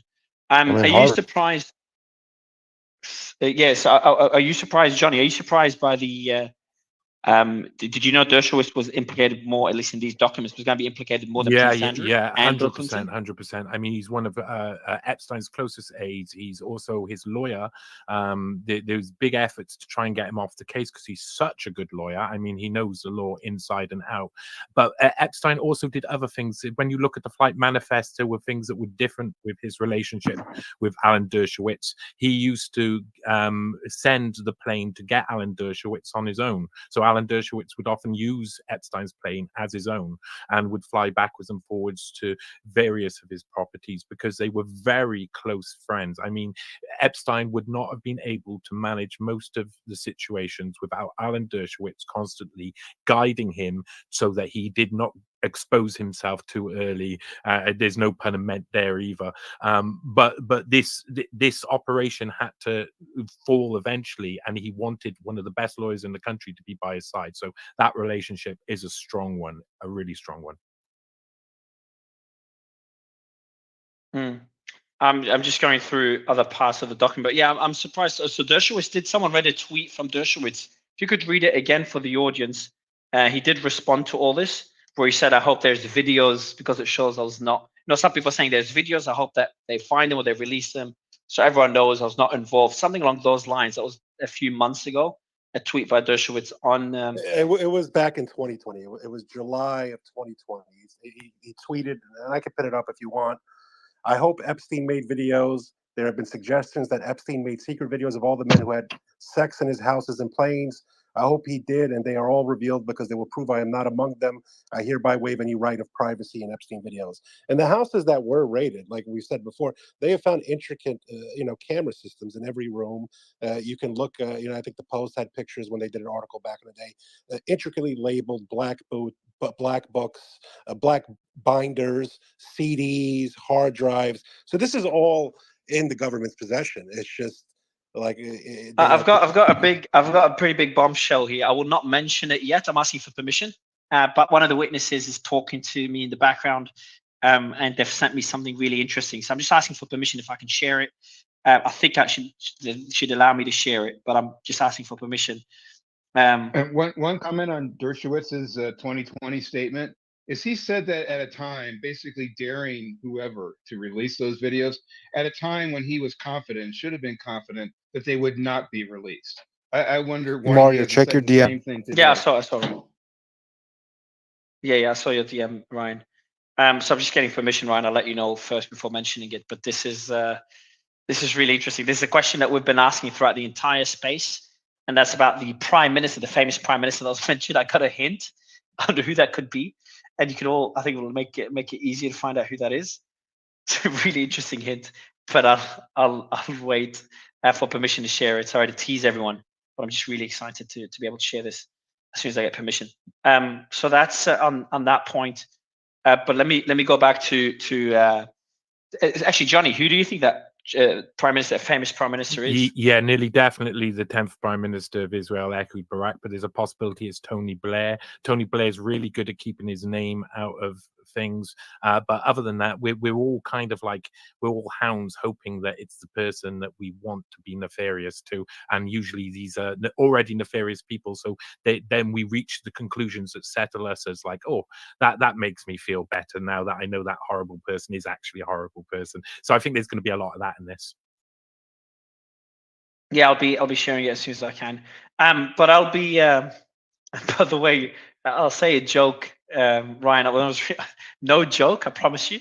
Yeah, so my mum's listening to the space, and she sends me a message when I was reading all the explicit stuff. She's like, "People can read this. No need for you to read explicit stuff." No joke, my mom just Your sent me mom this. sounds classy. I agree with She's that. right, Mario.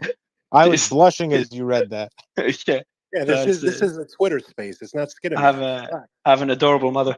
So I'm waiting for permission to share that information, and I will share it as soon as I get it. But let me go back to the panel as we get more information to read. All right, so there's information about Trump. Okay, so we did talk about this already, the part that the team just sent me about Trump. And essentially not much was mentioned when it comes to Trump. Nick, maybe you could summarize the mentions of Trump. What was it about? Because people are using that by saying it does the opposite of implicating Trump. Absolutely. It essentially exonerates Trump in this case, because the only mentions out of almost 1,000 pages that we have here are that, did you ever, asking one of the victims here, did you ever meet Donald Trump? No. Did Donald Trump ever give you a massage? No. Those are the only personal mentions of Donald Trump in this entire document, which is why you don't see liberals running totally wild with the fact that Donald Trump was even mentioned in the document, because it does the opposite of implicate him, as Mario said. So go ahead. It's pinned up top if you want to read it. They asked him, they had no interactions, and the other two went to a casino, which, okay. Yeah, so, and then it does the opposite for Bill Clinton here, which is probably dominating the headlines right now, along with the part about what is the highlight for you, Nick? The Stephen Hawking being part of an orgy is probably the highlight for me. And that was no. that was unexpected. Oh my God. The Bill Clinton was expected. Everything else was kind of expected. I don't even like picturing it. I mean, it's. Oh. What about You Matthew do Cawhorn? Matthew Cawhorn, the congressman. He's in a wheelchair too, right? Didn't he say the same thing? Washington, D.C. was a bunch of orgies and coke parties and among the elite.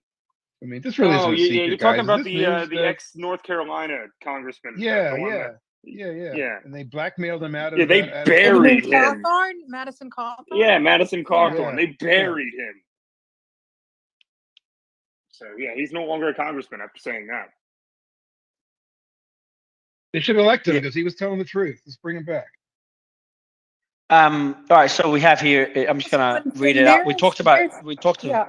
Mario, go ahead. Somebody in the comments said there was a reference to Tom Pritzker, the Hyatt hotel guy, in these documents. I don't see it, but does anyone else see it? Nick, Ryan? I saw a tweet on it, but I haven't. Yeah, I can't remember who it was. I don't see it in the document, so maybe I'm missing some. I don't know. I will double check. Just give me 1 second to get a few posts up. So David Copperfield is getting a lot of attention as well. Let me see what Daily Mail is talking about him now. We've tweeted about it already. Actually, can someone tell us what revelation we have when it comes to David Copperfield? And for everyone requesting to speak, please DM us on why you'd like to come up and what knowledge you have on this. We'll bring you up. For the audience, comment in the bottom right corner. Give us some information and some feedback as we go through that as well. I'm going to get that. So the headline of the Daily Mail says, Magician David Copperfield. And we'll do a new, Ryan, maybe we should do a new tweet on this just to kind of refresh the audience. But Magician David Copperfield asked Jeffrey Epstein victim if she realized trafficked girls were getting paid to find other girls for him to abuse. So Joanna Sjoberg said that she met Copperfield at Epstein's house. She testified at a dinner, that Copperfield asked her if she knew girls were getting paid to find other girls. So that means Copperfield knew, I would assume based on this. So I'll read exactly what the document said. David Copperfield was at a dinner at Epstein's, and that was another girl present who looked young. And Johanna asked what school she went to, and Johanna did not recognize the school name as being a college, and she said it was possible it was a high school girl. It was high school aged girl. Sorry. Then Johanna said Copperfield questioned me if I was aware that girls were getting paid to find other girls. Sjoberg said in that position she met Copperfield during dinner. Someone called me in the house and said that she would be there, and I wanted to come to have a dinner, then I could meet him. There we go. Yeah, so Ryan, I'm just going to send you through that article. I'll do another post on this. I know we covered it hours ago, but it's a bit more information there. Remember, everyone, there's 946 pages, so we'll keep getting information and posting them up. But that's about David Copperfield. Johnny, what else do you know about David Copperfield and his involvement in all Well, this? I think something that you should realize is that magicians are the best people to understand psychology, to read people, read a situation, and understand what's going on. Also, Ghislaine Maxwell and Jeffrey Epstein love to have magicians around doing magic tricks at their swanky parties where there were, sparsely dressed ladies walking around and everybody was having a great time. So there's a bit of column A and a bit of column B, but it's not a surprise. I'm really not surprised to hear that David Copperfield would recognize the situation, would see what's going on, and would still be involved in it. Not surprised at that at all either. I think there's a lot of people who are hanging around, a lot of them who are hanging around in the New York elite, who were the same type of characters. They knew what was going on. They knew who they were hanging around with. Yeah, it's like Creed and Roy would never have done this. All right, so just on the permission to share that information I have on that Prime Minister. All right, so cool. I do have some information. Sorry, everyone, just talking to the person right now. All right, so just chatting. Sorry, right now I'll give the mic to Stephen. I know you've gone through all the documents, Stephen. Give us your quick thoughts, and I'll interrupt you when I have permission to share. Go ahead, Stephen. I appreciate it, and thank you for letting me speak. So I've gone through pretty much all. Go ahead, it's okay. I'll jump in a bit. Documents. Go ahead. Okay, can you guys hear me? Hello? Yes. Go ahead. Okay. So I've gone through a good amount of the documents. I was in the Roz Alert space, and so I don't know what you guys have spoken about, but the big information, in my opinion, is, and it's probably older information that you guys have spoken about, is the new Alan Dershowitz information regarding the 8 sexual encounters that he had with Jane Doe number 3. And also the staffer that the Epstein staffer that placed Alan Dershowitz at the Epstein mansion without his family and a bunch of underage girls. I also think it's interesting. We got the 3 other co-conspirators. I'm scrolling through right now, and it's hard to find their names, but there's a bunch of them. But the Adriana. They're all Russian, so it was interesting to get those names, and I'll get them to you as we go. But the other information I found interesting was that as I've been reading through these depositions, a lot of this people aren't going to like in this space, but I think it's really important to appreciate that the source that we're hearing from is Giuffre, and And a lot of times she gives testimony that is later found to be untrue or misrepresented in reality. And so I think as we're going through this and we're looking at what she's saying, I think it's important to realize that we're looking at memories that are from a child at the time or years old when she's an adult. So I've also found that a lot of this may have resulted, a lot of her unsure memory may have resulted in a settlement between her and Alan Dershowitz, where she wasn't sure if she saw him or not, but other people placed him at the Epstein mansion with underage girls.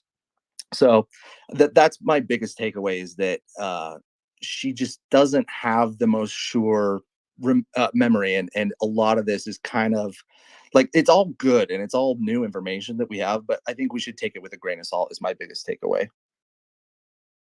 Yeah, but regardless of if that is true, which I agree some of it may be, the statements and positions many of these public figures have taken have been contradicted through numerous other documented sources, right? So, I mean, I think for me, the biggest takeaway I take from here is, well, who denied, who did this, and what have we seen? We've seen Prince Andrew been caught in lies. We've seen Bill Clinton be caught in lies. We've seen Bill Gates, in my opinion, be caught in multiple lies. I mean, when he says he's relying on him for philanthropic endeavors, and he's getting marriage advice from Epstein, a rapist and a monster. I mean, what does that show you? And none of these people have faced repercussions in any manner, and they have been protected.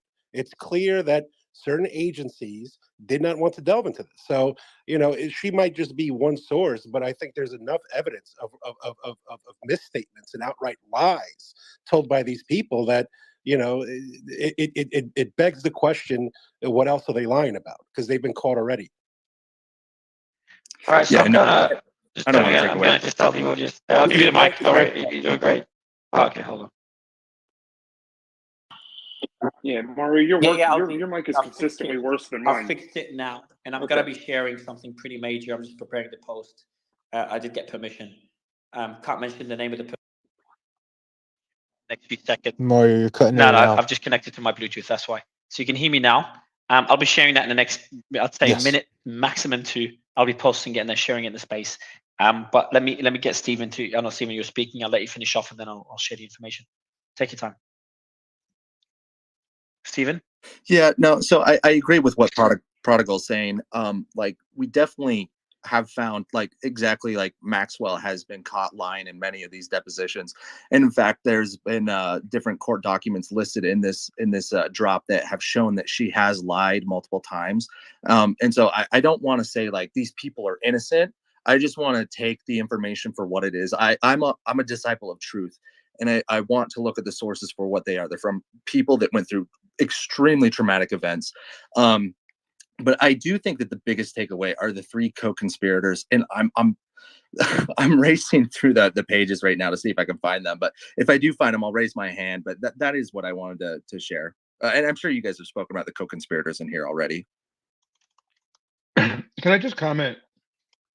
Look, there's not going to be, to Sebastian Gorka's comment about a half an hour ago, the law isn't really going to come after these people. These are crimes that are probably beyond the statute of limitations. If they were crimes at all, they certainly are civil torts, and I think we could see some civil cases filed. Ironically, the law that got changed in New York that allowed, I forget her name. I thought she was sort of a lunatic. Eugene Carroll, you mean? Yeah, Eugene Carroll extended the statute of limitations for accusations, including sexual assault. So that might give those who were trafficked and abused a right to seek some form of justice.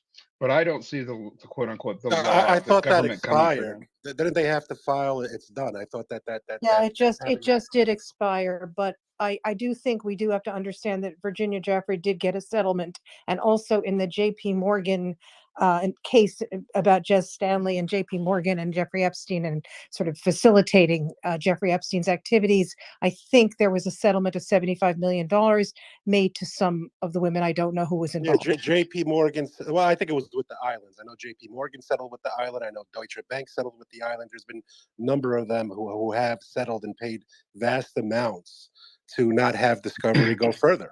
Right, but we know that the co-conspirators that will be revealed in all this. Stephen was just mentioning, the question about who are these three? I don't know about three co-conspirators, but anyone who assisted in what were crimes at the time, I think reasonably can bring a civil case that most juries would favor the victims. So I have those co-conspirators if you want them. Go ahead, Stephen. Okay, Sure. so Where the were they listed? co-conspirators. Just to make sure, because we're trying to make sure we vet all the information here. Co-conspirators. Where did this information come from? Yes, I'm going to give you. So this is document 8 through 16 on the PDFs. I'm getting this from Mylene's Google Doc, and she got it directly from the government. So this is directly unedited from the drop that happened today. So this is towards the bottom. It's page.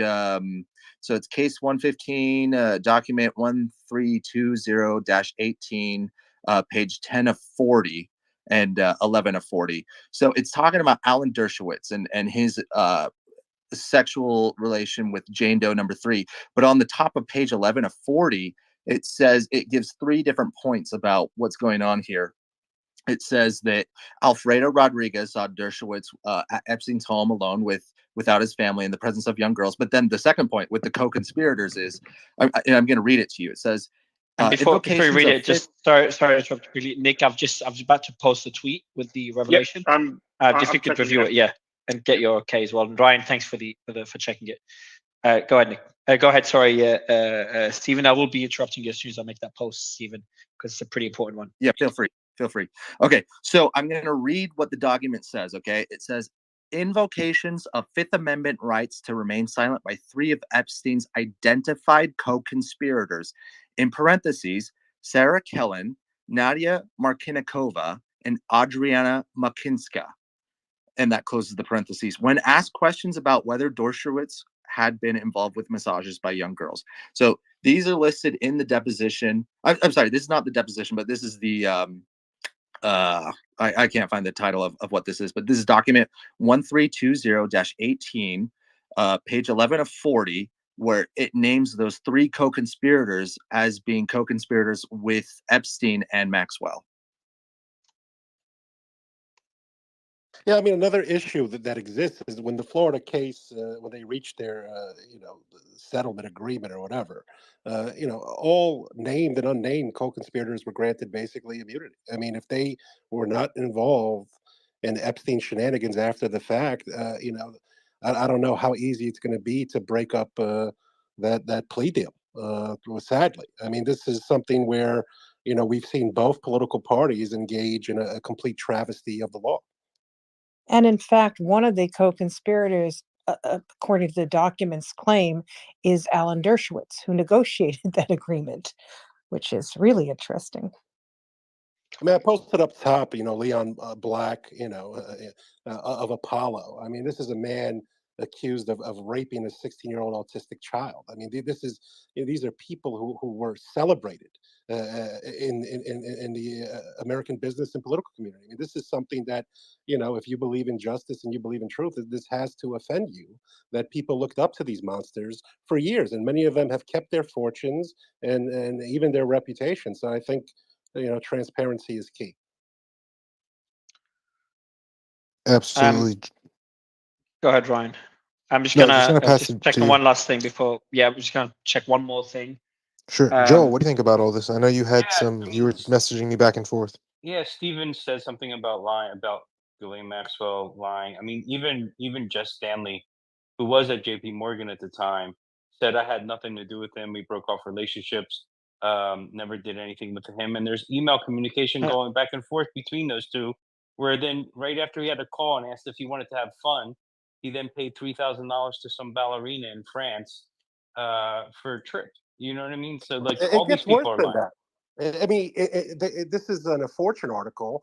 In 2015, Epstein emailed Staley saying, "Better if you not email me, phone only." Right? This guy, was high up at J.P. Morgan, had taken over Barclays. Right? He got a major fine for lying in his disclosures, and he is known or alleged to have visited the island 3 times. So I mean, Yeah, but this it's is a not just the guy. island prodigal. We Right. put a lot of focus on the island, and a lot of things happened No, off the my island. point is, this guy was the head of one of the largest financial institutions in the world. All right, guys, Is now I'll phasing just out yeah. energy that's crippling the West.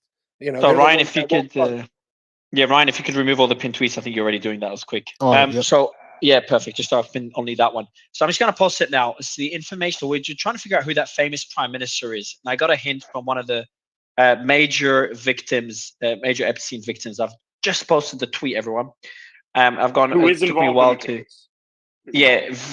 Yeah, very involved in the case. I've just posted it now. We've obviously verified their identity, etc.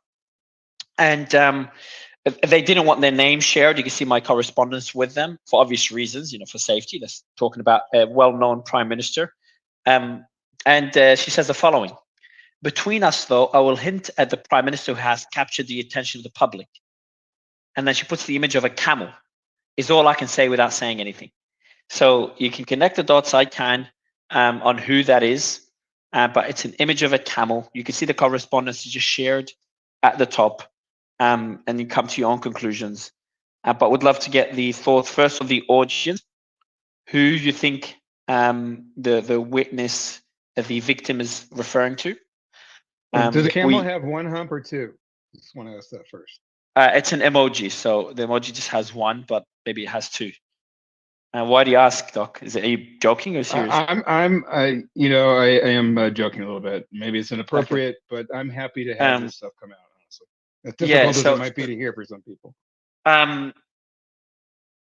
So there are a lot of guesses that people have had so far about who that prime minister could possibly be. Yeah, so it's not gonna be Tony Blair. So the biggest guess was Tony Blair, Trudeau, and Barack. So if it's there's camel, not a lot of prime ministers in the Middle East. I mean, if it's exactly. That is yes. Who are the prime ministers in the Middle King East? of Saudi Arabia. There hasn't been that many, prodigal. So I know of one that I would put on the list. So we have Bahrain, has nothing to do with this. Egypt, nothing to do with this. Iraq, Jordan, Kuwait, nothing to do with this. Lebanon, Libya, Mauritania, Morocco, Oman. By the way, is Johnny here? Perfect. Johnny and Stephen, anyone who's gone through the documents, let me know if any of these names were linked in any way, any of these country prime ministers were linked in any way to Jeffrey Epstein. Are you listening, Johnny? Are you I'm with listening. us? I'm Perfect. not sure. In Arabia, Saudi Arabia, that's where Epstein really kept going all of the time. So, but Saudi Arabia does not have a prime minister. So I'll give you, Johnny. Let me give you. Let me give you the countries that have a prime minister in the Middle East. Look at the prime minister then. Yeah, I'll give you the prime ministers that are in the Middle East, other than Israel, and then you tell me which one could be the one. So we have which prime minister of which country has had link to Epstein, if any of those has. I'm just listing all the ones in the Middle East, and I think none of them, other than Barack, the former prime minister of Israel, have been linked to Epstein, but I could be wrong. Bahrain, Egypt, Iraq, Jordan, Kuwait, Lebanon, Libya, Mauritania,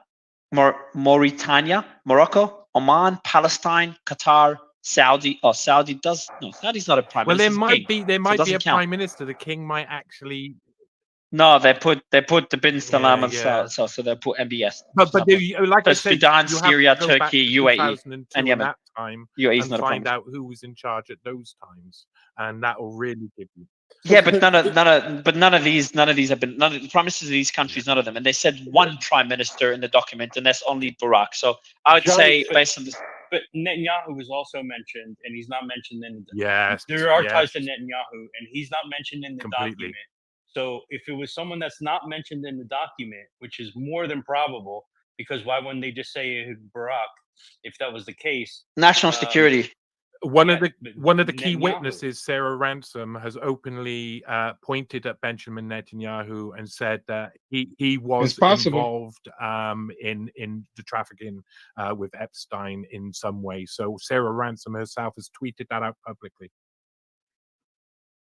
Johnny, you brought up the Saudis, and I'm curious. I know Epstein, they did find a Saudi passport there. Do you think that that was actually issued by the Oh Saudis, or yeah. was just a forgery by Yeah, he the had Saudis? lots of links with the Middle East. Yeah, I mean, he was involved in the gun smuggling in Iran Contra, so he had links with Iran. But he ended up being very close with Mohammed bin Salman. He was right in the he was one of his best friends. There's a lot of talk that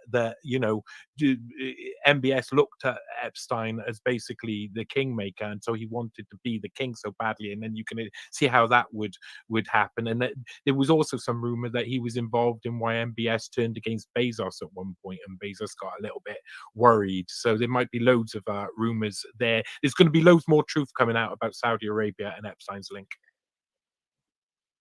Okay, so the connection where, I mean, look, it seems like the obvious answer, and the audience seems to agree a little bit. It's former Prime Minister Barack of Israel. We don't know that for sure. They haven't said that. That's not the information that we were given. But Israel does have camels, so we'll mention that. But I'll also add to that previously the calendar from Jeffrey Epstein was released. The Wall Street Journal went all the way through it. They're the ones that published it to begin with, where the former Prime Minister Barack of Israel met with Jeffrey Epstein at least 36 times.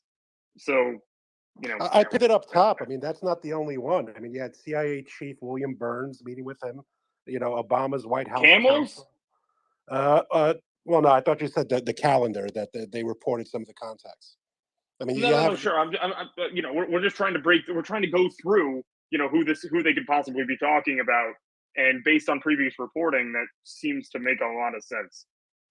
But Nick, wouldn't they consider national security a former prime minister? You know what I mean? It would seem like it would be a current prime minister, not a former prime minister. No, there are former U.S. senators that have been mentioned as well, but they haven't actually given the name. Okay, but they do mention Name of Bill Clinton, though. What did they? Yeah, and what did they give? But that's not as serious. Well, because as that was just pretty much common knowledge at that point. Yeah, and they've mentioned Barack in other instances, Joa, but not about trafficking underage girls. I think his allegation is significantly more serious. So I don't want to point that. But it's a fair question. But then I'm wondering, I don't know if Tira is still here, but can you just tell me what would happen if it is Barack or Netanyahu? Would they be held responsible in any way, in your opinion? If it's one of them who did what? What is being alleged that this prime minister did? Who Epstein trafficked underage girls to them. Okay, so here's the thing. As we pointed out, it is not likely on the basis of just this allegation that anybody would bring a criminal case. Certainly not in America. I don't know what Israel may or may not do, but I doubt it. I don't, so what is the implication? Well, it would be embarrassing. I mean, when was the last time Barack was in office until 2011? Is that correct? So he's 81 years old. I think it would be embarrassing, but I don't know that anything would happen. And as to Netanyahu, he's already, I think, in deep trouble in his own country for many reasons. This would just basically be one more nail in the coffin. But I don't, like I said, I do not see what would happen criminally. Right, so this is just a reputation. There'd be a photo if it is Netanyahu. Depends. Like, if a leader of a country is involved in trafficking underage girls, why wouldn't he be facing legal repercussions? Like, well, it would breaking the law. Again, it would depend. Where would you bring? Look, I'm not, and I In don't Israel. want anyone. I don't want anyone to say that I said that the current prime minister is trafficking. I certainly have no knowledge of that. Well, I heard you say that, but it's okay. No, that's complete. You're safe with us, Tira. We're all going down together. Complete speculation. That name has not been mentioned anywhere in these documents. Want that clear? Dr. Gorka will protect you. Don't worry. Yeah, right. Okay, so I think it would depend on what the law is. I mean, the allegation when did it happen? Are we talking, 10, 15 years ago? What are we talking? Does anybody know? It's when those girls were trafficked. Your mic went out again. Yeah, it's time to buy a new mic, man. I'm sorry. No. Okay, so just to give you some context here, Tira, it's alleged that I don't know about Bibi Netanyahu because I haven't actually heard any accusations about Netanyahu, but maybe there are. Maybe somebody can kind of enlighten me on that. But I know the accusations about the former Prime Minister Barack. It said that he had met with Jeffrey Epstein over 36 times between 2013 and 2017, including a time in 2014 when he flew with Epstein on his aircraft from Palm Beach to Tampa and then to New York. Right, but that's when they got pictures of him. Right, but that's not an allegation of trafficking per se. That is what, and in fact, somebody on stage had mentioned there was some business venture, and there was something to do with that, potentially his Epstein being an agent, etc. So I don't think that allegation in and of itself that he flew with him does much of anything, does it? Well, if there's a lot of smoke, typically there's fire. No. I mean, Ghislaine had a huge connection with Mossad and all that, so let's not downplay that. No. But what I'm saying, you're talking about trafficking. What you just read to me said nothing about that, right? All right, so let's stick with he was statutory trafficking. rape or just actual sexual assault. Is that? I mean, good enough for I you? just posted on Mario's page an excerpt from a document. It's actually a subsection. Nick found it. Thank you, Nick. Is that there was approximately, the witness testifies there's approximately 11 to 12 girls as young as 14, 15, 18, 19, described as very girlish. So there were underage girls that were at his house, and quite a few of them actually. At whose house? At Epstein's house? Epstein's house, yeah. Yeah, no. I look, I understand that Epstein is a pedophile and disgusting and horrible, and But I'm just going through the comments and stuff. So Ehud or Netanyahu. So Barack or Netanyahu would more likely. I can't say I'm almost certain, but they're by far the most likely prime ministers that were involved in trafficking underage girls with Epstein. So I'm just looking at the gravity of this revelation. Obviously, if it's true, it's all alleged. So we do know that a very well-known prime minister was involved. We also know other presidents and world leaders and business executives, which we don't know their names, were involved in the trafficking. But we have, let me just, if you can remove the pinned tweets again, Ryan, just focus on that one post, because I think it's by far the most serious. And not only that prime minister, the presidents, the business executives, and the world leaders, who includes former senators. Like Tira, what could happen next, not only to, let's say, Barack or Netanyahu, but to the other world leaders, to the presidents, if they are guilty of trafficking underage girls with Epstein? And yeah, like just the fact that we've gotten these revelations in this space prior from the documents, and now this witness sharing with us, almost sharing with us the name of the person. Other than Barack, what could happen to the other leaders, to the world leaders, to the executives, and when will those redacted names be released, if ever, for national security? How long could they still be kept private for national security, confidential for national security? Well, they tried to keep Seth Rich's documents classified for 70 years. The Pfizer documents classified for 70 plus years. They can, JFK files still aren't out. They can do it for decades.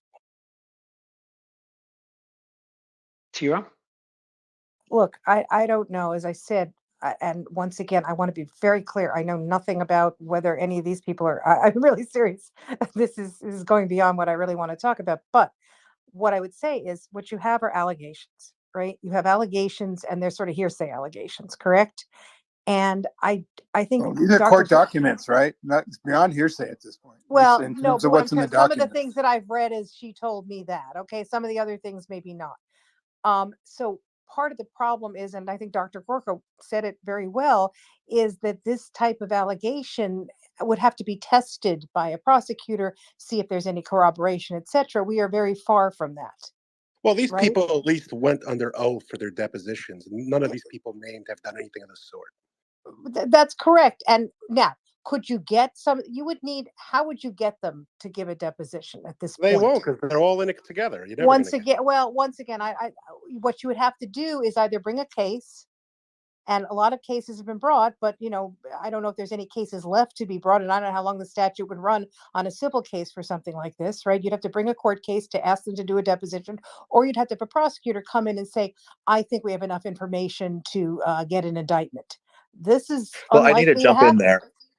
I need to Yes. jump in with that. So I read in Ghislaine's response to some of what Giuffre was saying. Ghislaine was throwing shade at Giuffre for bringing up Bill Clinton and saying that there was this relationship between him and Epstein, but then she never ever even attempted to depo him. So that is a big that's a very good point. But Giuffre never ever attempted to depose any of these politicians that were named. So she never alleged with Bill Clinton. She never alleged anything bad happened with anything I've read. She alleged that he, and I'm trying to find where it is, but she alleged that he went into Vanity Fair and yelled at them and got mad at them for writing hit pieces about Jeffrey Epstein doing sexual stuff. And there was another quote, world respected politician who was mentioned in that, but it was redacted. The name was redacted. And so I'm trying to find it right now, but I want to add to what Tia was saying. At no point in time did Giuffre ever try to depose Bill Clinton, which is like the biggest politician named, and she had direct one-on-one interaction with this with Clinton. All right, guys, we have. I'm not sure if anyone else could share more information on this. And people in the audience do help us out in the comments in the bottom right corner. So I got, so that's according to ChatGPT. Thank you for whoever DM'd us. I love when the audience helps us out. So Ryan, thanks for sending that through. The nickname the Camel was given to Benjamin Disraeli, who served twice as Prime Minister of the United Kingdom during the Victorian era. Benjamin Disraeli. Hold on, bro. Yes, that was he's been dead quite a while. Yeah, I'm just trying to figure it out. I'm just saying, right. That's kind of he why said, Did I get trolled? 1804. But Queen he said, Victoria he's, very yeah, fond I got trolled. I was just Hey, reading. for the record, guys, I've been. It's pretty effective. Disraeli does sound like I'm about to Israeli. hit my 12th hour of being online. So for the record, one got past the goalpost. It's okay, bro. It's okay. It's all right, man. It's been a long space. Wait. So I you're gotta saying give a this little has been defense going for on us here, much guys. longer? We have been here all fucking day waiting on this. Two all errors, day. and one of them was not me, for the record. One of them was me. Yeah. But we got up at 4:30 in the morning here. Actually, it might even be 4:30 for Mario now. I don't know. Waiting on these Epstein documents to drop. So we're all going a little bit insane up here, but we're doing pretty well thanks to. So the people are sending post news articles. For example, here the Jerusalem Post. Jeffrey Epstein may have had links to Israeli leaders. We know that. I think there's nothing new. Ehud Barak met with Jeffrey Epstein dozens of times, flew on private plane. Let's post that one, Ryan. So yeah, Ehud Barak seems to be the most entangled, much more than Netanyahu. I'll look at it. But this is for me. This is pretty serious, and I know a lot of people are asking for the just quickly protocol. I'm getting a lot of people asking about the victim, the witness that shared this information. We would not be sharing that name, and if you look at the screenshots, she explains why she doesn't want her name shared. So for that reason, she's giving out the details of a well-known prime minister that was involved in trafficking underage girls. So you shouldn't be surprised that they don't want the name shared. We'll be able to verify. I'll just say it was extremely easy to verify who that person was. So we don't have any concerns about their identity. We've been talking to them we're talking to her for hours. But yeah, go ahead, Protocol. Yeah, I mean, for Barack, it's damning. I mean, I think it was from 2013 to 2017. He met Epstein 30 times. You've already posted pictures of him at the townhouse. And, there's no way that the Mossad or other Israeli agencies wouldn't at least, give him a briefing regarding this guy's contacts. I mean, this is well after his conviction. So, I mean, it just does not look good in general. I'm sorry. Some people might not like to hear that, but the truth is the truth. Yeah, some people are sending me photos of Netanyahu on a camel. So Netanyahu probably regrets that image. Hold on, Ryan posted that photo. Ryan, are you sure this is a legitimate photo or AI generated? Just making if sure. If it gets past the goalpost, I'm too small to get community noted. It's okay. We're getting a surprising amount of, and I just sent you. We'll get you guys one to the back channel. I'm not going to mention his name, but we're getting a lot of people that are sending PMs through that are somehow related to camels, which are pretty clever. So. And I like the people that were messaging as I was sharing it. I'm going through the comments and backdating a bit. We're kind of freaking out. We're sharing. We're trying to exposing things about a former prime minister, a well-known prime minister, or a well-known prime minister. Hold on. Does it say a former prime minister or well-known? 2 seconds. And let me go back to the document because it said former. Let me go to the exact quote because I think it could be important or it could be nothing. Hold on. I'm checking right now. No, because it says I'm going to go back to the exact thing. Prominent American a well-known prime minister. Yeah, foreign presidents, a well-known prime minister, and other world. Yeah, okay, it doesn't say former for the presidents or the prime minister. So it could be former, it could be current, could be sitting prime minister or presidents. But yeah, some people are concerned about us sharing such sensitive information. Are we concerned about it? Look, if you've been following our spaces for a while, we've done a lot more than share this over the last few years. But this is pretty major. I would say I would go Barack as my number one choice. I think everyone would agree. Number two would be Netanyahu. For the comments, do let us know who you think that is. But we've covered most things. I'm going through the media. Did you post about I've sent you the article, Ryan. Yes, you it's just went up right now. David Copperfield, yeah? Oh, Copperfield, let me double check. I think I posted that, but I need to double check. Too much is happening at once. Yeah, we posted it a few hours ago, but I've sent you the new article. They've gone into it in more detail. I think you posted a small post, but maybe do a more comprehensive one. The Daily Mail one. I know you just posted again, but do a comprehensive one. I think it's good for people to check it out. So I've seen a lot of people posting. I posted. It's from 28 minutes ago. Women says there's a big one here. Is that? Hold on, Ryan. I'm just gonna tag you now. Do this one. Let me see what Times of Israel posted it. Let's see what they said here. So this is on 24th of June 2020. Woman says Epstein forced her to have sex with former Prime Minister Barack. So even though it's all that posted because it's very relevant. So again, everything's just pointing towards Barack. And some people posting towards Kevin Rudd, the former Australian Prime Minister, but there's no camels in Australia or very little. So I definitely don't think that's going to be pointing towards Australia, camel. So I'd still be leaning towards a former Prime Minister of Israel being potentially involved in trafficking underage girls. So I'd go to the panel before we kind of start wrapping up. But guys, what would you? You're Aaron, going to be called anti-Semitic now and Islamophobic for suggesting it's that okay, any man. of We those get called countries in the Middle everything. East. I'm an agent of Mossad and the IRGC. Yeah, I've been anti-Semitic and Islamophobe for since the war started, the Gaza war started, pro Hamas and pro Israel since the war started. Let's go to Aaron. I want to get your thoughts on what we've heard so far, and go to the rest of the panel one by one. The biggest revelation from everything you've heard so far, Aaron. Thank All you. right, Thanks for go ahead. having me. Hopefully you can hear me.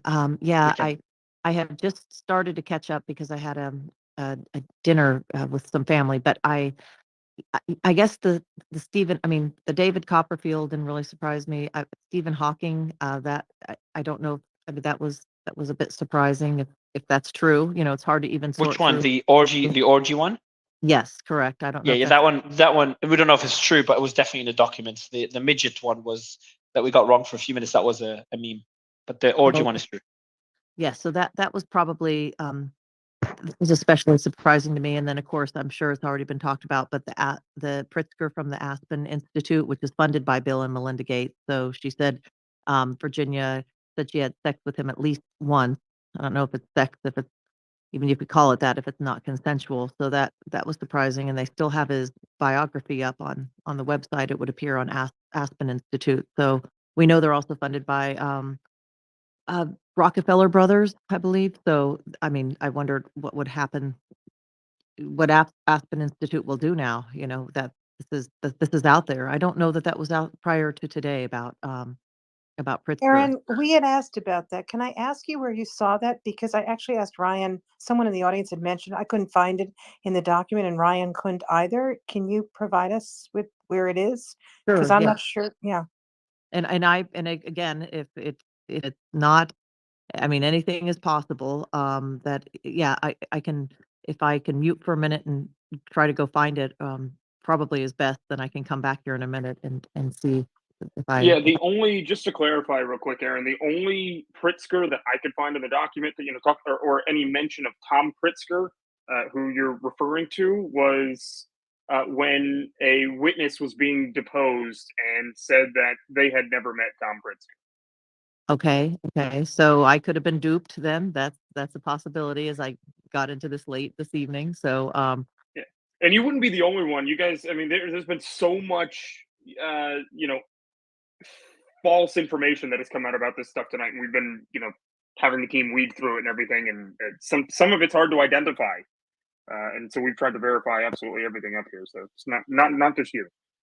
okay, yep. So could be then that would be a strange one that they would just, but anything's possible. Yeah, I mean they, with There what are, and keep in mind, there have been so many other documents that have come out on this case in the past, because this has been ongoing for years and years. So it doesn't necessarily mean that the information is not correct. Some of it just could have come from other cases or other filings, years ago.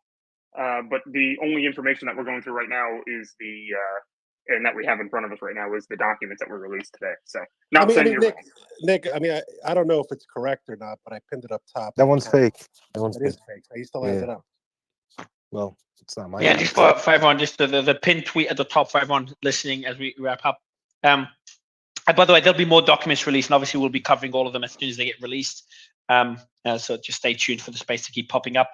Today's been a crazy day, by the way. We've had to cover the assassination yesterday in Beirut. We had to cover the explosions in Iran. We did an exclusive with James O'Keefe for Serious Revelations, and now we've got this. It's been one of the more mental days we've had in a long time. But let me go back to let me go to Protocol as we go through the panel. The biggest revelation that you've seen, and while Protocol speaks, just for the audience, check the pinned tweet. Do retweet it to get attention to it. I think it's a pretty big one. It's probably the only tweet I've asked you to retweet in months. Don't usually feel comfortable asking people to retweet, but that one's pretty major for me. So it's about the prime minister that was involved in with Epstein, the trafficking of underage girls. So do retweet that, and we'll go to Protocol. The biggest revelation that surprised you the most? Yeah, I don't know if there's any revelation here. I mean, there have been reporting connecting everybody here. I mean, I think the main thing here is it's just another avenue providing further corroboration. You could take the witnesses at their word under oath or not, but this is something where I keep repeating myself that there must be transparency. This is just more documentation from countless reporters, independent journalists, and other organizations who have covered it. Daily Beast, Wall Street Journal, etc. That there are people who have been named consistently that need to be providing answers, and if they're not, they should not be guiding American education. They should not be guiding America's pandemic responses, American healthcare, or American foreign policy. And some of these people are connected to some of the most powerful NGOs in the world. The Clinton Foundation, Rockefeller and Gates basically dominate healthcare and funding for a lot of what goes on.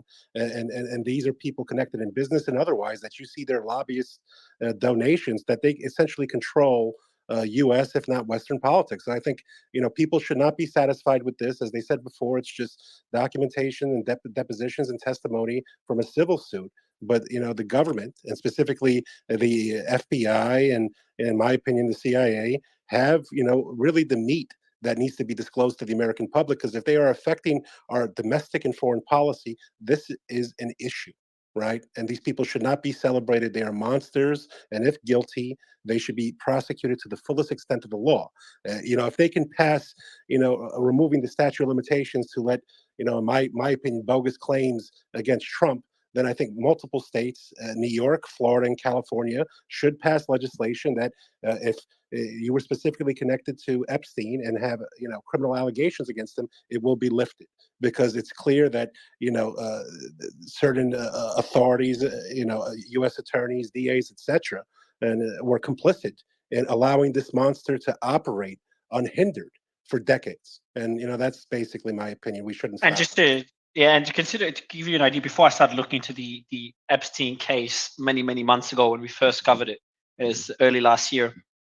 We've covered a lot of sensitive things, obviously, in the space, from wars to investigations, and obviously I receive threats all the time. There's countries I can't go to with significant security, so we do face a lot of this pressure due to the sensitivity of things we cover, and a lot of things that the team sometimes doesn't want to be involved in, or speakers don't want to come and speak about, for obvious reasons. And this one has surprisingly been one that many people have been scared about. Less so now with all the revelations coming out. So people are less scared. More people are talking about it. But about a year ago, when we wanted to do a space on this, a lot of people didn't want to be involved, didn't want to be on stage, and were worried about talking about this. Yet they talked about sensitive wars and exposing and having witnesses and people on the ground in Ukraine and obviously recently in Gaza and in other regions, and obviously FTX, which I got a lot of threats on. But now a lot more people are coming up. But to kind of the reason I'm mentioning this protocol is to tell people how important this is and the names that are being mentioned. Again, I don't think people understand the gravity of this, just considering all the names that have been dropped. But potentially either a sitting prime minister or a former prime minister of one of the most powerful militaries in the world and one of the strongest allies to the US, Israel, may have been involved, was allegedly involved in trafficking underage girls with Epstein, as according to the allegation was given to us. And that's along with other world leaders, other business executives, and other foreign presidents. I hope I can get more hints. If I get more that I can share, I'll be posting. But this is pretty serious. And, the fact that Epstein was killed shouldn't be surprising, Doc. Yeah, I tend to just wrap up a quick comment. Agree with Prodigal that I think the main thrust of the reaction to this won't be legal cases filed against those alleged to be involved, but will be the political fallout from the positions, people, and politics that are supported by those who are reasonably accused. Johnny, I followed you back. I really appreciated what you had to say. I think you put your finger on the real history-making event that we have here. And I also want to focus this within a broader context, which is your mic, Doc, is rubbing on something. Sorry, it's my arm. The broader context here is what I see is an attack on children generally in this culture, this global elitist culture. The attack on gender, the intention to instruct young children in grade school in America about the sexuality, about diverse sexual practices, I think is part and parcel of the corruption that this global support for pedophilia has devolved into. And I hope that people will now, who have been reticent and hesitant for a variety of reasons to talk about this in the open, will now understand that they need to move beyond their comfort levels and deal with the problem, protect our children. Thank you. Thank you, Doc. And I did bring up a former regular speaker on stage who's covered a lot of things in the early days of these spaces. Aaron, have you gone through all the documents, or at least all the posts or updates on that? Yeah, I've listened. Well, I've listened to the commentary here and just taken a quick look at things. But I guess my comment is a little more big picture, because the question has come up regarding, why a private civil suit had to be the source of the information that people are trying to dig through versus criminal action, taken by the FBI and our intelligence agencies. And I think the answer to that question is Epstein was allowed to continue operating for a long period of time, much longer than he should have. And the ties to the major foundations and the ties to some of these power elites that move in those spaces are not accidental. These are people that were targeted. That does not mean that they are not responsible, obviously, for the disgusting and heinous behavior that they engaged in. But they were targeted and cultivated by our intelligence agencies and by our FBI. And the reason that those agencies have an interest in something like Jeffrey Epstein is that, particularly the CIA, but also the FBI, has operated really since its inception, using, in many cases, blackmail in order to control powerful people. And so this is an operation that, facilitates the ability to gain control over some very powerful, very wealthy people. And our intelligence agencies understand that. And as horrifying as it is to think about government agents and people working in civil service, allowing something like this to continue because it gives them leverage over certain people. It's just a very well documented, very well known fact about our intelligence agencies that they've operated this way from the beginning. And as far as I'm concerned, those agencies have been and clearly are now out of control. They're not really under the management of the executive branch of government. They're certainly not under the management of the voting public. And so the whole Epstein problem is tied into the problem of an unaccountable police state is too strong a term because that conjures up sort of KGB totalitarianism, but unaccountable people with police powers, let's say. Yeah, but Aaron, MSNBC's legal analyst expert says that is impossible. I'll get the joke, but let me go to sure wrapping up, Aaron. I will go to Tira, and then we'll go to Stephen and Brick. Tira. Hi. So I understand this is, a lot of documents and has a lot of salacious material in it, and I hope they do investigate and figure out how much of it is true, where this leads us, etc. But I want to say one thing. I really want to say that the people who were hurt mainly in this were young girls, and let's not forget about the victims here. They're real. They're people. Okay, when you see a picture of Jeffrey Epstein with 11 young, this is terrible. And I sort of think that we haven't mentioned them, but maybe we should. Okay, so I just want to basically say to all the people victimized by Epstein and his enablers and the people who work with him, etc., I am so sorry. Thank you. Thank you, Tira. Brick and Stephen. Well, I think honestly, the thing that surprised me the most is that Ghislaine Maxwell knows how to fly a helicopter. But beyond that, certainly the extent of Alan Dershowitz's being mentioned in the transcript is something that surprises me, given his past, statements that he wasn't really involved in this type of stuff. And I think that part of what we've seen today with the memes just spreading, there's so much interest in this because people know that there's a consensus, unlike many other things, that there's a consensus that this behavior is wrong. It's not even questionable. Okay. It's not even questionable. This is not like there may be maybe a fraction of a percent of people out there who are going to be like the NAMBLA types and whatever, saying that sex with minors is okay. It's not. Everybody knows it. We're repulsed by it. And I stand by what I said at the beginning of space that this is going to lead into further avenues of investigation that people are going to do, call it crowdsourcing, whatever. And I really don't care where it leads in terms of the people who are actually culpable.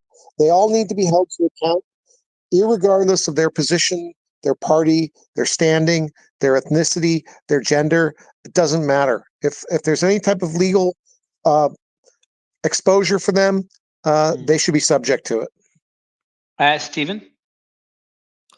Thank you. Yeah, I'm kind of moved by reading these documents in a really disturbing way. I think the thing that sticks out to me the most is that, and I didn't speak about it in this space, sadly, but there was a 13-year-old girl that was helping Epstein and Maxwell, seduce other minors. And it just really goes to show how dark and disgusting the world can be. But I do think that there's a lot of hope, and I do think that there's a lot of I'm an optimist about what's going on. Like, this is the FBI has been sitting on this for years and years, and they've done nothing about it, and they have far more information than we do. But we have information that's going to light a fire, and it's going to cause us to demand action. And I think the action will come, and it will be a snowball that builds up. I think the most important thing is that we have here in this space thousands of incredible individuals who are interested in truth, that are going to turn around after being in this space and share truth with the rest of the world. So huge shout out to Mario, Nick, and Ryan for creating this environment, for having this space and allowing us to speak to these things. Huge shout out to Elon, but most importantly, huge shout out to every single one of the 18,594 listeners. You guys are what's really this conversation means nothing without each and every one of the listeners. And so I just want to say thank you for being disciples of truth, for choosing to discover what it is here on X and not being brainwashed by the media who are going to brush a bunch of this under the water. So it's like, I'm very grateful to be a part of this movement. I have a lot of hope for the future. There's huge darkness in this world, but we are here to fight it. I appreciate that, Stephen. Johnny? Yeah, I just think that is to take away from this. You look at what's happening, and people are realizing that the truth has to be sanctioned by court documents being released for us to really notice it. Because Ehud Barak was out there being someone who was obviously linked with Epstein all along, but it becomes taboo to talk about it. And I can tell you why a load of people didn't stand up. Same reason why it was hard for my voice to be heard when I've been writing about this for ages, because when people like me and Derek Brose were writing, we were censored heavily. And when COVID hit, there was more censorship came on top. And it's just layers and layers of censorship.